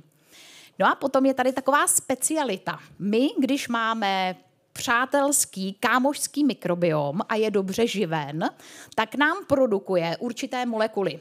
Říká se jim short chain fatty acids, mastné kyseliny s krátkým řetězcem, a to jsou právě produkty kámošského mikrobiomu v našich střevech, ale i ty umíme měřit a pak naturopaticky podporovat. No a určitě víte z vlastní zkušenosti, že když vám to nevaří ve střevech, tak vám není dobře a nefunguje vám ani kognice, regulace zánětu a dobrá nálada. Tady jsem si dovolila takový pro mě vtipný obrázek, kdy mozek říká, někdo mi říkal, že mám věřit svým střevům, a střeva říkají, jasně kámo, máme tady určitý spojení. Je to tak? To spojení můžeme měřit v dnešní době, protože klinická naturopatie je evidence-based medicína, tak pracujeme právě se špičkovými testy. A ty testy nám mimo jiné ukážou, co v našem mikrobiomu žije. Tady ten zelený panel, to jsou kámošské bakterie, my hodně řešíme, kolik jich tam je. Potom se koukáme na oportunistické bakterie. To jsou takový organismy, které číhají, jak se o sebe staráme, jak se živíme, kolik čeho jíme, jestli dostatečně spíme. A potom se buď zvrhnou a stanou se z nich nepřátelé, anebo je přeperou kámoši a oni tak číhají a nejsou pro nás patogenní a nespůsobují problémy. Zároveň jsem vám chtěla ukázat na tady tom druhém snímku, že my ve střevech můžeme měřit i míru zánětu. A tady marker calprotectin je marker střevního zánětu. A dokonce na to pak reaguje i slizniční IgA složka, což jsou slizniční poldové celého našeho imunitního systému. Takže zde vidíte zánět, protože je tam přemnožená Klebsiella, to je poměrně nepříjemná bakterie, která je i ve výzkumech spojována třeba s výskytem autoimunitních onemocnění. No a ta způsobuje celkovou iritaci střevního traktu, zánět ve střevech, naprdlou slizniční IgA imunitu. A tohle jsou ty produkty mikrobiomu a tady vidíme i málo valerátu. A i ze své klinické praxe, protože hodně pracuji s gastrointestinálním traktem a imunoendokrinologií, tak mám zkušenost, že kdo má málo valerátu, což je ten produkt toho kámošského mikrobiomu, tak má právě problémy s depresemi, s úzkostí, s únavovým syndromem a má hodně citlivou psychiku. Umíme měřit i neurotransmitery, tohle je test z moči a tady můžete vidět, že se dá měřit metabolity ve smyslu nebo v souvislosti s produkcí dopamínu, to je neuromodulátor a neurotransmitter dobrý nálady a satisfakce. Umíme měřit, jak tělo pracuje s norepinefrínem, epinefrínem, ale i třeba serotoninem, hormon dobré nálady. No a tohle všechno pak dáme do té naturopatické detektivky a snažíme se klientům vypracovat individuální program na míru. A já velmi věřím v sílu, léčebnou sílu potravin, proto prvním pilířem je nutriční medicína. Vždycky pracujeme individuálně, protože každého z vás může bolet bříško a každý z vás bude mít třeba úplně jinou příčinu a úplně jiné okolnosti, rodinnou anamnézu, úplně jiné emoce, ale třeba i nutriční návyky. Co je základ, a v dnešní době je to hodně těžký, mít pestrou stravu, vědět, čeho tam mám já individuálně moc a čeho málo, vyvarovat se co nejvíc ultraspracovaným potravinám a v souvislosti s duševní pohodou mít především dostatek esenciálních aminokyselin, bílkovin. Ze své klinické praxe většinou, když řeším klienta nebo klientku a mají problémy s psychikou, s úzkostí, s regulací systémového zánětu, jsou unavení, mají třeba ženy poruchy cyklu, většinou jim chybí bílkoviny. Takže na to se musíme mrknout a pomoct těm klientům je adekvátně doplnit. Pracujeme s antioxidanty, pracujeme s vlákninou, pracujeme s probiotiky i takzvanými psychobiotiky, aby ty kámoši ve střevech měli co jíst, bylo jim dobře a produkovali ty mastné kyseliny s krátkým řetězcem, které regulují i dobrou náladu, ale třeba i systémovou zánětlivost v našem těle. Doplňky stravy. Je to velký biznis v dnešní době, jasně, ale my učíme lidi i přemýšlet nad tím, aby dokázali poznat, jak jim chybí magnézium. V souvislosti s duševní pohodou vnímám, že téměř každému klientu u nás na klinice chybí magnézium. Já mám moc ráda formu magnézium bisglycinát, kdy je to hořčík, který sedí na molekule glycínu. A glycín je esenciální aminokyselina, je to i neuromodulátor a ovlivňuje funkci třeba tišících neurotransmiterů, jako je GABA, kyselina gamma-aminomáselná, ale třeba magnézium i stabilizuje takové hodně reaktivní glutamátové receptory. A ty právě jsou hodně citlivý na stres. Takže za mě dobrá a dostatečná dávka magnézia, což je někdy i 30násobná dávka, než najdete třeba v doplňcích z lékárny, tak správné použití magnézia velmi dobře moduluje a sklidňuje nervovou soustavu a snižuje takovou tu, nevím, jestli tady můžu říct, nasíravost nervového systému. Další skupina vitamíny B. Chceme podporovat metylaci, správné odbourávání hormonů stresu, odbourávání estrogenů, histamínů a celkovou pohodu.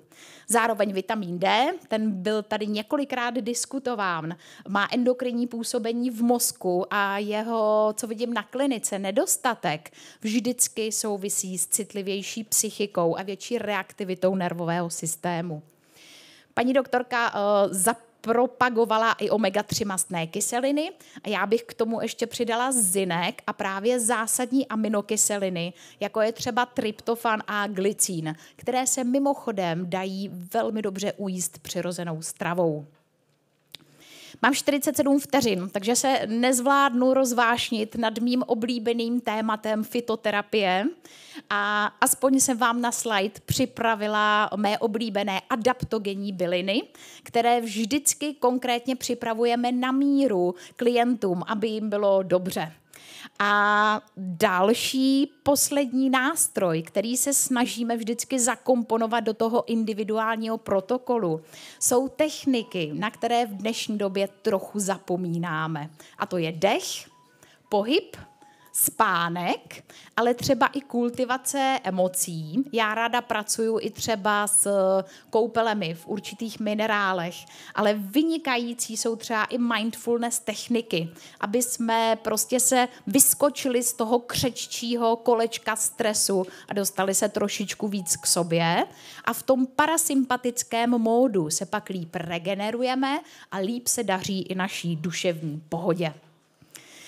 Na závěr bych jenom chtěla říct, že otázka duševní pohody je veliké téma, které vyžaduje holistický a preventivní přístup, kooperaci pacientů a budeme moc rádi, když v České republice to bude i třeba spolupráce s lékaři a jinými terapeuty. Takže já vám moc krát děkuji za pozornost, byl to Fofr a přeji hezký zbytek odpoledne.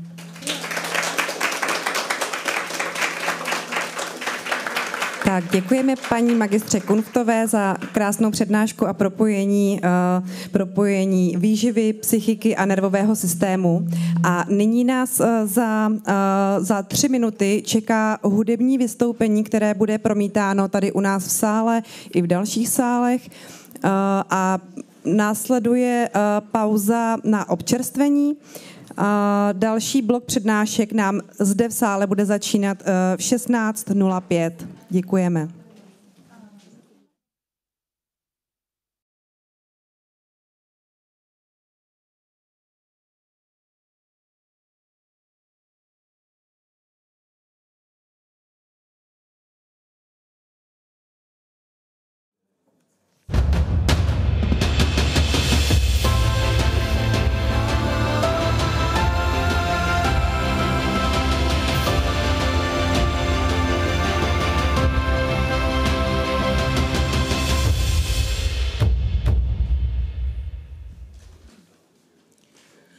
Tak já vás co nejsrdečněji vítám zpátky po přestávce na kávičku.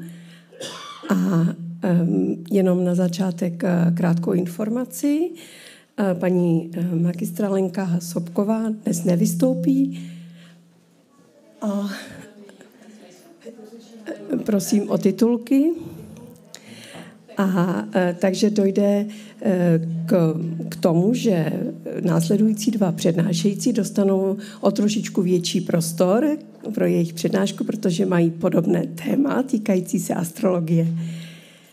A já bych již ráda mezi námi přivítala našeho dalšího hosta, doktora Vratislava Šímu z České republiky. Vítejte, astrologa specializujícího se na zdravotní astrologii. Paralelně k práci v manažerských pozicích provozuje od roku 2012 výklady osudu pro potřebné prostřednictvím astrologie, numerologie a tarotu. Dnes nám představí téma zdravotní astrologie, které se zaměří na analýzu vzájemných vazeb mezi planetami a tělesnými orgány. Prosím.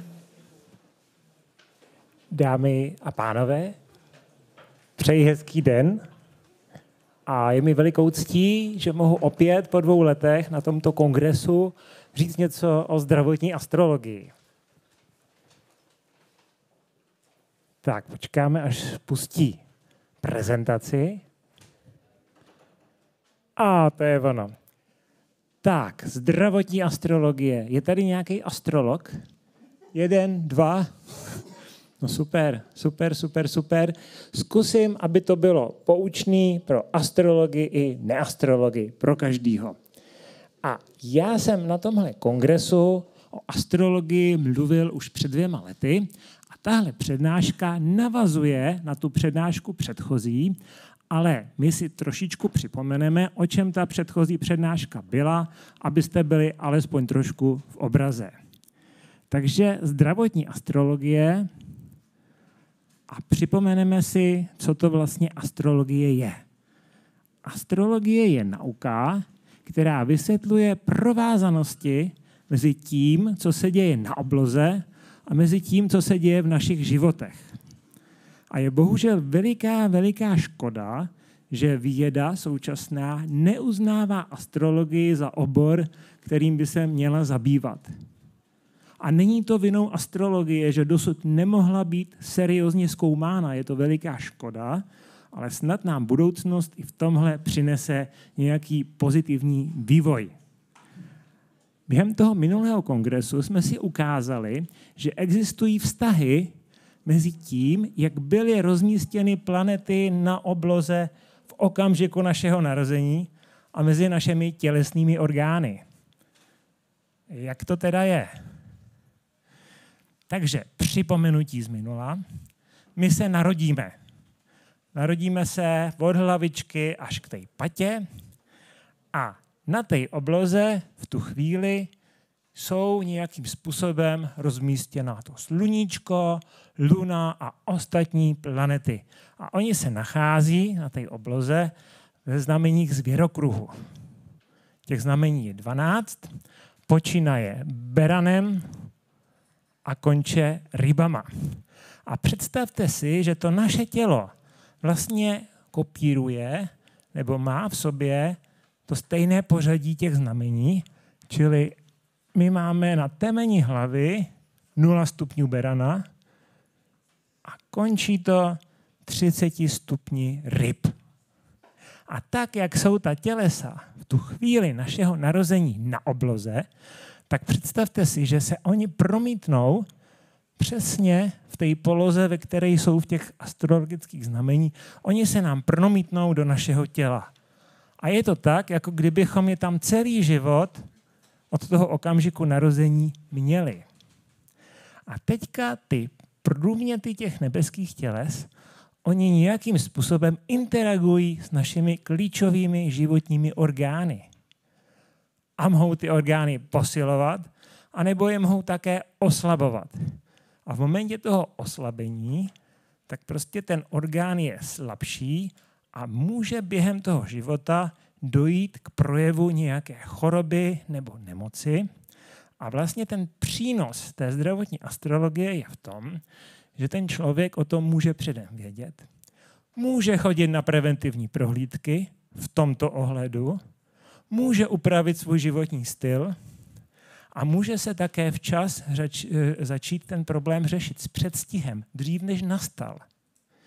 A dokonce dokáže i zdravotní astrologie poradit na základě toho horoskopu toho člověka, jaká je nejvhodnější metoda pro léčbu toho daného problému. Protože i tohle dokáže horoskop ukázat. A teďka, aby jsme si mohli říct, jakým způsobem vlastně mohou ta nebeská tělesa. Nemohl, protože to není vidět na internetu. Není to vidět. Jo, dobře, nebudu se dotýkat. Tak. Aby jsme mohli vyhodnotit, jak konkrétně u každého toho člověka v tom okamžiku narození ta nebeská tělesa interagují s jeho tělesnými orgány, a tak to zůstane po celý život, tak musíme taky vědět, kde se ty orgány nacházejí. Musíme znát jejich polohy. A toto je, prosím pěkně, zmapováno víceméně empiricky. Já jsem tohle ukazoval již před 2 lety, ale teď je to doplněno o nové poznatky. Takže vlastně tady vidíte v tom lidském těle, kde se nachází jednotlivé klíčové orgány, na jakých pozicích, astrologických pozicích, to znamená stupních zvěrokruhu. Takže tohle je první stránka a máme ještě druhou. Jo? Takže tady nám vlastně říká astrologie, OK, my víme, kde se nachází ve vašem těle Mars, kde se nachází Uran, kde se nachází Saturn a můžeme vyhodnotit, jak tyto planety a další interagují s pozicemi vašich klíčových orgánů a zda některé posilují a některé zase oslabují a kde jsou možná rizika. Čili toto je něco, co je, prosím pěkně, ve vývoji, co je nutno dále zkoumat, ověřovat a doplňovat, protože, jak jsem říkal, ta astrologie zatím bohužel nebyla seriózně vědecky zkoumána. Ale snad se tak stane v blízké nebo vzdálenější budoucnosti. Tak doufejme. Takže tuto všechno už jsme si říkali minule a teďka půjdeme zase o kousíček dál a něco si řekneme o astrologických domech a potom o vlastnostech jednotlivých nebeských těles. Takže pojďme dál a budeme si povídat o tom, co jsou to astrologické domy. Dívejte se. Tady uprostředka jsme my v okamžiku našeho narození. Kolem nás na té nebeské klenbě je v tu chvíli zvěrokruh nějakým způsobem a my v tom okamžiku můžeme definovat takové 4 klíčové body. A ty se jmenují ascendent, descendent, imum celi a medium celi. Čili my jsme tady uprostřed. Tohle, to vodorovné, je rovina obzoru. Takže na tom ascendentu, když si představíme nějakou tu pomyslnou nebeskou klenbu, tak to je bod v okamžiku narození, kde potom někdy, až tam vyjde slunce, tak tam vyjde slunce. Ale teď je to přesně definovaný bod na obzoru, tam, kde to sluníčko bude vycházet. Úplně stejně descendent je místo na té nebeské klenbě v okamžiku našeho narození, kde to sluníčko potom někdy bude zapadat. Pak máme medium cely, což je bod nad naší hlavou, kde bude to sluníčko nejvýš na obloze, to znamená v pravé poledne. A pak je imum cely, což je bod pod obzorem, kde bude to sluníčko zase úplně nejhloubš, čili o půlnoci. A ty 4 body nám vlastně rozdělují ten horoskop na 4 díly. Ale když mluvíme o těch astrologických domech, tak těch domů je ve skutečnosti 12. Koukejte na to. Je jich 12. Tak jako znamení zvěrokruhu. Čili my máme 12 znamení zvěrokruhu, ale máme také 12 astrologických domů. A prosím pěkně, ty znamení jsou na tom zvěrokruhu, v tom horoskopu stále stejně veliké, než to ty domy obecně ne. A to je daný následující věcí. Horoskop vždy vzniká jako rezonanční součást každého vibračního nebo periodického pohybu. Klasická znamení, tak jak je vidíme ten beran, býk, blíženci, ty vznikají v důsledku oběhu Země kolem Slunce po ekliptice. Astrologické domy mají stejnou podstatu, ale vznikají v důsledku rotace Země kolem své osy. A musí jich být taky 12, samozřejmě. A protože ta osa rotace Země není kolmá na rovinu ekliptiky, ve které to sluníčko, ta Země obíhá to Slunce, tak v důsledku toho, že tam není ta kolmost, tak ty domy, protože to všechno promítáme do té roviny ekliptiky, nemají obecně všechny stejnou velikost. Ale jinak podstata domu, mechanismus jejich vzniku je stejný jako mechanismus vzniku znamení. Je to jenom totéž, ale liší se to, z jakého místa to člověk pozoruje. A ty domy mají potom své významy. A když se potom ten astrolog dívá na vlastně ten váš horoskop a analyzuje ho, tak on vlastně vidí, že ta nebeská tělesa v tom okamžiku toho narození se nachází nejenom v těch znameních zvěrokruhu, ale oni se nachází také v těch jednotlivých astrologických domech. A protože každý ten dům má trošičku jiný význam z hlediska našeho života, tak podle toho ten astrolog už dokáže usuzovat na to, co ta a ta planeta s tou polohou a s tou aspektací v tom našem životě dělá. Co může indikovat, co může signalizovat. Může signalizovat něco hezkého, příjemného, anebo může také signalizovat nějakou příležitost něco zlepšit.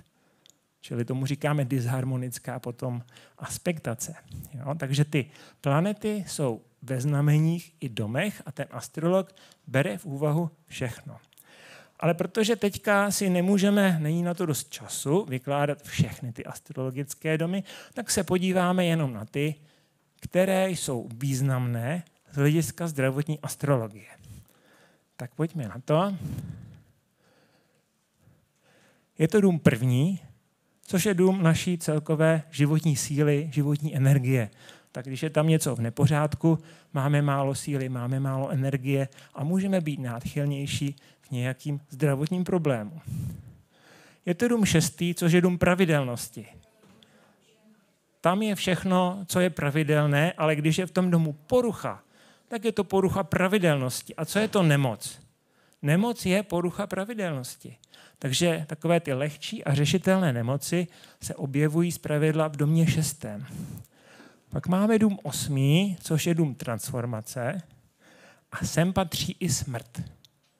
Takže v osmém domě se vlastně vyskytují i takové věci, které můžou způsobit náš odchod z hmotného těla. A vlastně ono je to tak, že když si vezmeme analogii lidského života a toho horoskopu, tak my se jakoby rodíme v tom domě číslo 1, v tom prvním, a pak vlastně jdeme těma domama celým tím životem. V 8. domě umřeme a pokračujeme dál bez těla až do domu 12. V tom 12. domě nadchází, jak se tomu říká, kdo mi poradí? Reinkarnace, správně, a my se zase znova rodíme do dalšího života. Jo, takže takhle ty domy jdou a takový mají i symboliku. No a pak tady máme ten dům 12., což je dům osamění, meditace, ale sem patří i vážnější nemoci, které znamenají pobyt v nemocnici. Jo? Takže tyhle ty 4 domy, těm věnuje astrolog při vyhodnocení vlastně zdravotních dispozic daného člověka zvýšenou pozornost. Jo? Pojďme teďka k těm planetám. A podíváme se na planety, které mají větší význam z hlediska zdraví, které mohou způsobit i nějaké ty zdravotní problémy. Takže jako první si vezmeme Mars. Co může znamenat Mars? Úrazy, zranění, pořezání, horečky, záněty, nemoci oběhového nervového systému, poruchy imunity. Orgánově Mars odpovídá žlučníku, mozku, svalům a krvi. Pak máme Jupiter. Jupiter je planeta hojnosti. Ta nám do života přináší štěstí, úspěch, radost. Tam se nám všechno daří. Ale pokud je ten Jupiter nedobře aspektovaný, tak nám může přinést také nadbytek, přemíru. Něčeho je prostě moc. A to už nemusí být zase dobrý. Takže nadmíra čehokoliv, pokud se něčeho disharmonicky dotýká, riziko nadýmání, výdutí, střev tepen, přemíra tekutin, poruchy trávení, zrychlené vyměšování. Orgánově ten Jupiter odpovídá játrům. Saturn. Saturn je planeta problémů, obtíží a překonávání překážek. Pokud je ten Saturn disharmonicky aspektovaný na cokoliv, tak může znamenat problémy s něčím, co se nedá snadno překonat, co prostě vyžaduje delší časové období a vyžaduje to také hodně, energie. Výrůstky, artritida, osteoporóza, omezení pohybu. Orgánově je to všechno, co je v těle tvrdé. Kosti, zuby, klouby, chrupavky, nehty, kůže. Pojďme dál. Tak, pak máme Uran. Uran je planeta vynálezců, objevů, změn a osvobození, ale pokud je zase nějakou aspektací disharmonickou, tak to může způsobit úrazy spojené s technikou, impulzivitou, psychické problémy, napětí generující nervozitu, neurologické problémy, orgánově je to nervový systém. Pak máme Neptun, což je planeta intuice, ale také nejasnosti. Jo? A ten, když je špatně ozářen nebo špatně něco ozařuje, může přinést zdravotní problémy s nejasnou příčinou. Otravy, jedy, návykové látky, deprese, plísně, ekzémy a tak dál. Orgánově jsou to žlázy a lymfatický systém. A pak máme Pluto. Pluto je planeta transformace a ta nám může přinášet problémy s pohlavními orgány, detoxikací, emocionální traumata, rakovina. To je nemoc, kterou Pluto může indikovat. Orgánově jsou to pohlavní orgány a vylučovací systém. No a pak tu máme 3 nově objevená tělesa po roce 2003, u kterých klasická astrologie zatím neví, jaké mají zdravotní dopady, ale my to už trošičku víme nebo tušíme, protože známe jejich vlastně, strukturu, z čeho jsou ty planety složeny astrologicky, živlově. Takže planeta Makemake je planeta rovnováhy. To znamená, její problematické ozáření může způsobit poruchy té rovnováhy. Eris je planetka pravidelnosti a funkčnosti. Když je s ní nějaký problém, tak to znamená nepravidelnou funkci srdečního rytmu a tak dál a tak dál. A Haumea planetka koncentrace. A zase, když je tam nějaký problém, tak to může přinést příliš velikou koncentraci kamínky, usazeniny, tromby, vápenatění a tak dále a tak dále. Čili to jsou vlastně ty hlavní tělesa, s kterými zdravotní astrologie pracuje. A teď pojďme zase o kousíček dál. Statistika nudaje má však cenné údaje, jak se říká v jedné písničce krásnej. Takže existuje databáze, která je neustále doplňovaná a rozvíjená, která se dá najít na internetu a tam doplňují nadšenci horoskopy lidí a dávají je do souvislosti s jejich životy. Takže tam my můžeme si kouknout a říct, tyhle lidi měli takový a takový problémy a přitom měli takový a takový horoskopy. A protože se bavíme o zdravotní astrologii, tak jsem prostě vybral tu úplně nejhorší a nejvážnější nemoc, kterou známe, a to je rakovina. Ta databáze obsahuje přes 1700 případů rakoviny. U všech těch případů my známe jejich horoskopy. A tak se můžeme podívat, jestli se z těch horoskopů nedá něco vyčíst, co asi tak by mohlo indikovat tu rakovinu, to riziko jejího vzniku. Jo? Takže tato databáze je tady k nalezení a pojďme se podívat dál. Co bychom asi tak čekali? Tak víme, že rakovina je vážná nemoc a hledali bychom ji asi v tom 12. domě nejspíš. Tam jsou ty nejtěžší, největší dlouhodobé nemoci. A protože rakovina je o transformaci zdravé buňky na karcinogenní, tak by jí mělo indikovat Pluto. Jo? Je to skutečně o transformaci. A pokud teda ty naše předpoklady jsou správně, tak by se mělo ukázat, že lidi, kteří mají tu rakovinu, mají vyšší pravděpodobnost výskytu Pluta ve 12. domě. Tak se pojďte podívat, co ta statistika nám ukazuje. A tady vidíte četnosti výskytu těch jednotlivých planet Mars až Neptun a červeně je to Pluto v těch jednotlivých domech. Tady je ten první dům a tady je ten dům 12. Jo. Průměrný riziko rakoviny, když si přepočteme, by bylo teda 1. A ukazuje se, že u těchto lidí, je to víc než 1700 případů, čili je to už statisticky významný počet, je to riziko rakoviny vyšší u Pluta ve 12. domě a že to zvýšení je 27%. Jo? Můžu ještě pokračovat. Ještě potřebuji trošku ještě víc. Maličko.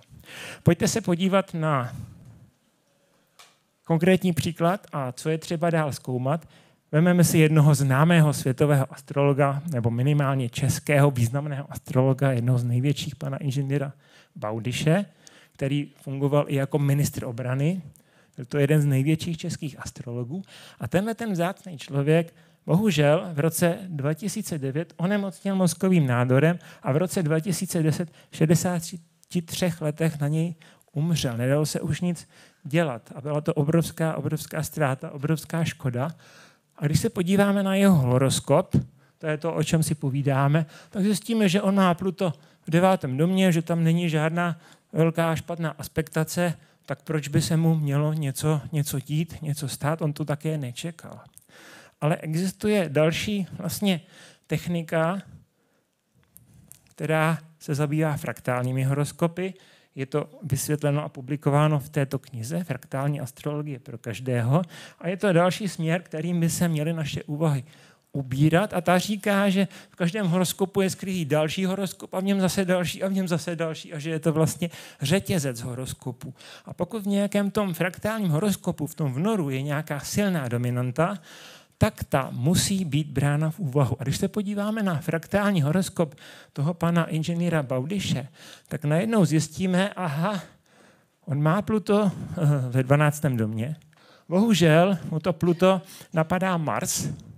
A ten Mars, protože on vládne znamení Berana, vládne 8. domu, což je dům smrti. Takže tady máme vlastně velice jednoduchou trojčlenku. Rakovina, mozek, Smrt. A to je přesně, co se bohužel panu inženýru Baudyšovi stalo a je to skutečně velká ztráta. Prosím pěkně, blížíme se k závěru toho povídání a já chci říct už trošičku neastrologicky, že pokud vám nějaký astrolog řekne, máte Pluto ve 12. domě, máte ho blbě aspektovaný, tak se prosím vás nejezte. Všechno totiž máte ve vlastních rukou. Všechno. Protože se dá udělat něco, co to riziko vzniku rakoviny sníží na naprostý minimum a můžete mít v horoskopu, co chcete. A je to o tom, strašně jednoduše.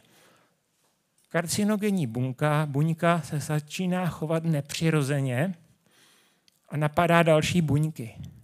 Proč se ta buňka vlastně začne chovat nepřirozeně? Je to proto, že ten člověk se začne chovat nepřirozeně. Že existuje něco jako druhová přirozenost a když člověk poruší tu druhovou přirozenost, tak potom ty buňky v jeho těle ji poruší taky a začnou se chovat prostě zhoubně. A to je celý. O tom to je. A ta astrologie jenom říká, pozor, je tady zvýšené riziko pro toho a toho člověka. Ale pokud ten člověk bude žít v souladu se svou druhovou přirozeností, tak to riziko rakoviny tam prostě nebude, anebo bude naprosto minimální. Takže dívejte se. Druhová přirozenost kravičky je papat travičku. Druhová přirozenost lva je lovit antilopy. Druhová přirozenost člověka je jaká pak asi? A existuje studie WHO, která už naprosto jasně říká maso a rakovina. Pokud člověk konzumuje zpracované potraviny z červeného masa, salámy, šunčičky a tak dále, výrazně zvyšuje riziko, že dostane rakovinu. Čili maso jako takové je velmi pravděpodobně karcinogenní a zpracované červené maso je s naprostou jistotou karcinogenní. A stačí se tomuhle vyhnout a nemusíte se bát vašich horoskopů. Vůbec ne. Je to v rukou každého z nás. Bohužel se o tom moc nemluví, ono to není příliš populární, ale ty informace tady jsou. Koho to zajímá, může si je vyhledat a pak se vůbec nemusíte bát, pokud se rozhodnete žít v souladu se svou druhovou přirozeností. A v tom vám moc a moc držím palce a ta astrologie, ať vám je užitku a ať vám pomáhá. Děkuji vám za pozornost.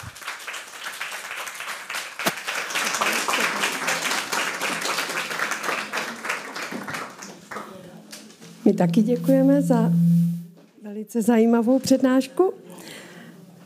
A nyní si dovoluji představit pana magistra Jana Franka z České republiky, který je astrolog, homeopat a výzkumník v oblasti kvantové sonogenetiky. Ve své prezentaci představí koncept sonofraktálních esencí a jejich možný přínos pro zvýšení odolnosti lidského organismu vůči negativním účinkům elektromagnetických polí. Takže srdečně vás vítáme. Jo.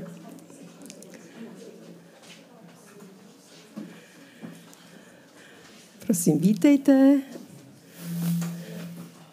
Dobrý den, vážení přátelé.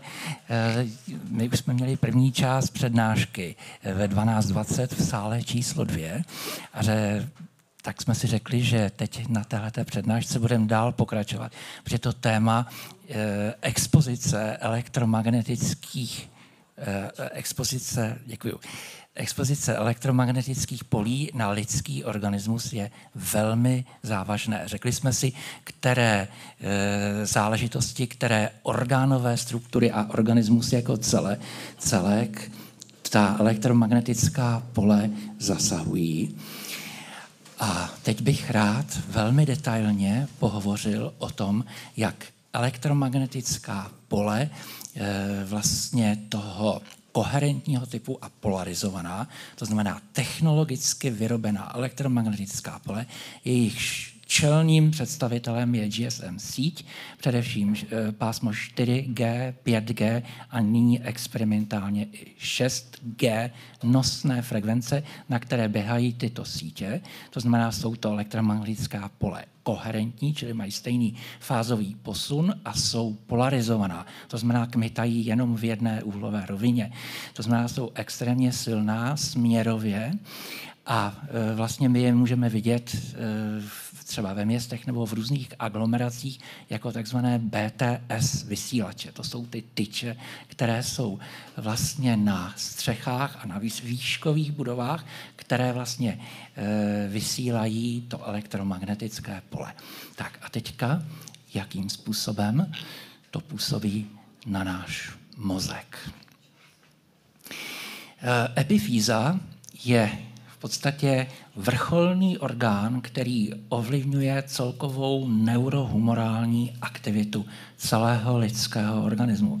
To znamená, epifýze je hormonálně i energeticky podřízen hypofýza a všechny žlázy z vnitřních sekrecí, od štítné žlázy, příštítných tělísek přes thymus, čili brzlík, prostě až k pohlavním ženským a mužským orgánům. To znamená, poškození epifýzy je extrémně komplexní a extrémně nebezpečné vlastně pro život celého lidského organismu. To je ta hmotná rovina. Ale protože jsme na kongresu integrativní medicíny, tak samozřejmě se budeme zabývat také tou duchovní a psychickou rovinou. A lidská, ta naše epifýza v mozku, nám dává tu nejcennější lidskou vlastnost, kterou se lišíme od všech druhů, biotopů, všech zvířat a všech rostlin. My máme inteligenci, představivost, fantazii a imaginaci. A teď to řeknu naprosto natvrdo. Představte si, a už jenom to slovo, že řeknu představte si, znamená, že zapojíte epifýzu a její energetické mechanismy. Teď si představte, že ta epifýza je nějakou frekvencí porušená, třeba jenom na chvilku, a někdo vám řekne, no představte si, že zítra pojedete na chalupu. A víte, co se stane? Nic. Protože vy si nedokážete, pokud ta epifýza nefunguje na energetické úrovni, tak si nedokážete představit ten děj, který by se měl stát. A v momentě, kdy vy si ho nedokážete představit, tak se stane ještě jedna daleko závažnější věc. Jak zjistíme velmi brzy, tak vlastně celý sled událostí, jak žijeme, ty praktické události, co se nám děje, co se nám plní, co se nám neplní, jak žijeme, koho milujeme, koho nemáme tak úplně rádi, tak je následek našich vnitřních představ a imaginací. To jsou všechno jenom odrazy, to, co k nám přichází. A teď si představte, že přijde něco nebo někdo a tu imaginaci nám takhle sebere. A vy si nemůžete představit vůbec nic, ale když si to neumíte představit, tak se to nemůže nikdy stát. Protože ta představivost je vlastnost božská, kterou dostáváme z božského světa, čili ze světa azilut, řečeno kabalisticky, a ta nás uschopňuje řídit svůj vlastní život. Stát se pánem svého života, pánem vlastního osudu a uschopňuje nás radovat se neustále. Dává nám fantazii. Umělcům dává fantazii k tomu, abychom mohli tvořit hudbu, malířství, tanec, prostě všechno. To je ten život. A teďka si představte, že přijde nějaké záření a tuto imaginaci nám prostě sebere.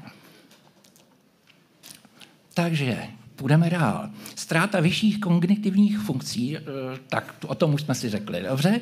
Tak a teďka půjdeme na tu hypofýzu. Tak tady trošičku biochemie. Hypofýza je samozřejmě centrální žláza z vnitřní sekrecí, která ovlivňuje všechny další spodní žlázy z vnitřních sekrecí a zajišťuje nám neurohumorální rovnováhu. Ta hypofýza produkuje takzvané releasing faktory, hormonální a přes ty releasing faktory, přes mozek a ještě přes další neurologické a biochemické struktury ovlivňují činnost a produkci všech našich hormonů. Takže když tu hypofýzu poškodíte, tak nepoškodíte jenom ten orgán, protože ty hypofýzy máme dvě. Jsou vlastně dvě části hypofýzy. Je neurohypofýza, to je asi ocytocín a vasopresín, a druhá, ta adenohypofýza, tak ta produkuje celou řadu těch vlastně releasing faktorů hormonálních, který pak ovlivňují hormonální vlastně rovnováhu celého našeho organismu. Čili je tam porucha regulace hormonální aktivity všech žláz vnitřní sekrecí, poruchy zraku, protože hypofýza bezprostředně souvisí se zrakem a s vnímáním obrazu, a poruchy spánku, ty známe dneska, bohužel. Většina z nás, všechny. Prosím dál. Hematoencefalická bariéra. Řeknu velmi jednoduše, také to je vlastně velmi jednoduchá mechanická záležitost. Hematoencefalická bariéra je bariéra, která odděluje mozek od okolního krevního řečiště v tom smyslu, že nepouští do mozku ty látky, které do mozku prostě nepatří. Jsou to všechny toxíny, těžké kovy, různé toxické metabolity a tak dále. Ty následky intoxikovaného, chronicky intoxikovaného mozku jenom bleskově. Je to intoxikace mozkových glí. My máme v mozku v zásadě dva typy buněk. Glie a neurony. Neurony to jsou ty akční, které dělají neuronové sítě, dělají paměti, akceschopnost a tak dále. Glie to jsou ty podpůrné buňky. Ale ty jsou někdy daleko důležitější než ty neurony samotné, protože když ty neurony nemůžou fungovat, tak nemůžou vytvářet žádné sítě. A ty glie ty prostě fungují. Mimochodem, když se pitval mozek Alberta Einsteina, tak v temporálních relacích, kde je hypokampus, tak největší množství buněk nebyly neurony, ale gliové buňky. Takže snížená produkce mozkových hormonů, ty jsou velmi důležité, to jsou neurotransmitery takzvaný, to jsou hormony pro spojení vlastně neuronů a vzniku synapsí. Pak metabolicky podmíněné deprese, nechuť k životu, ADHD, ADD, to je dneska velmi bohužel rozšířené, už se to skoro nepovažuje ani choroba, ztráta kognitivních schopností, čili krátkodobá paměťová výbavnost. Když se vás někdo zeptá na něco, nebo jdete pro něco do kuchyně, najednou vám na vteřinu vypadne, co vlastně, proč tam jste. To je ztráta krátkodobé paměťové hry. Ztráta autoidentifikace, časové a prostorové orientace, trvalá chronická intoxikace mozku. Jdeme dál, prosím. Tak a my se dostáváme k té nejdůležitější části pro nás v životě, praktickém mozku, a to je hypokamp. Hypokamp je lokalizovaný v levé a pravé temporální oblasti, čili spánkové oblasti, a ten hypokamp funguje následujícím způsobem.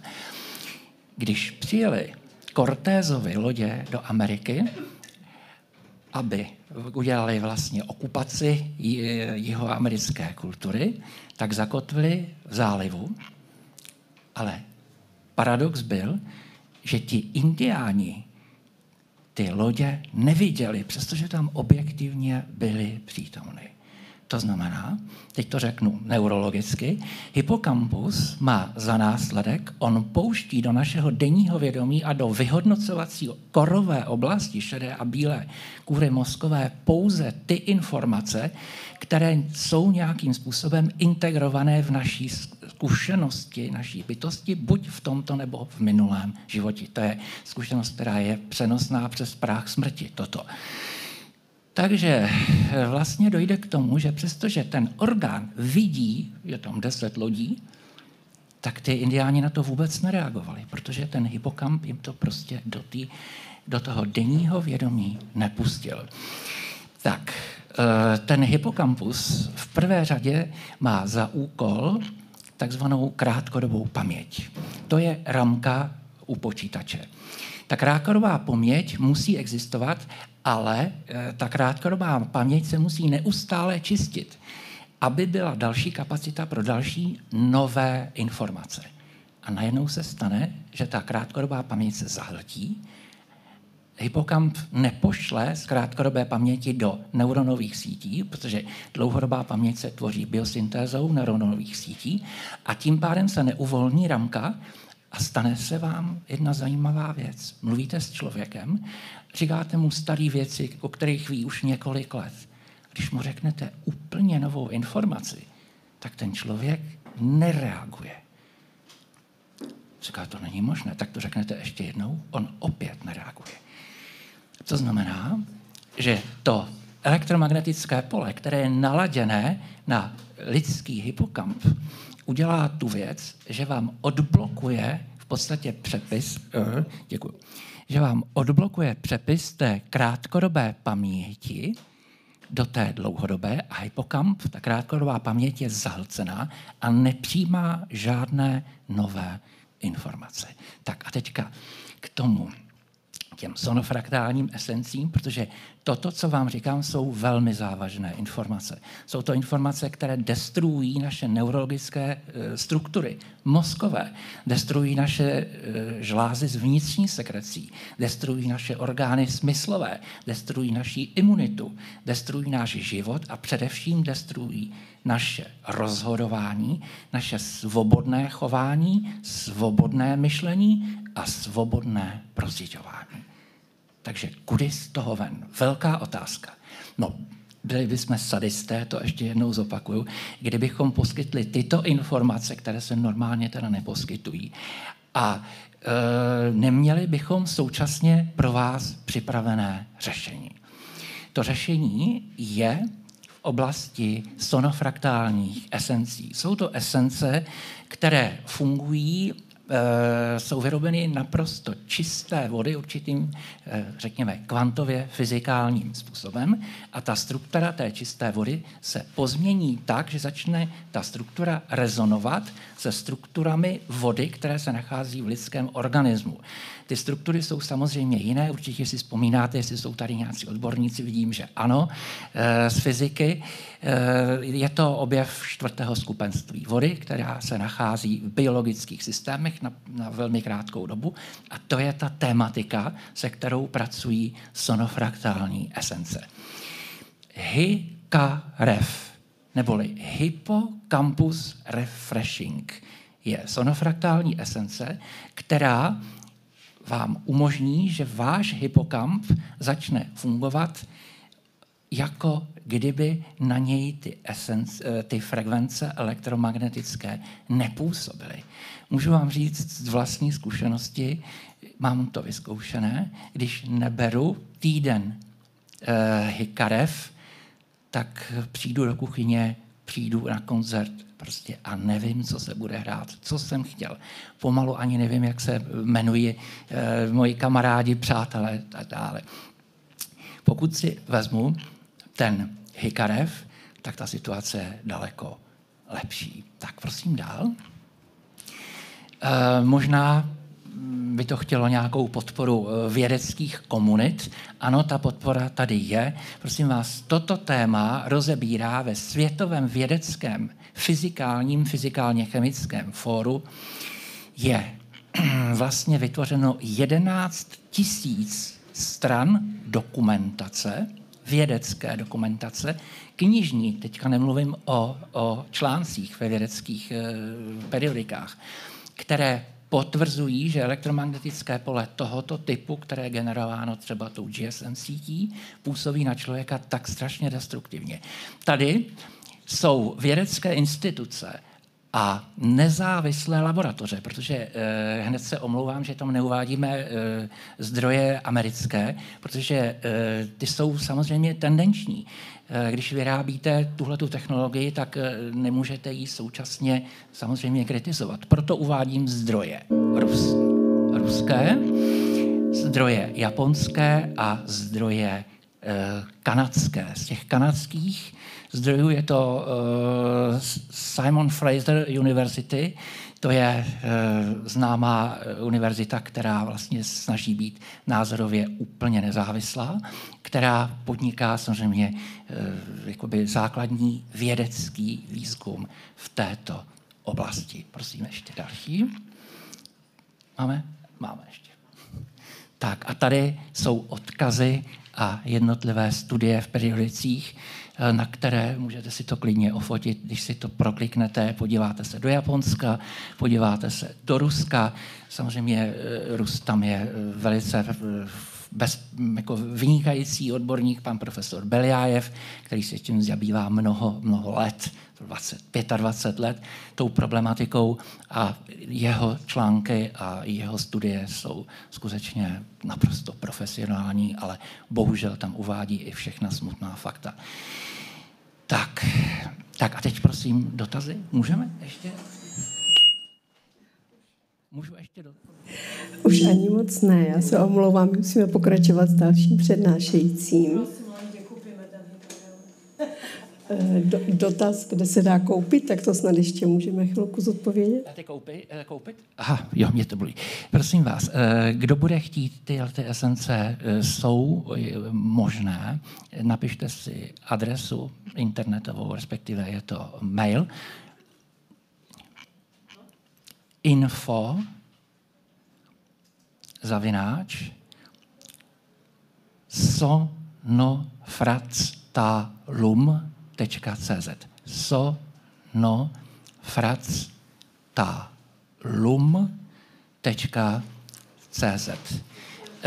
Jenom podotýkám, to už je úplně poslední věta, že vlastně ta produkce máme velmi omezenou a ty lhůty dodací jsou poněkud dlouhé, ale pokud si to objednáte, tak to prostě dostanete. Nemám. Tak jo, děkuji vám za pozornost. Děkujeme.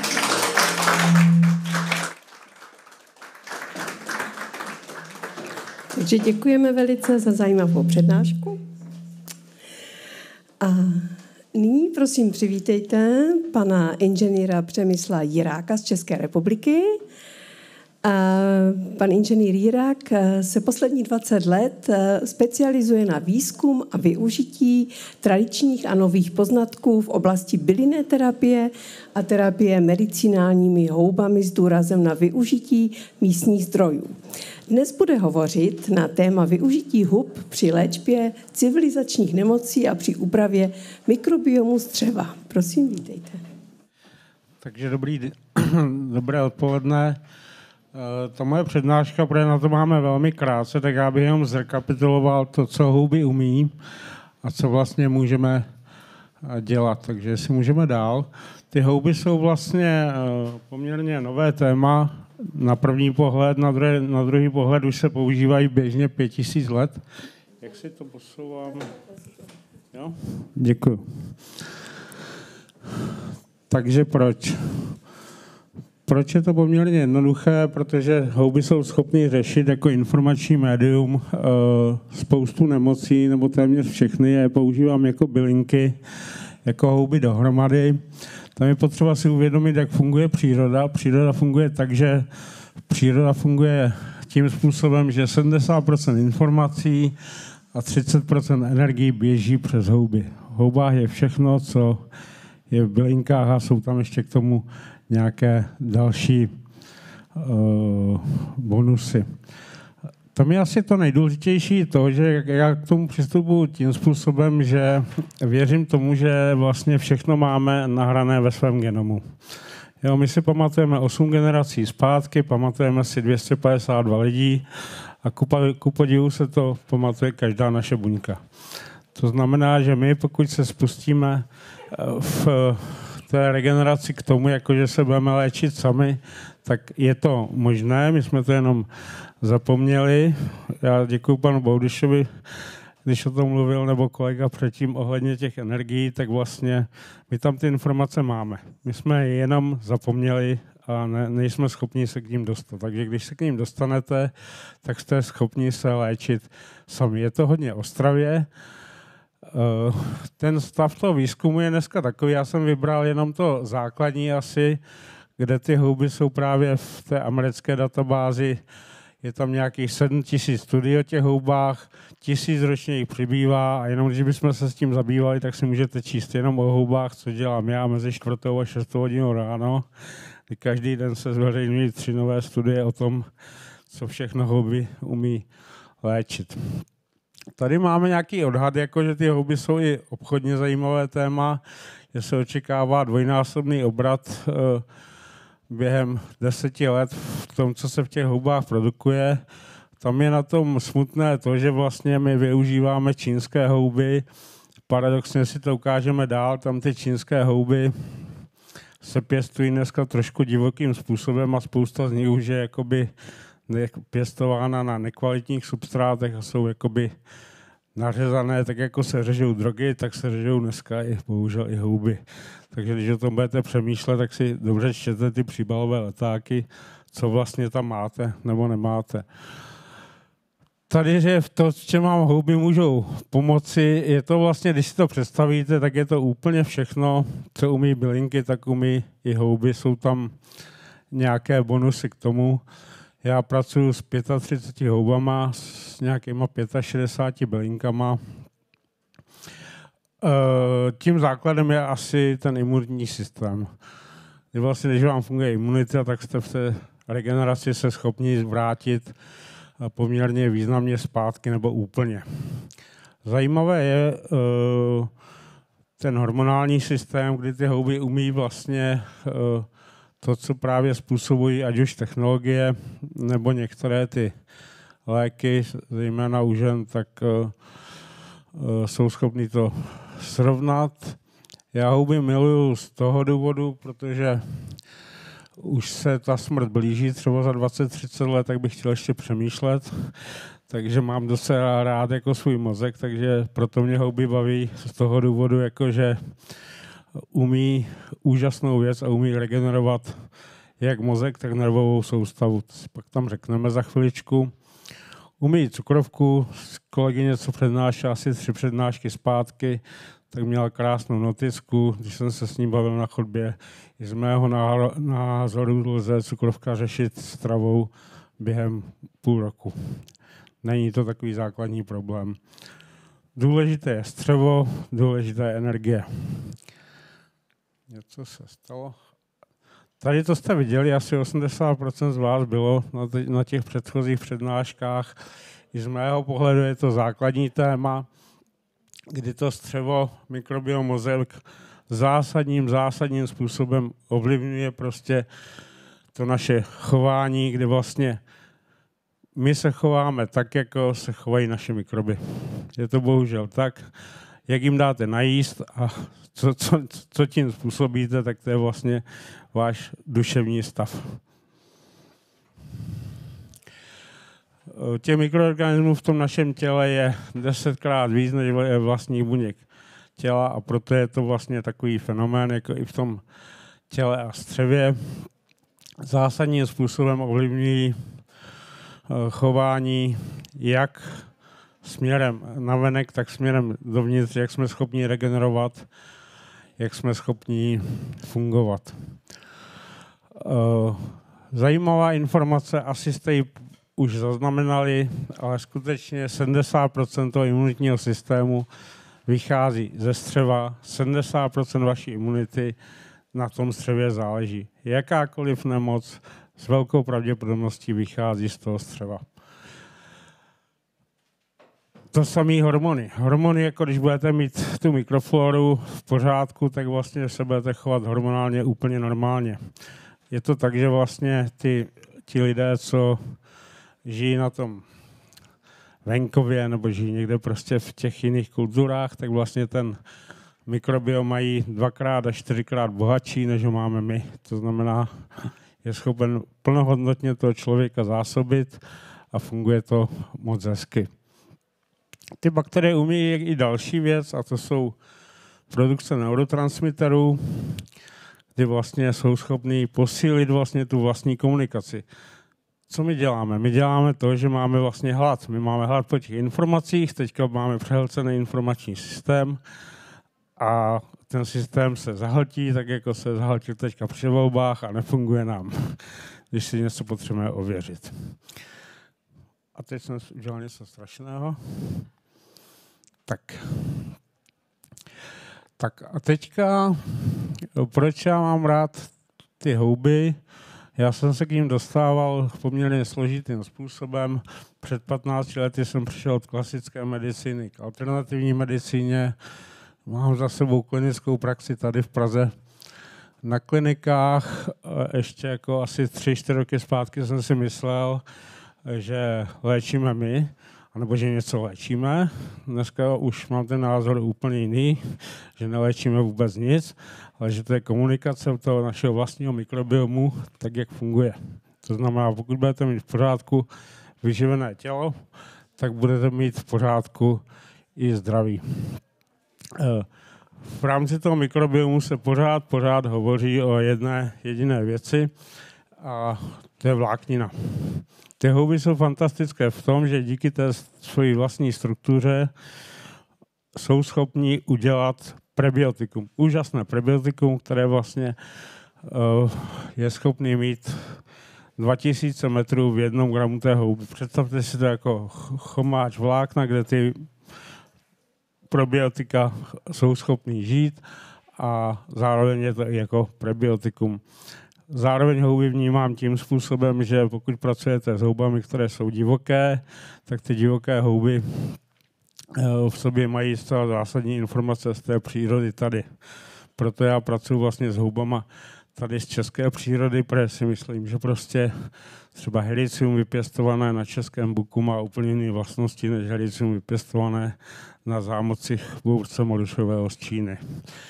Takže další zajímavá věc jsou mikronutrienty, kdy jako vlastně se tam dostáváme k zajímavým věcem, co se týče biologické dostupnosti, protože ty houby nasávají, ať už minerály nebo ostatní věci z té půdy, ale ve velmi zajímavé formě.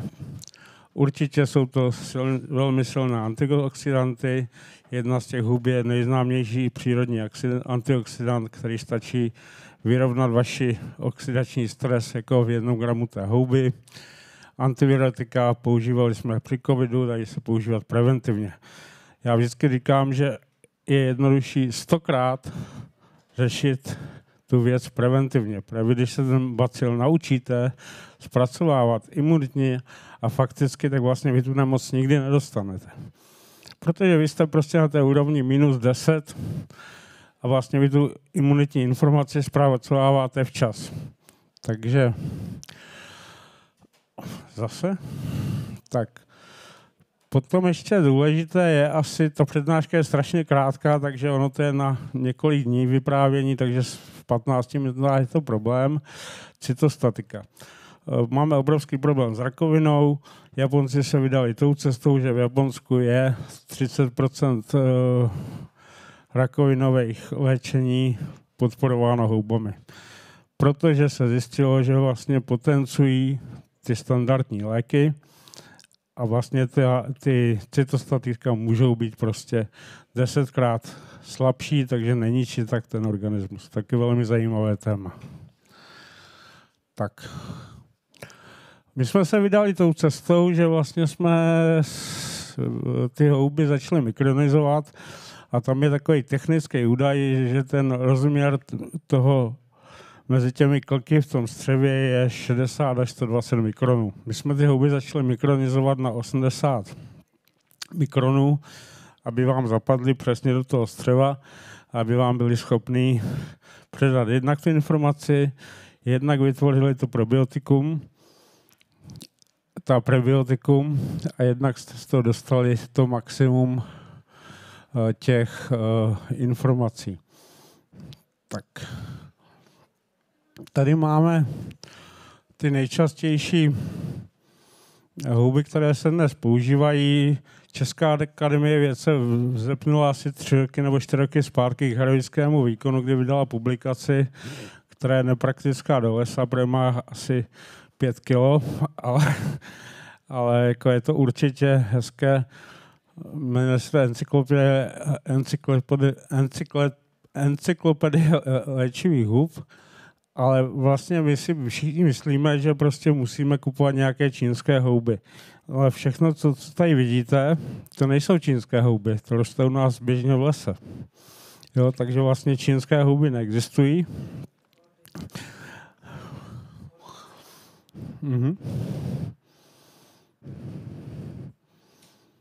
Pak si to o tom můžeme popovídat, ať nezdržíme ostatní, ale vlastně čínské léčivky jako takové jako jsou zcela běžně i u nás. Tak jako se teďka je krásná výstava na muzeu zemědělským, kdy vlastně Češi přišli s lanížema, naučili to Francouze a teďka se to vrací zpátky. Jo? Takže my jako k těm houbám máme jakýsi historický velmi hezký vztah. Tak já jsem tady vybral 3 takové základní kazuistiky, kdy jsme řešili neuropatii, jak ji řeším já, nebo jak se na to dívám jakoby technicky. Neuropatie je jakýsi problém toho systému, kdy ty nervy jsou poškozené. Existuje houba, která se jmenuje hericium, která umí opravovat myelinové pochvy na těch nervech. Představte si to jako dráty, které jsou obnažené bez té bužírky. Dlouhá léta se tvrdilo, že ty houby nebo že to nic na světě neumí regenerovat. Zjistilo se, že ty houby to umí. Je to právě to hericium, vedle to je čaga, která je teďka hodně populární. Z mého pohledu je to právě ta houba, o které jsem hovořil, že umí odstraňovat ten oxidační stres a má neurotransmitery. Další věc, kterou jsme řešili, je Alzheimer. Tam jsme použili tady ty 3 houby. Cukrovka. Cukrovka je onemocnění z mého pohledu, které má řešení v 6měsíční dobré stravě. Představte si to jako cedník, který je znečištěný. Když ten cedník propláchnete jako tu buňku, tak vám ta výživa bude normálně proudit a to tělo funguje. Dělali jsme i vlastně, když byl covid, tak jsme dělali na covidu. Samozřejmě ty houby umí to výborně, máte tam vyjmenované tady ty 3, ale naše babičky dělali bramboračku. Bramboračka je lék na chřipku, protože hřibovité houby paradoxně umí krásně vyhledávat koronaviry. Ještě poslední věc, jenom řeknu, dokončím vlastně. Všichni mají tendenci se suplementovat, jako čím více, tím lépe. Já nejsem zastánce toho. Já si myslím, že prostě ta doporučená dávka z mého pohledu je gram a půl. Všechno, co jako berete na to, tak vlastně to musíte zbytečně zpracovat. Je to jako i u těch ostatních věcí.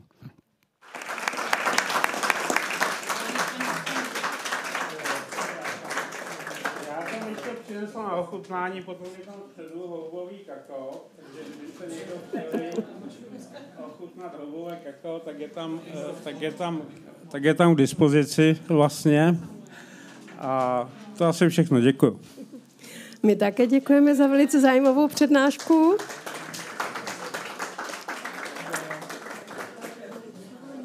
A nyní bych ráda mezi námi přivítala pana inženýra Jana Hlaváče z České republiky, výkonného ředitele firmy vlastnící práva na distribuci produktu Gimexin. Pan inženýr Hlaváč nám dnes představí nutnost detoxikace organismu v kontextu rostoucí chemické zátěže a jejího možného spojení s poruchami autistického spektra. Tak.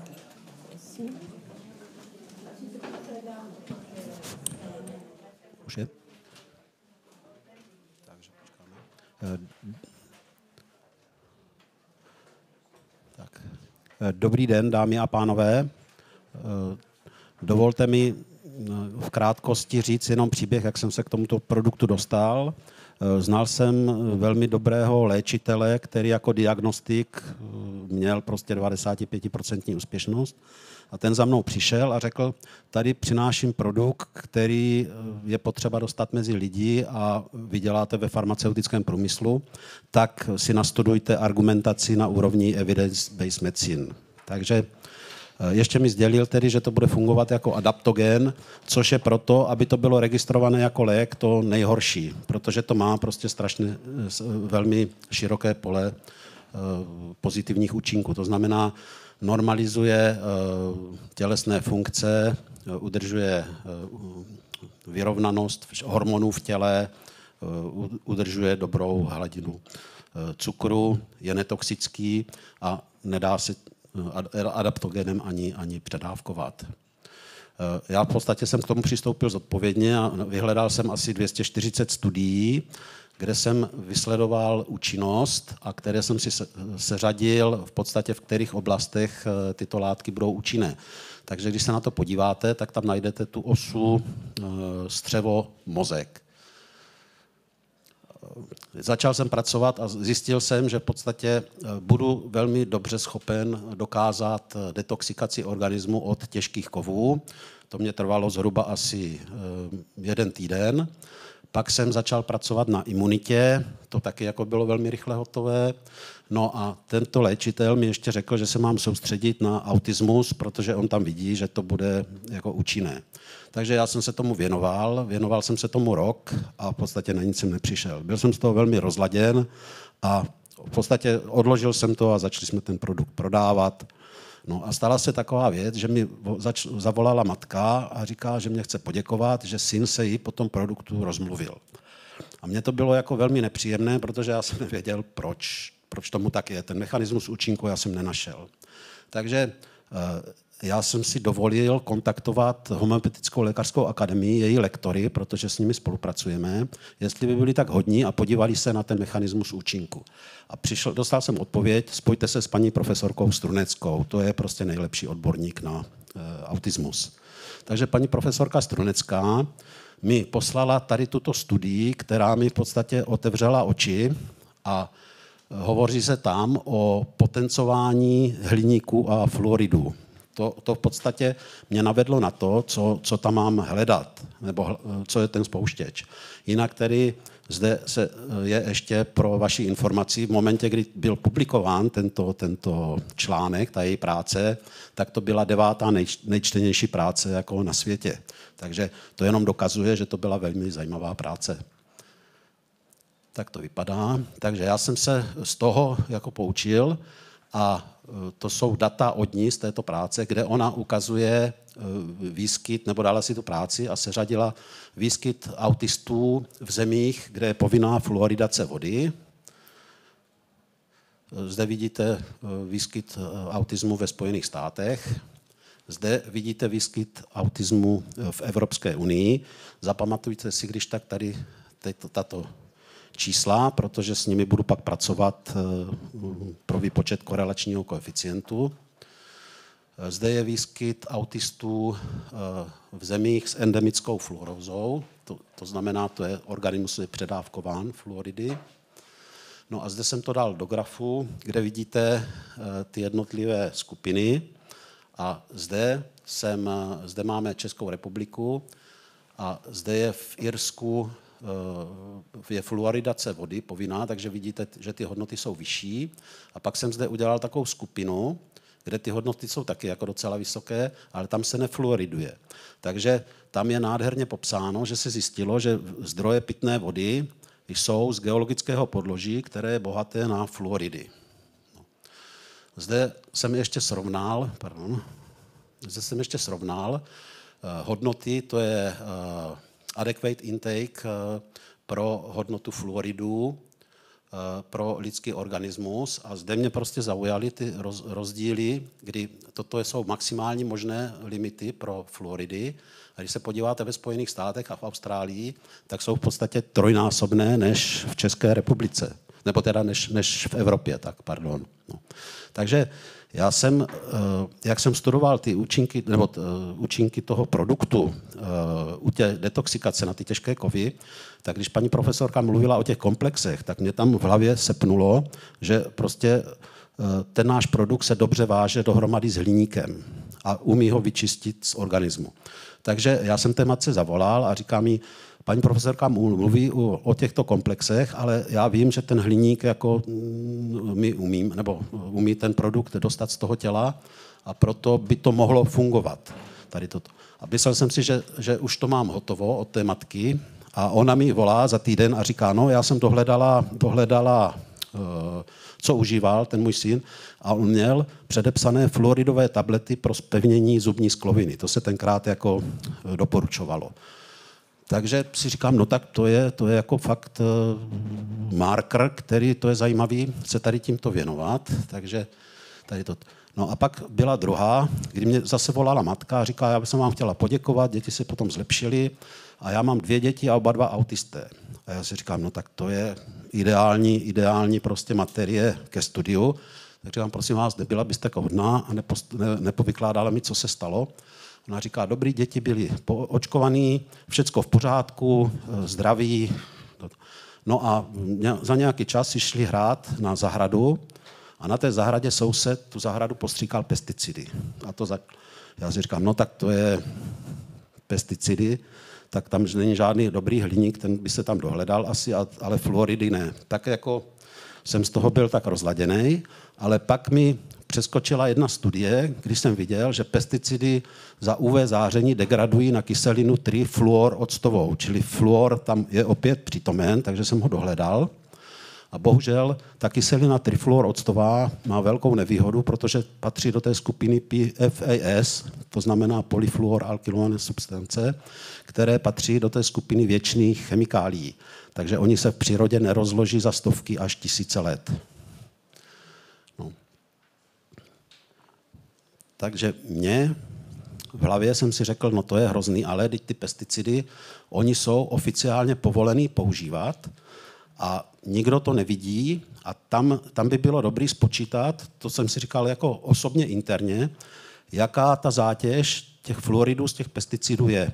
Takže v České republice je výhoda, že všechny pesticidy se hlásí, ta jejich spotřeba, takže já jsem se dostal, nebo to jsou oficiálně dostupná data, zde máte spotřebu pesticidů za určité období, které je kolem zhruba 3800 tun v České republice ročně se spotřebuje. Jo, tato data jsou z Ústředního kontrolního a zkušebního ústavu zemědělského. No, tak toto vypadá v grafu. Tak, a já jsem potřeboval rozklíčovat, kolik je tam zhruba těch fluoridů tady v těch pesticidech.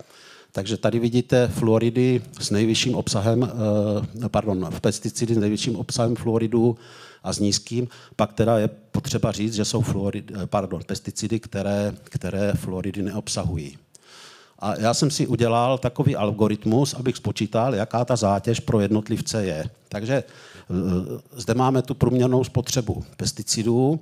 Já jsem si řekl, dobře, jsou to věčné chemikálie, budou v přírodě 25 let, toto je pak množství. V nich bude přítomnost, jsem si řekl, hodnotu, která by popisovala, tak jsem si řekl, dobře, 8% bude obsahovat fluoridů. Pak jsem spočítal, že podle literatury člověk je schopen detoxikovat 99,9% orálně přijímaných těchto látek. Takže počítám s tím, že 0,1% mu zůstane v organismu. No a paní profesorka v té své práci, nádherné, popisné, mluví o tom, že tyto fluoridohlininové komplexy mohou nastat již od milimolového množství. Takže já jsem si definoval tady hodnotu, abych nebyl úplně jako kritický a vyšlo to trošku lépe, abych nebyl zděšen jako z těch výsledků. Takže prostě budu počítat s 10 milimolovou hodnotou fluoridu.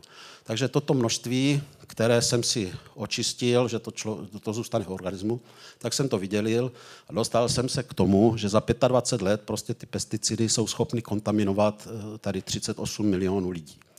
Oni samozřejmě všechny neskončí v orálně přijímané, ale vzhledem k tomu, že Česká republika má 10 milionů lidí, takže to tady vypadá, že prostě 25% toho množství může zůstat alokováno v organismu a 75% zůstává ve vodě, v zemi. Tedy to riziko kontaminace toho organismu z těch pesticidy, fluoridy, je docela, bych řekl, významné a domnívám se, že se s ním musí počítat nějakým způsobem. Tady jsem ještě jenom pro skeptiky ukázal přesnost těch jednotlivých dat. Já se nebráním tomu tyto parametry, ten algoritmus je sestaven, takže já se nebráním tomu nějaké korekci, ale já se domnívám, že v podstatě 25 let mohl bych počítat i z 50 lety, protože jsou to věčné chemikálie. Těch 8%, dobře, to je otázka k diskuzi, ale ty ostatní data bych řekl, že jsou v pořádku. No. Pak jsem dostal takovou myšlenku, no ale ty pesticidy jsou v podstatě přítomný i v potravinách, protože já jsem slyšel rozhovor ředitele potravinářské inspekce a on říkal, že v 80% testovaných potravin jsou přítomny pesticidy ve stopovém množství. Takže já jsem si srovnal množství, to se používá maximum residue limit, to jsou oficiálně povolené limity pesticidů v potravinách. Takže mě jenom překvapilo to, že ve Spojených státech jsou obrovské rozdíly tady v těch limitech oproti Evropě. No. To tady máme. No, protože čas nás tlačí, tak já to musím pár přeskákat. Tady jsou. Tak, zajímavá věc byla, ten ředitel potravinářské zemědělské inspekce říkal, že spotřeba pesticidů na hektar je 1 kilo, ve Španělsku 10, v Holandsku 15. Ono to sedí, já jsem si tady spočítal celkovou spotřebu pesticidů děleno zemědělskou půdou. No a spočítal jsem, že to se nabízí, máme množství spotřebovaných pesticidů, množství autistů, takže já jsem spočítal, že koeficient korelace je 0,8. To znamená, čím více se spotřebovává pesticidů, tím je předpoklad, že bude větší výskyt těch autistů. Nedokazuje to kauzalitu, ale se znalostí té studie od paní profesorky Strunecké, takže tam by to šlo. Tak tady vám jenom ukážu spotřebu těch fluoridových tablet, protože jsem si říkal, dobře, v té kazuistice číslo 1 tam to bylo. Takže tady vidíte, jak se spotřebovávaly tyto tablety. Tady máme vrchol, zde je případ, kdy došlo k té kazuistice. Když jsem chtěl spočítat zátěž fluoridu, tak jsem si říkal, dobře, takže máme počet narozených dětí. Očekával jsem, že tam teda bude větší souběh jako těch průběhů. No a tak, když jsem si spočítal tedy, že jedno dítě v tom nejsilnějším období tak spotřebovalo 3 krabičky, v současné době je to 10 krabičky. Zde jsem spočítal tedy množství, jakým množstvím fluoridu se zatíží ten dětský organismus. A zjistil jsem, že je to naprosto minimální nepodstatné množství. A zde máte dole spočítáno, kolik krabiček by se muselo spotřebovat, abychom se dostali na to množství z těch pesticidů. Ale přesto chci upozornit, že to vypadalo, že to sloužilo jako spouštěč prostě toho autistu, že už to stačilo.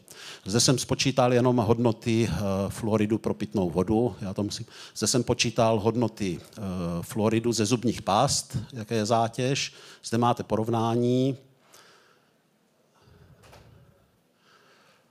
Co se děje? Tady vidíte množství chemických látek. V roce 1920 50 000, dnes 275 milionů. To všechno bohužel je v přírodě. Tady toto jsem spočítal, za 1 minutu na světě se objeví 5 nových látek. Tak, tady mluvím o fluoridech a hliníku. Chci ukázat jenom, že to je prostě tady toto minimální množství z toho množství těch chemických látek. A já už mám konec, takže bohužel jsem nestihl všechno, takže kdo bude potřebovat další dotazy, kazuistiky u těch autistů a výsledky, tak rádi nastav. Poprosím vás, potřebujeme dodržet program, takže přesně jak říkal tady kolega, tak... Tam se potenciují více látek dohromady. Kurkumin a organické germánium plus ještě vitamíny a... Jo. Děkujeme a další dotazy poprosíme venku v předsálí. Děkujeme za přednášku.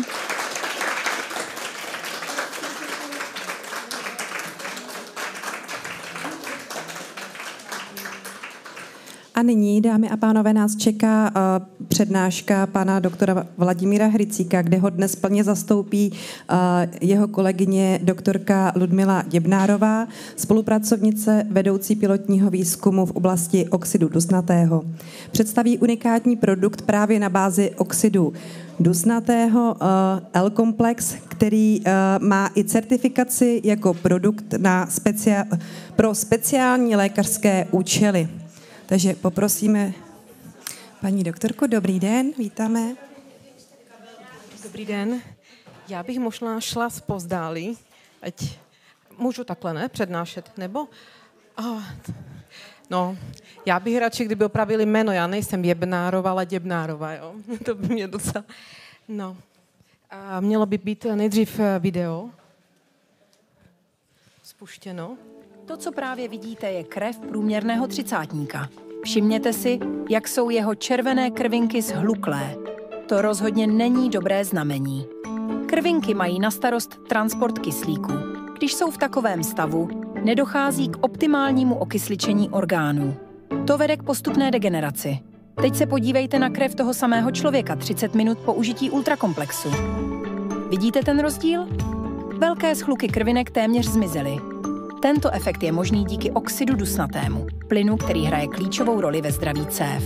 Jeho význam byl objeven na počátku 90. let a vědci za něj dokonce získali Nobelovu cenu. Když má tělo dostatek aminokyselin, jako je L-arginin, L-citrulin a L-ornitin, dokáže produkovat oxid dusnatý a chránit tak cévy i krevní oběh. Oxid dusnatý nespravuje jen hustotu krve, vyrovnává i krevní tlak, působí protizánětlivě a antibakteriálně. Navíc rozšiřuje a zprůchodňuje i ty nejjemnější cévy. Každým rokem přibývá množství infarktů a mrtvic ze stále hustější krve, ve které se vytváří tromby. Bohužel moderní strava těchto aminokyselin obsahuje jen málo. Řešení je doplňovat je ve formě suplementu a proto tu je ultrakomplex. Ultrakomplex obsahuje unikátní recepturu, která podporuje produkci oxidu dusnatého výrazně efektivněji než běžné produkty na trhu. Dopřejte svému tělu to nejlepší. Ultrakomplex, zdraví, které se dá koupit. Tak, děkuji. Já si to přehodím na... To, co právě... Aha, tak. Já jsem moc ráda, že mám možnost dneska vám představit výsledky pilotní studie z unikátního přípravku. Unikátně v tom, jak se nám ho podařilo zpracovat. Já jsem takový klasický člověk z medicíny. Prostě to, co dneska slychám, jsou fantastické věci a to by byl takový fresh air pro naše prezentace v oblasti medicíny. Takže tam nic moc nového není. My, co jsme dělali, zmíchali jsme určité typy aminokyselin. Dnes už je to jako potravina pro zvláštní lékařské účely. Je to speciálně vypočítaná směs. Další je potom technologie, jako jsme zpracovali jednotlivé složky a poslední je vlastně frekvenční působení. To v medicíně neznáme. My, když se podíváme pak na výsledky, které vám budu prezentovat, uvidíte, že zkracujeme výrazně dobu hojení u pacientů. Konkurence, která se ve světě pohybuje, je v oblasti nebo v objemu tak kolem 30 gramů ve směsích. My jsme v 6 gramech. Musíme si uvědomit, že aminokyseliny se metabolizují přes 3 hlavní orgány, a to jsou játra, ledviny a střevo. A naším cílem bylo co nejméně zatížit tady ty 3 orgány. Složkou hlavní nosní je L-arginin, je to jediná doposud známá aminokyselina, která nám poskytne molekulu dusíka pro vytvoření oxidu dusnatého, a ty 2 další aminokyseliny jsou vlastně potenciací celého metabolismu L-argininu. V době, kdy jsem dělala první pilotní studii, jsme ještě neměli gelovou formu. V dnešní době už máme i 3% gel, který používáme, nebo teda zkoušíme do ran všech typů, jak akutních, tak chronických. Je jedinečný svého typu na světě. Já se věnuju výučbě hojení ran pro zdravotní sestry a celkově v oblasti hojení ran se pohybuju už nějakou dobu. Nemáme na světě gel tohto složení a už vůbec ne 3%. L-arginin, kromě toho, že ho můžeme z potravy normálně získat, u starších pacientů a starší generace je velmi těžké docílit jeho nějakých lepších hodnot v potravě a i nemocniční strava tomu moc nenapomáhá. Tělo si ho dokáže i z vlastního reuptaku vychytat, z rozpadlých aminokyselin my ho potřebujeme dostávat do těla extra. Když se podíváte na metabolismus, vidíte, že jednotlivé aminokyseliny opravdu spolu souvisí. Od argininu směrem doprava na agmantin je to i podpora metabolismu srdcového svalu. Všichni pacienti, kteří užívají tuto směs aminokyselin potencovanou frekvenčně, se i cítí lépe, mají více energie a to je to, co potřebujete u pacienta, aby byl aktivní v léčbě. Směrem na ornitin, na tu další aminokyselinu, glutamat, prolin, polyaminy, to je podpora nespecifické imunity, tvorba kolagenových vláken a také gamma aminomáslové kyseliny pro lepší pohodu pacienta. V směre na citrulin vidíte metylované formy L-argininu, ty se nám právě objevují ve chvíli, kdy máme substrátu málo v těle, i když mnoho biochemiků tvrdí, že argininu v těle je dostatek. Není to pravda, je to takzvaně semi-esenciální aminokyselina, to znamená, že v období zdraví je ho dostatek, v období růstu nemoci je ho extrémně nedostatek a to, o co nám jde, je vytvoření tady ty molekuly oxidu dusnatého jako vedlejšího produktu při reakcích. L-arginin, kromě těch všech popsaných, které jsem už popsala, teda ty efekty, má i to, že vlastně tím, že se vytvoří oxid dusnatý, velmi se zlepšuje perfuze, to znamená prokrvení v tkáních, jak podkoží, tak i jednotlivých orgánů. Proto i veškerá terapie, která je nastavena u pacienta už standardně a doplněna o tu adjuvantní složku aminokyselin, je mnohem intenzivnější a vlastně ten pacient se i lépe hojí. A ať už je to jenom rána, nebo i prevence kardiovaskulárních onemocnění, všechny i léky, třeba antihypertenziva a tak dále, fungují mnohem lépe a efektivněji i třeba v hojení bolesti. Mechanismus účinku je u aminokyselin takový specifický, nebo respektive mají svoje vlastní transportní mechanismy. My jsme věděli, že když dáme tu směs, vlastně žádný ligand nám nebude ovlivňovat transportní mechanismus, tady ty kationové transportéry. A taky jsme využívali ještě paradox, kdy vlastně větším navýšením aminokyseliny dokážeme zvrátit ten špatný děj, kdy se nám vytvářejí metylované formy L-argininu, což je vlastně znakem kardiovaskulárního poškození u pacientů. A je to detegovatelné teda z plazmy. Oxid dusnatý, hlavní molekula, o které jsem říkala, teda vzniká při proměně argininu na citrulin. Záleží od toho, něco jsem asi vypla. Záleží od toho, který izoenzym ho metabolizuje, jestli je to izoenzym v endotelu, nebo je to, já se ještě asi vrátím, trošičku nedobrý, izoenzym v endotelu, nebo v neuronálních bunkách, anebo třeba v makrofázích. Oxid dusnatý je nespecifický neurotransmiter, na jeho zásob vlastně neexistují žádné zásobní vezikulky, tím, že je rozpustný ve vodě i v tucích, sám si přechází z bunky i do i ven. Vlastně je to molekula, která je volný radikál. I když je to volný radikál, není v určitém množství nebezpečná pro organismus. Je vlastně donorem elektronu a v biochemii víme, že všechno, co je donorem elektronu, má antibakteriální účinek proti virům, proti plísním. Takže využíváme i tady ty jeho efekty.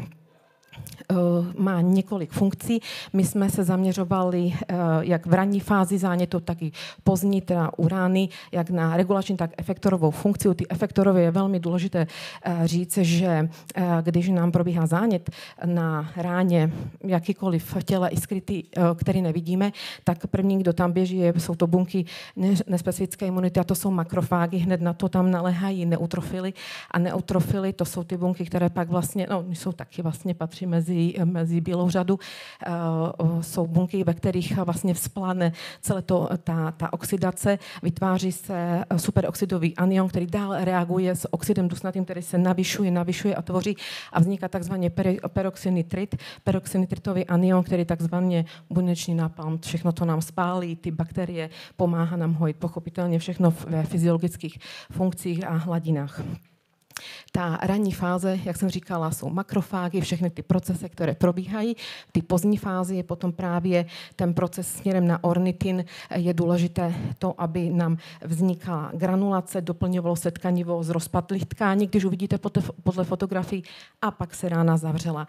Často máme problém právě, i když se dohojí granulační tkáně, neumíme ránu zavřít. Pacienti jsou i několik let otevřený.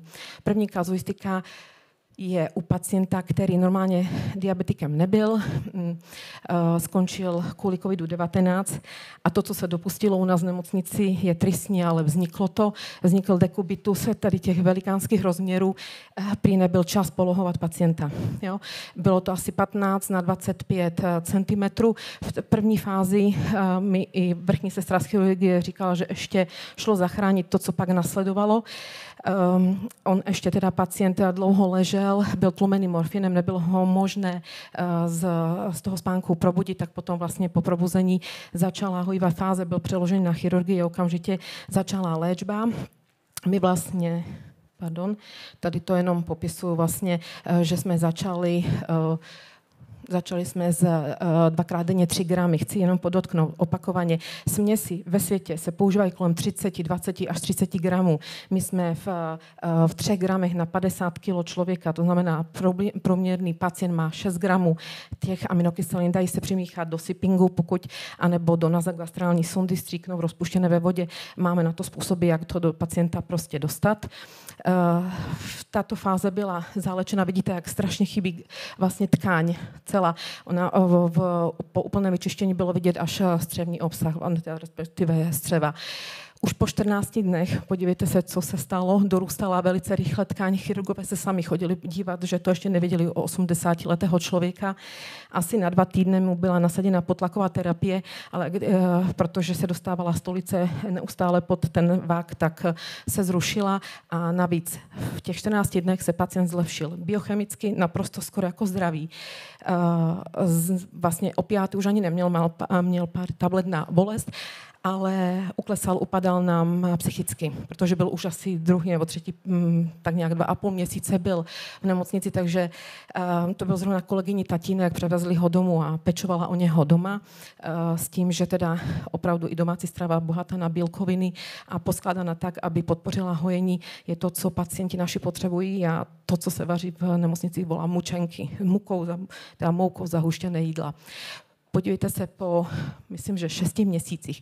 Musím říct, že předpokládalo se, že i když se zavře, tak zemře na postdekubitární sepsu, kde bude schovaný nějaký infekt.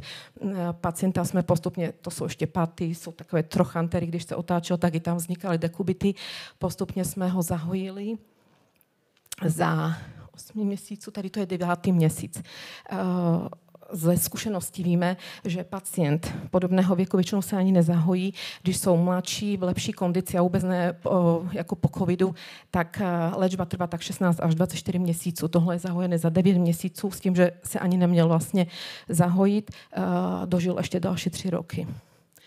Další je Achillová šlacha.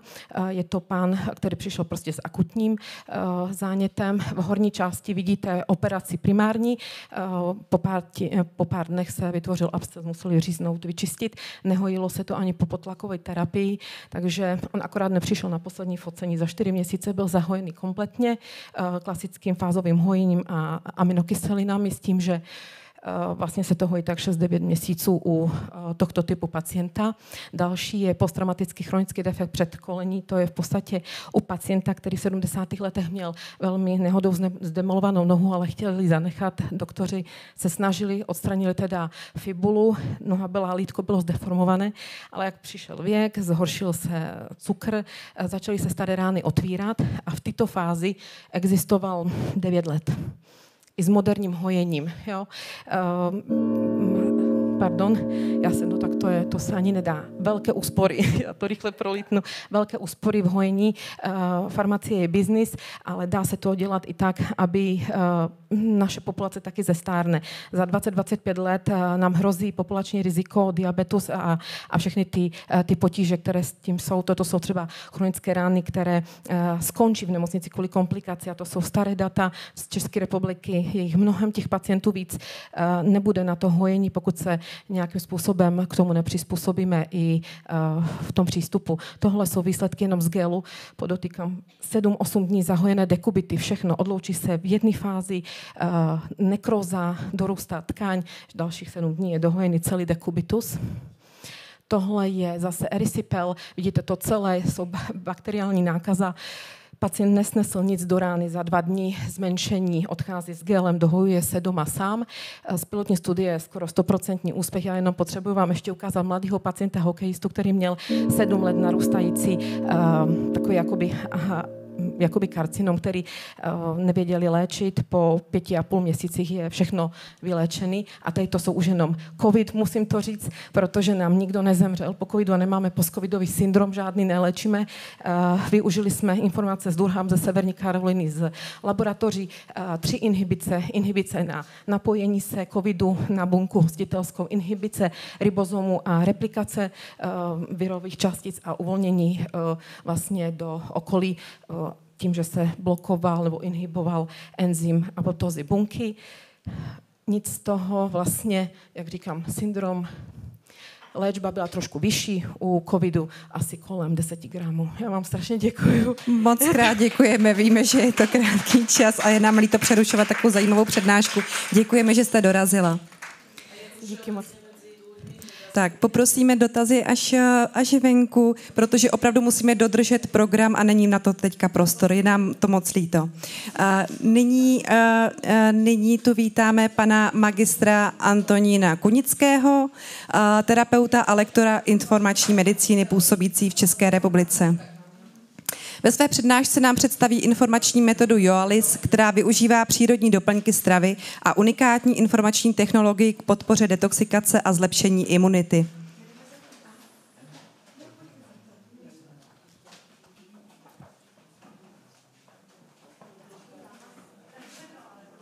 Tak.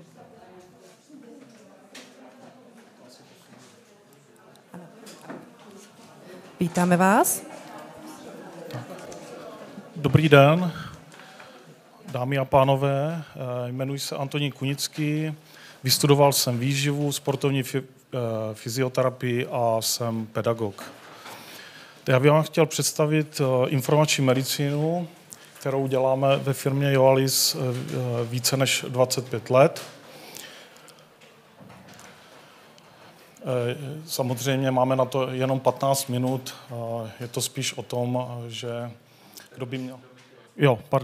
kdo by měl zájem, tak se může účastnit našich kurzů. Podstatou celého života je informace. Tyto věci tady na kongresu byly také probírány.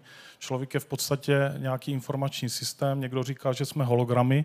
My přes ten hologram v podstatě léčíme. Naše produkty, naše kapky si tělo načítá jako hologram a buď se s tou informací stotožní a přes svůj imunitní systém začne tu nerovnováhu řešit.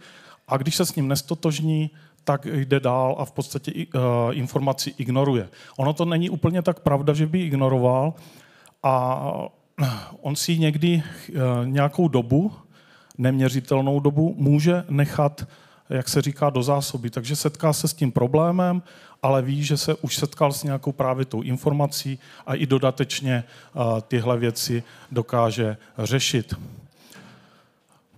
Tak, základem detoxikace je vytvoření podmínek pro obnovu homeostázy. To si myslím, že je tady taky každému jasné. Ty informační přípravky si představujte tak, že máte něco jako 3D brýle. Není to samozřejmě žádné placebo, protože nám to funguje. Jak na malých dětech funguje to, léčíme zvířata, léčíme rostliny. Dokonce na těch zvířatech, díky tomu, že zvíře o tom tolik nepřemýšlí, co mu dáváme, tak můžu říct, že když třeba léčím hospodářská zvířata, 500-kilová kráva se vylečí rychleji než člověk, který se tomu může rozumově trošičku blokovat. Tak.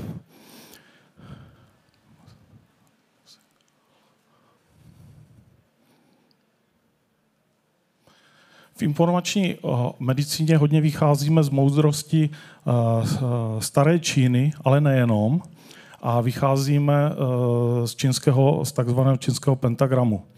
My v podstatě i rozlišujeme preparáty, kde máme preparáty na všechny hroty toho pentagramu, na ty mateřské orgány,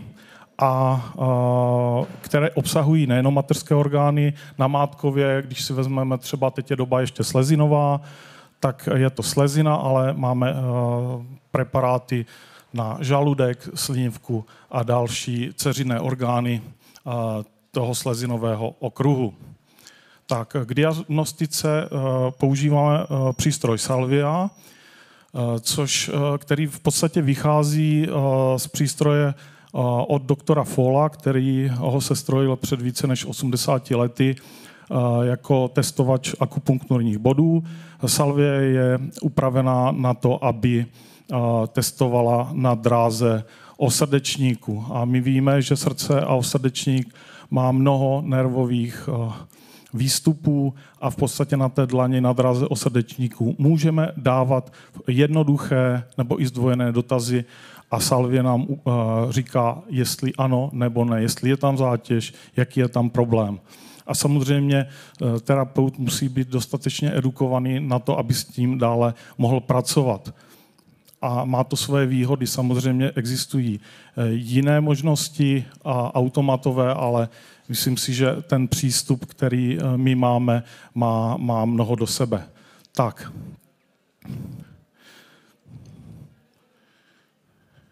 V informačních přípravcích je bylinná složka, jsou tam certifikované maceráty bylin, bývají tam i přírodní vitamíny, které se vztahují k jednotlivým patogenům. Ale co je tam hlavního, je tam ta informační složka. Ještě když se vrátím k té bylinné složce, tak je to věc, která je v podstatě pro úřady měřitelná, takže na základě toho je to potravní doplněk, ale ta informační složka je stěžejní záležitost našich preparátů. Jsou to ty takzvané holografické obrazy. Organismus se učí, on chodí jako kdyby do školy. Není to tak, že my bychom kapkami něco odváděli, ale ten organismus se dostává do nějakého ideálního stavu a dokáže některé věci i třeba objevit. Když tady vidíme borelie, vypíchnutý borelie, tak borelioza má schopnosti se mimo jiné maskovat, je to takzvaná spirochetales, maskuje se, vypadá jako ta šroubovice DNA, umí zalezat do různých měkkých tkání a podobně. Naším přípravkem spirobor, případně nějakým speciálním přípravkem i jenom na boreliózu, na jednotlivý kmeny, protože v spiroboru jsou i další spirochetales, jako je treponema nebo leptospiróza. Treponema je syfilida.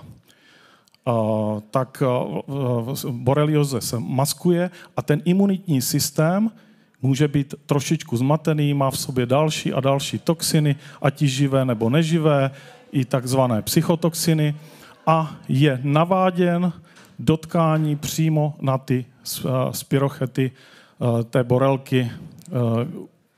Vlastně ten preparát ho učí, jak ta borelka teda vypadá, kde ji objeví, jak ji objeví. A ten imunitní systém, ty leukocyty už si radí sami. Máme tady nějaké příklady kůr. Já nebudu mít možnost té 4 hodině tady to vyjmenovávat, ale zmítím třeba k tomu spiroboru, k té borelioze, řešení herpetických virů. Ale to bývá i u long covidu a podobně. Jo? Herpetické viry, skvěle vidíme pásové opary a podobně, což je forma herpetických virů. Další věc z našich preparátů, teď důležitá, je imun, který aktivuje imunitní systém, aby nereagoval ani slabě, ani přehnaně a doplní se případně, jestli budou chřipkové viry, gripin, doplní se určitým typem třeba bakterií, když to je to bakteriální nákaza, i když z naší zkušenosti většinou začíná všechno virama. A vír je co? Vír je ta patologická informace.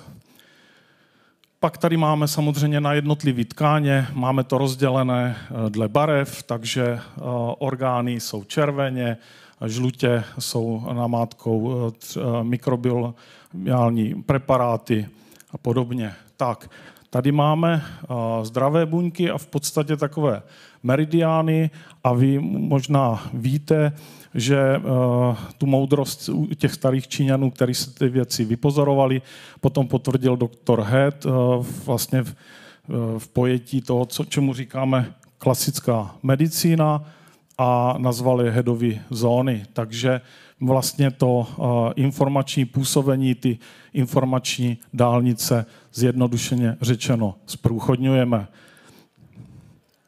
Tak a tady máme to rozdělení. Opravdu nemám čas, takže dreny červené to jsou ty orgány, jak jsme si řekli, nějakou mateřské orgány, dceřiné orgány, jednotlivé struktury, mozek, jo. Máme i speciální preparáty, které se zabývají jenom jednotlivostmi. Máme tady mikrobiologii, toxiny, to znamená všechny neživé látky, emoce a psychosomatika. Samozřejmě není to tak, že by to bylo nějaké psychofarmakum, zabýváme se očistou jednotlivých částí mozku, případně i orgánů, protože orgány mají velký vliv na naši psychiku. A pak jsou to takzvané komplexy, které si představte jako nějaké encyklopedie, kde těch preparátů je několik, někdy i přes 20 nebo jejich částí a právě působí komplexně na určitý problém nebo orgánové struktury. A používají se dost často jako předčištění, než se my budeme dostávat do takzvaného gro toho problému. Takže jenom ve stručnosti představím firmu. Letos oslavila 25 let. Vedení firmy je paní magistra Vilánková, absolventka Matfis a pan inženýr Vladimír Jelínek, elektroinženýr. Možná někteří jistě víte a já musím vzpomenout, a měl tady přede mnou přednášet vlastně spoluzakladatel Joalis, pan doktor Jonáš, který bohužel zesnul a je to pro mě tady těžký a já sám ho mám na svém certifikátu podepsaného, takže tak, ale bohužel život jde dál a musím ho tady vzpomenout a myslím si, že na něj všichni v dobrém dále budeme vzpomínat a budeme využívat jeho informací, které nám dal ve své publikaci a medicínské práci. Takže máme velké množství poradců po celém světě, hlavně v Evropě, výhradní zastoupení v 5 zemích, ale už se jedná o dalších. Máme velké portfolio více než 200 informačních přípravků, v podstatě těch základních, ale dají se i certifikovaný poradce vám může dát a nechat vyrobit i speciální na jednotlivé toxiny. Tak, tady je jenom mapa, kde všude působíme, to bych přeskočil. Tady je naše publikační činnost. Máme formu vzdělávání. Já působím jako lektor školním terapeuty na Jižní Moravě v Brně. Teď máme rozjetý základní kurz. Takže toto jsou jednotlivé naše publikace, kde se vlastně řeší jednotlivé úskaly a problematiky detoxikace, ale já to chci přeskočit, protože už nemáme moc času. A budu to asi trošičku číst. Dnešní doba vytváří na dospívající velký tlak, to je nám všem jasný, přibývá mnoho mladých lidí s psychickými obtížemi. S tím se já setkával i jako pedagog na sice kratší úvazek, a řešil jsem to taky ze spoustu svých žáků nebo žákyň. Časté toxiny, vakcíny, média, strava, kosmetika, energosmog, rezidua léků, mikroplasty a další, hormonální antikoncepce, toxiny ve vzduchu, rodové zátěže, vzorce, traumata. Na všechno my máme v podstatě možnost, jak se říká, těch kapek vykapat ten problém. Na základě jedu hmotného se vytváří vhodná půda pro ten zdánlivě nehmotný svět. Já vždycky vzpomínám na Antoana Béchampa, ne protože je to můj jmenovec, ale protože on říkal, že důležitý je terén. Jo? Takže působení toxinů se násobí, a to už říkala dávno paní profesorka Strunecká, která tady měla krásnou přednášku. Takže dospívající chlapec končil základní školu, plavec. Jeho rodina měla dobré zkušenosti s detoxikací, částečně i on. Jeho verbální projev byl tichý hlas, i fyzický projev neopovídal tomu, že to byl 1,90 m sportovec. Podpořeno a potvrzeno měřením na té salvii. Je potřeba, aby ho někdo vyslechl, takže já jsem byl asi první, který ho pořádně vyslechl, doma se neměl komu moc svěřovat a byl plný obav, zmatenosti i z hlediska dospívání a dalších věcí. Chlapec měl velké obavy z dalšího fyzického vývoje. Jo. Já jenom chci říct, že tady byla velká zátěž na ledvinovém okruhu, který jsme potom dále řešili. Pak jsme řešili okruh jaterní a dneska mladý muž má přítelkyni, v podstatě jeho obavy se téměř rozplynuly a on bez nějakých velkých psychických nebo fyzických problémů studuje střední školu a žije v podstatě stejný život jako jeho vrstevníci. Děkuji za pozornost, omlouvám se, že jsem to nestihl všechno, ale je to velký penzum informací, takže děkuji za pozornost. Moc krát děkujeme za vaši návštěvu. Užijte si zbytek kongresu. Děkujeme. A nyní tu vítáme paní Gabrielu Mikovou, terapeutku, konzultantku a koučku, která ve své přednášce se zaměří na mezioborový model péče o zdraví, který propojuje neurovědu, psychosociální práci, funkční metodu, funkční medicínu a terapii. Prosím, vítejte mezi námi.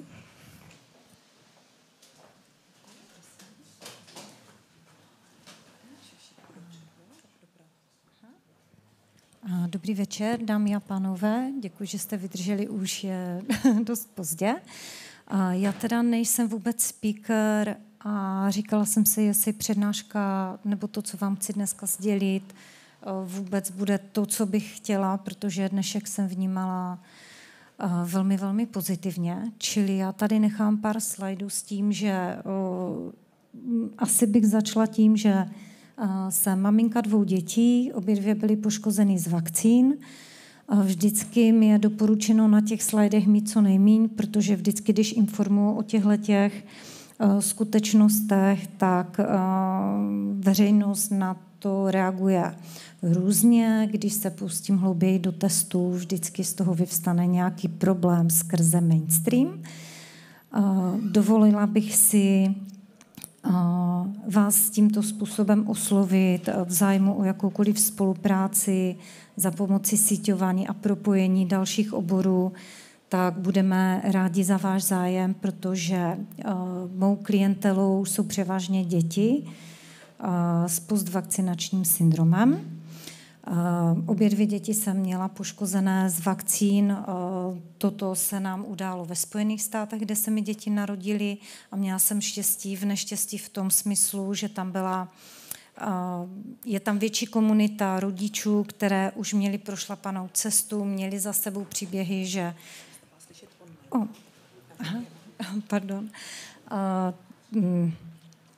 Takže se jednalo o to, že ve Spojených státech se mi podařilo děti z těch problémů dostat díky komunitě propojení rodičů, odborníků, kteří pomáhali. Tam se zrodila myšlenka centra a po příjezdu do České republiky v roce 2012 jsem založila Centrum prevence zdraví a to vzniklo tak, že v podstatě si mě vyhledali rodiče sami a vnukli mi myšlenku v podstatě, paní Miková, pojďte dělat nějakou osvětu, tady se o tom moc neví.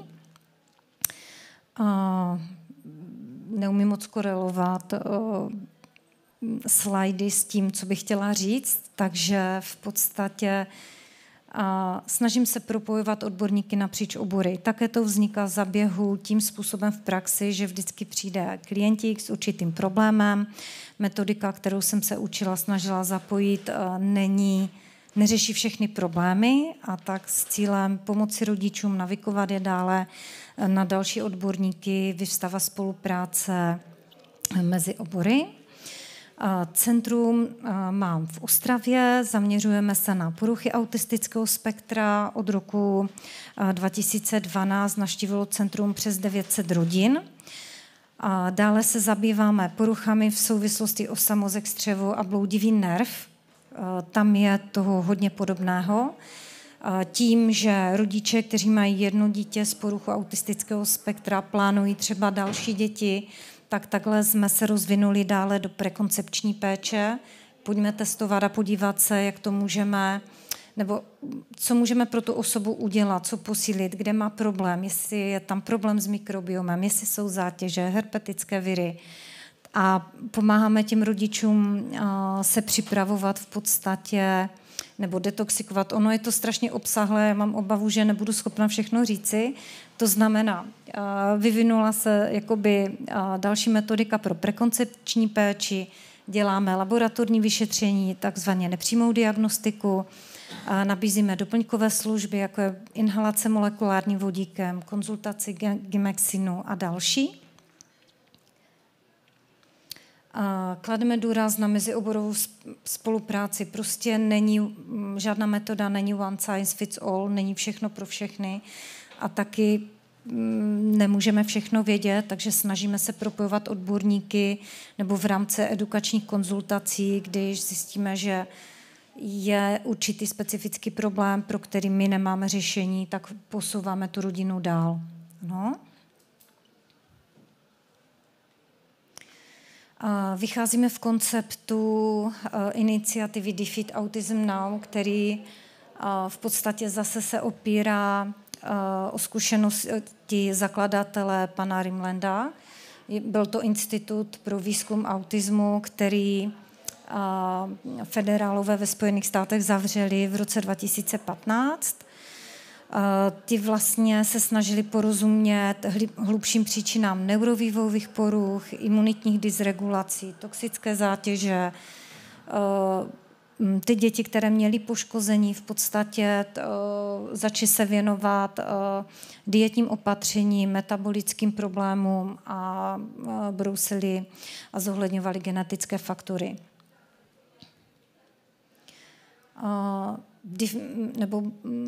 Pokračovatele Defeat Autism Now, Dan, dneska nazýváno MAPS. Takhle? Pardon, dobře. To znamená, v Evropě není žádné středisko DEN, které by pokračovalo. To znamená, naším cílem je pokračovat, šířit informace mezi odborníky, poptávat, kdo má o metodiku zájem. A je to o tom, aby v podstatě se zkvalitil život dětem, který už ten problém mají. Ano. V centru vlastně tímto způsobem vznikla řada testování, které nejsou součástí běžné klinické praxe, ale hrají velmi klíčovou roli vlastně k rozklíčování pochopení těch příčin. Ano. Některé ty testy, které jsme zavedli jako základní vyšetření, jsou testy na bakteriální přerůstání, takzvaný Panda test. To znamená většinu těch vyšetření, které bylo možné dělat ve Spojených státech, tady ze začátku možná nebylo. To znamená, jsem se snažila převést v život to, co jsem se naučila ve Spojených státech, metodiku testování, co se dá udělat tady v českých podmínkách, podpořit české laboratoře, navázat spolupráci a pokud možno, ať ty testy nejsou vyloženě finančně náročné, protože vesměs to všechno není hrazeno ze zdravotního pojištění. To znamená, rodiče, kteří se potýkají s nějakou neuropsychiatrickou diagnózou, tak mají opravdu k řešení spoustu dalších věcí. Samozřejmě je tady ta finanční zátěž. Takže bakteriální přerůstání je to standardní panda test, jsou to trombociny a trombocyty v heparinu průtokovou cytometrii. V České republice nabízí toto vyšetření Synlab, je to řádově kolem 300-400 korun. Ano, vlastně hodnotíte, zjišťujete hladinu lipopolysacharidu LPS. Dále se dělá zonulin ze stolice, dále provádíme testy na kvasinky a plísně. Jsou to vlastně protilátky. PANDAS a PANS pro české prostředí je to jakýsi fenomenon, který vlastně startuje buď bakteriální infekce nebo virová infekce, která vlastně se velice často vidí u těch neuropsychiatrických diagnóz. Vidíme poruchy metabolismu sirných aminokyselin, děláme testy na opioidní peptidy a další, které vznikaly, ten seznam je opravdu dlouhý. Zajímáme se o konkrétní genetické odchylky. To znamená, zjistili jsme, že tam, kde u těch dětí je porucha v genu MTHFR a ve stejně se nazývajícím enzymu metylentetrahydrofolát reduktázy, tak je vyšší prevalence kognitivně koherentních potíží. Také maminky, které mají tuto mutaci a potom očkují své děti, tak tam je vyšší riziko, že ty endotoxiny v podstatě ten maličký organismus poškodí. Dále je to MTRR, zajímavý gen KOM, to je katecholaminotransferáza. Snažili jsme se vnést trošku více jasno do problematiky metabolismu katecholaminu a neurotransmiterů. Je tady obrovská populace nebo množství rodičů, kteří v podstatě ve snaze pomoci svým dětem snaží se suplementovat nebo pomoci těm dětem takovým jakýmsi laickým způsobem. Vznikají tu různé skupiny, kde jednomu zabralo tohle, u druhému to stav zhoršilo. To znamená, abychom optimalizovali nějaký ten stav toho človíčka, tak jsme začali testovat. Protože tu katecholaminotransferázu ten enzym může buď být velmi pomalý nebo velmi rychlý, ano, a potom musíte volit vhodné adaptogeny.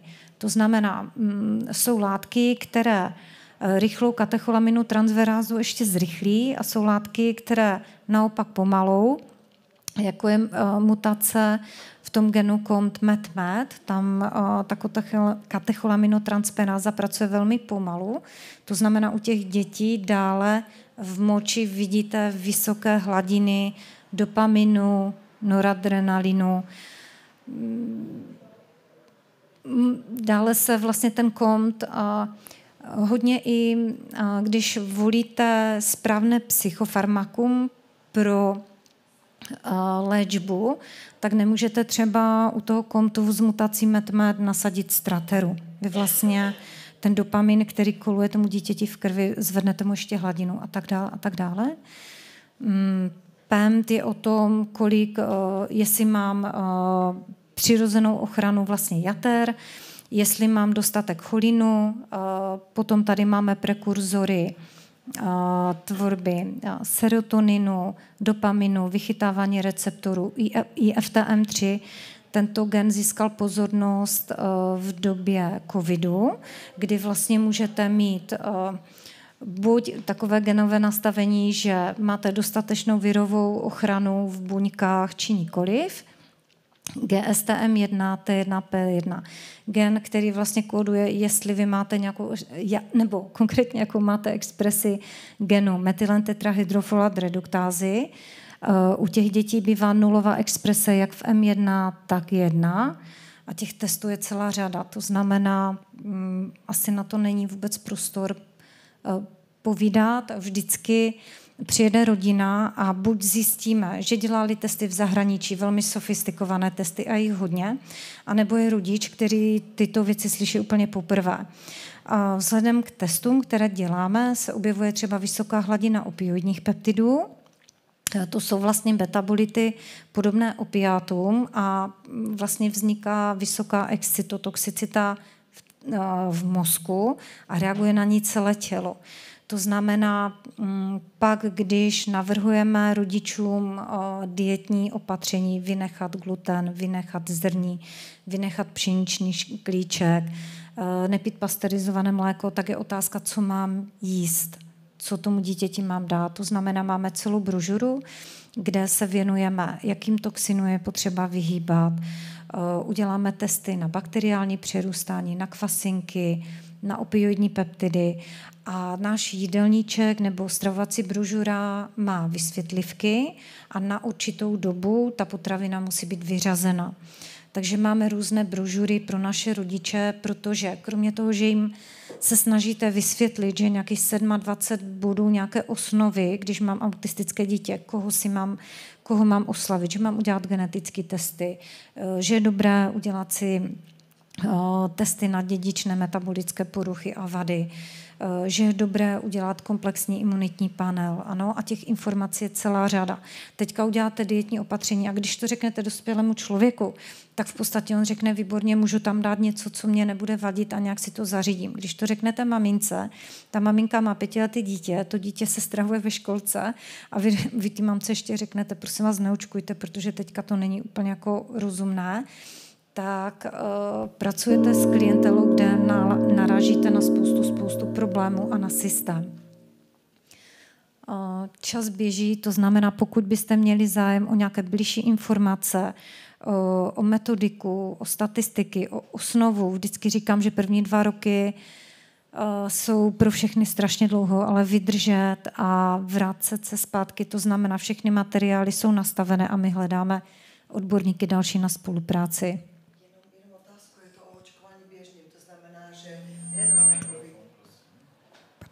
Já se chci zeptat, protože to očkovaný, dobrý den, Adriana Lor, v Americe je 72 očkování pro dítě. Jo? Amerika je nejvíc proočkovaný stát.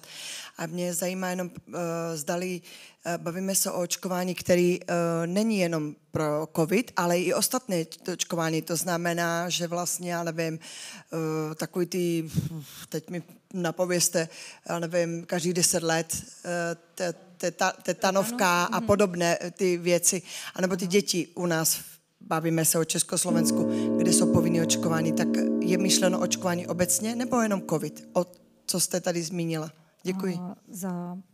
Za určitých, když už máte v tom organismu problém a už víte, že se vám něco stalo, tak nedoporučuji žádné očkování, protože u těch dětí jde vidět TH1, TH2, domovská imunita úplně dole a tam je to průšvih. Ty vakcíny jsou modulovány na zdravý imunitní systém, kde je očekávaná určitá reakce, ale v tom těle se to prostě pokazí na tolika frontách, že potom nejsme schopni to dát jakoby dohromady. Samozřejmě to souvisí s environmentálním prostředím, s toxinami, se záněty pánevního dna maminky. To znamená,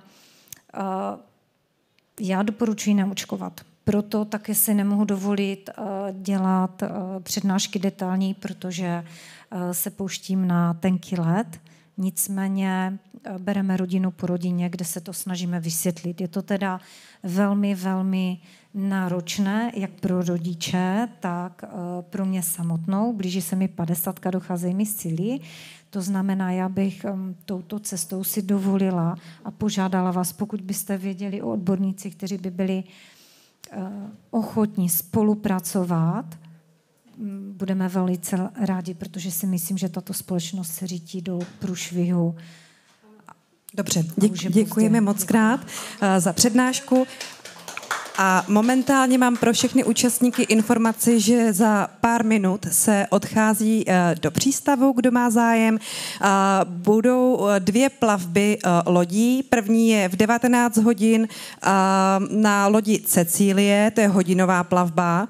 A kdo by nestihl, tak ve 20 hodin je ještě na lodi Europa 2hodinová plavba i s rautem a hudbou. Odchod je organizovaný společně, takže se můžeme sejít dole v průchodu co nejdříve. Teďka ve 4 je odchod. Děkujeme a loučíme se s váma s dnešním programem a budeme se těšit zítra i s diváky online. Děkujeme, nashledanou.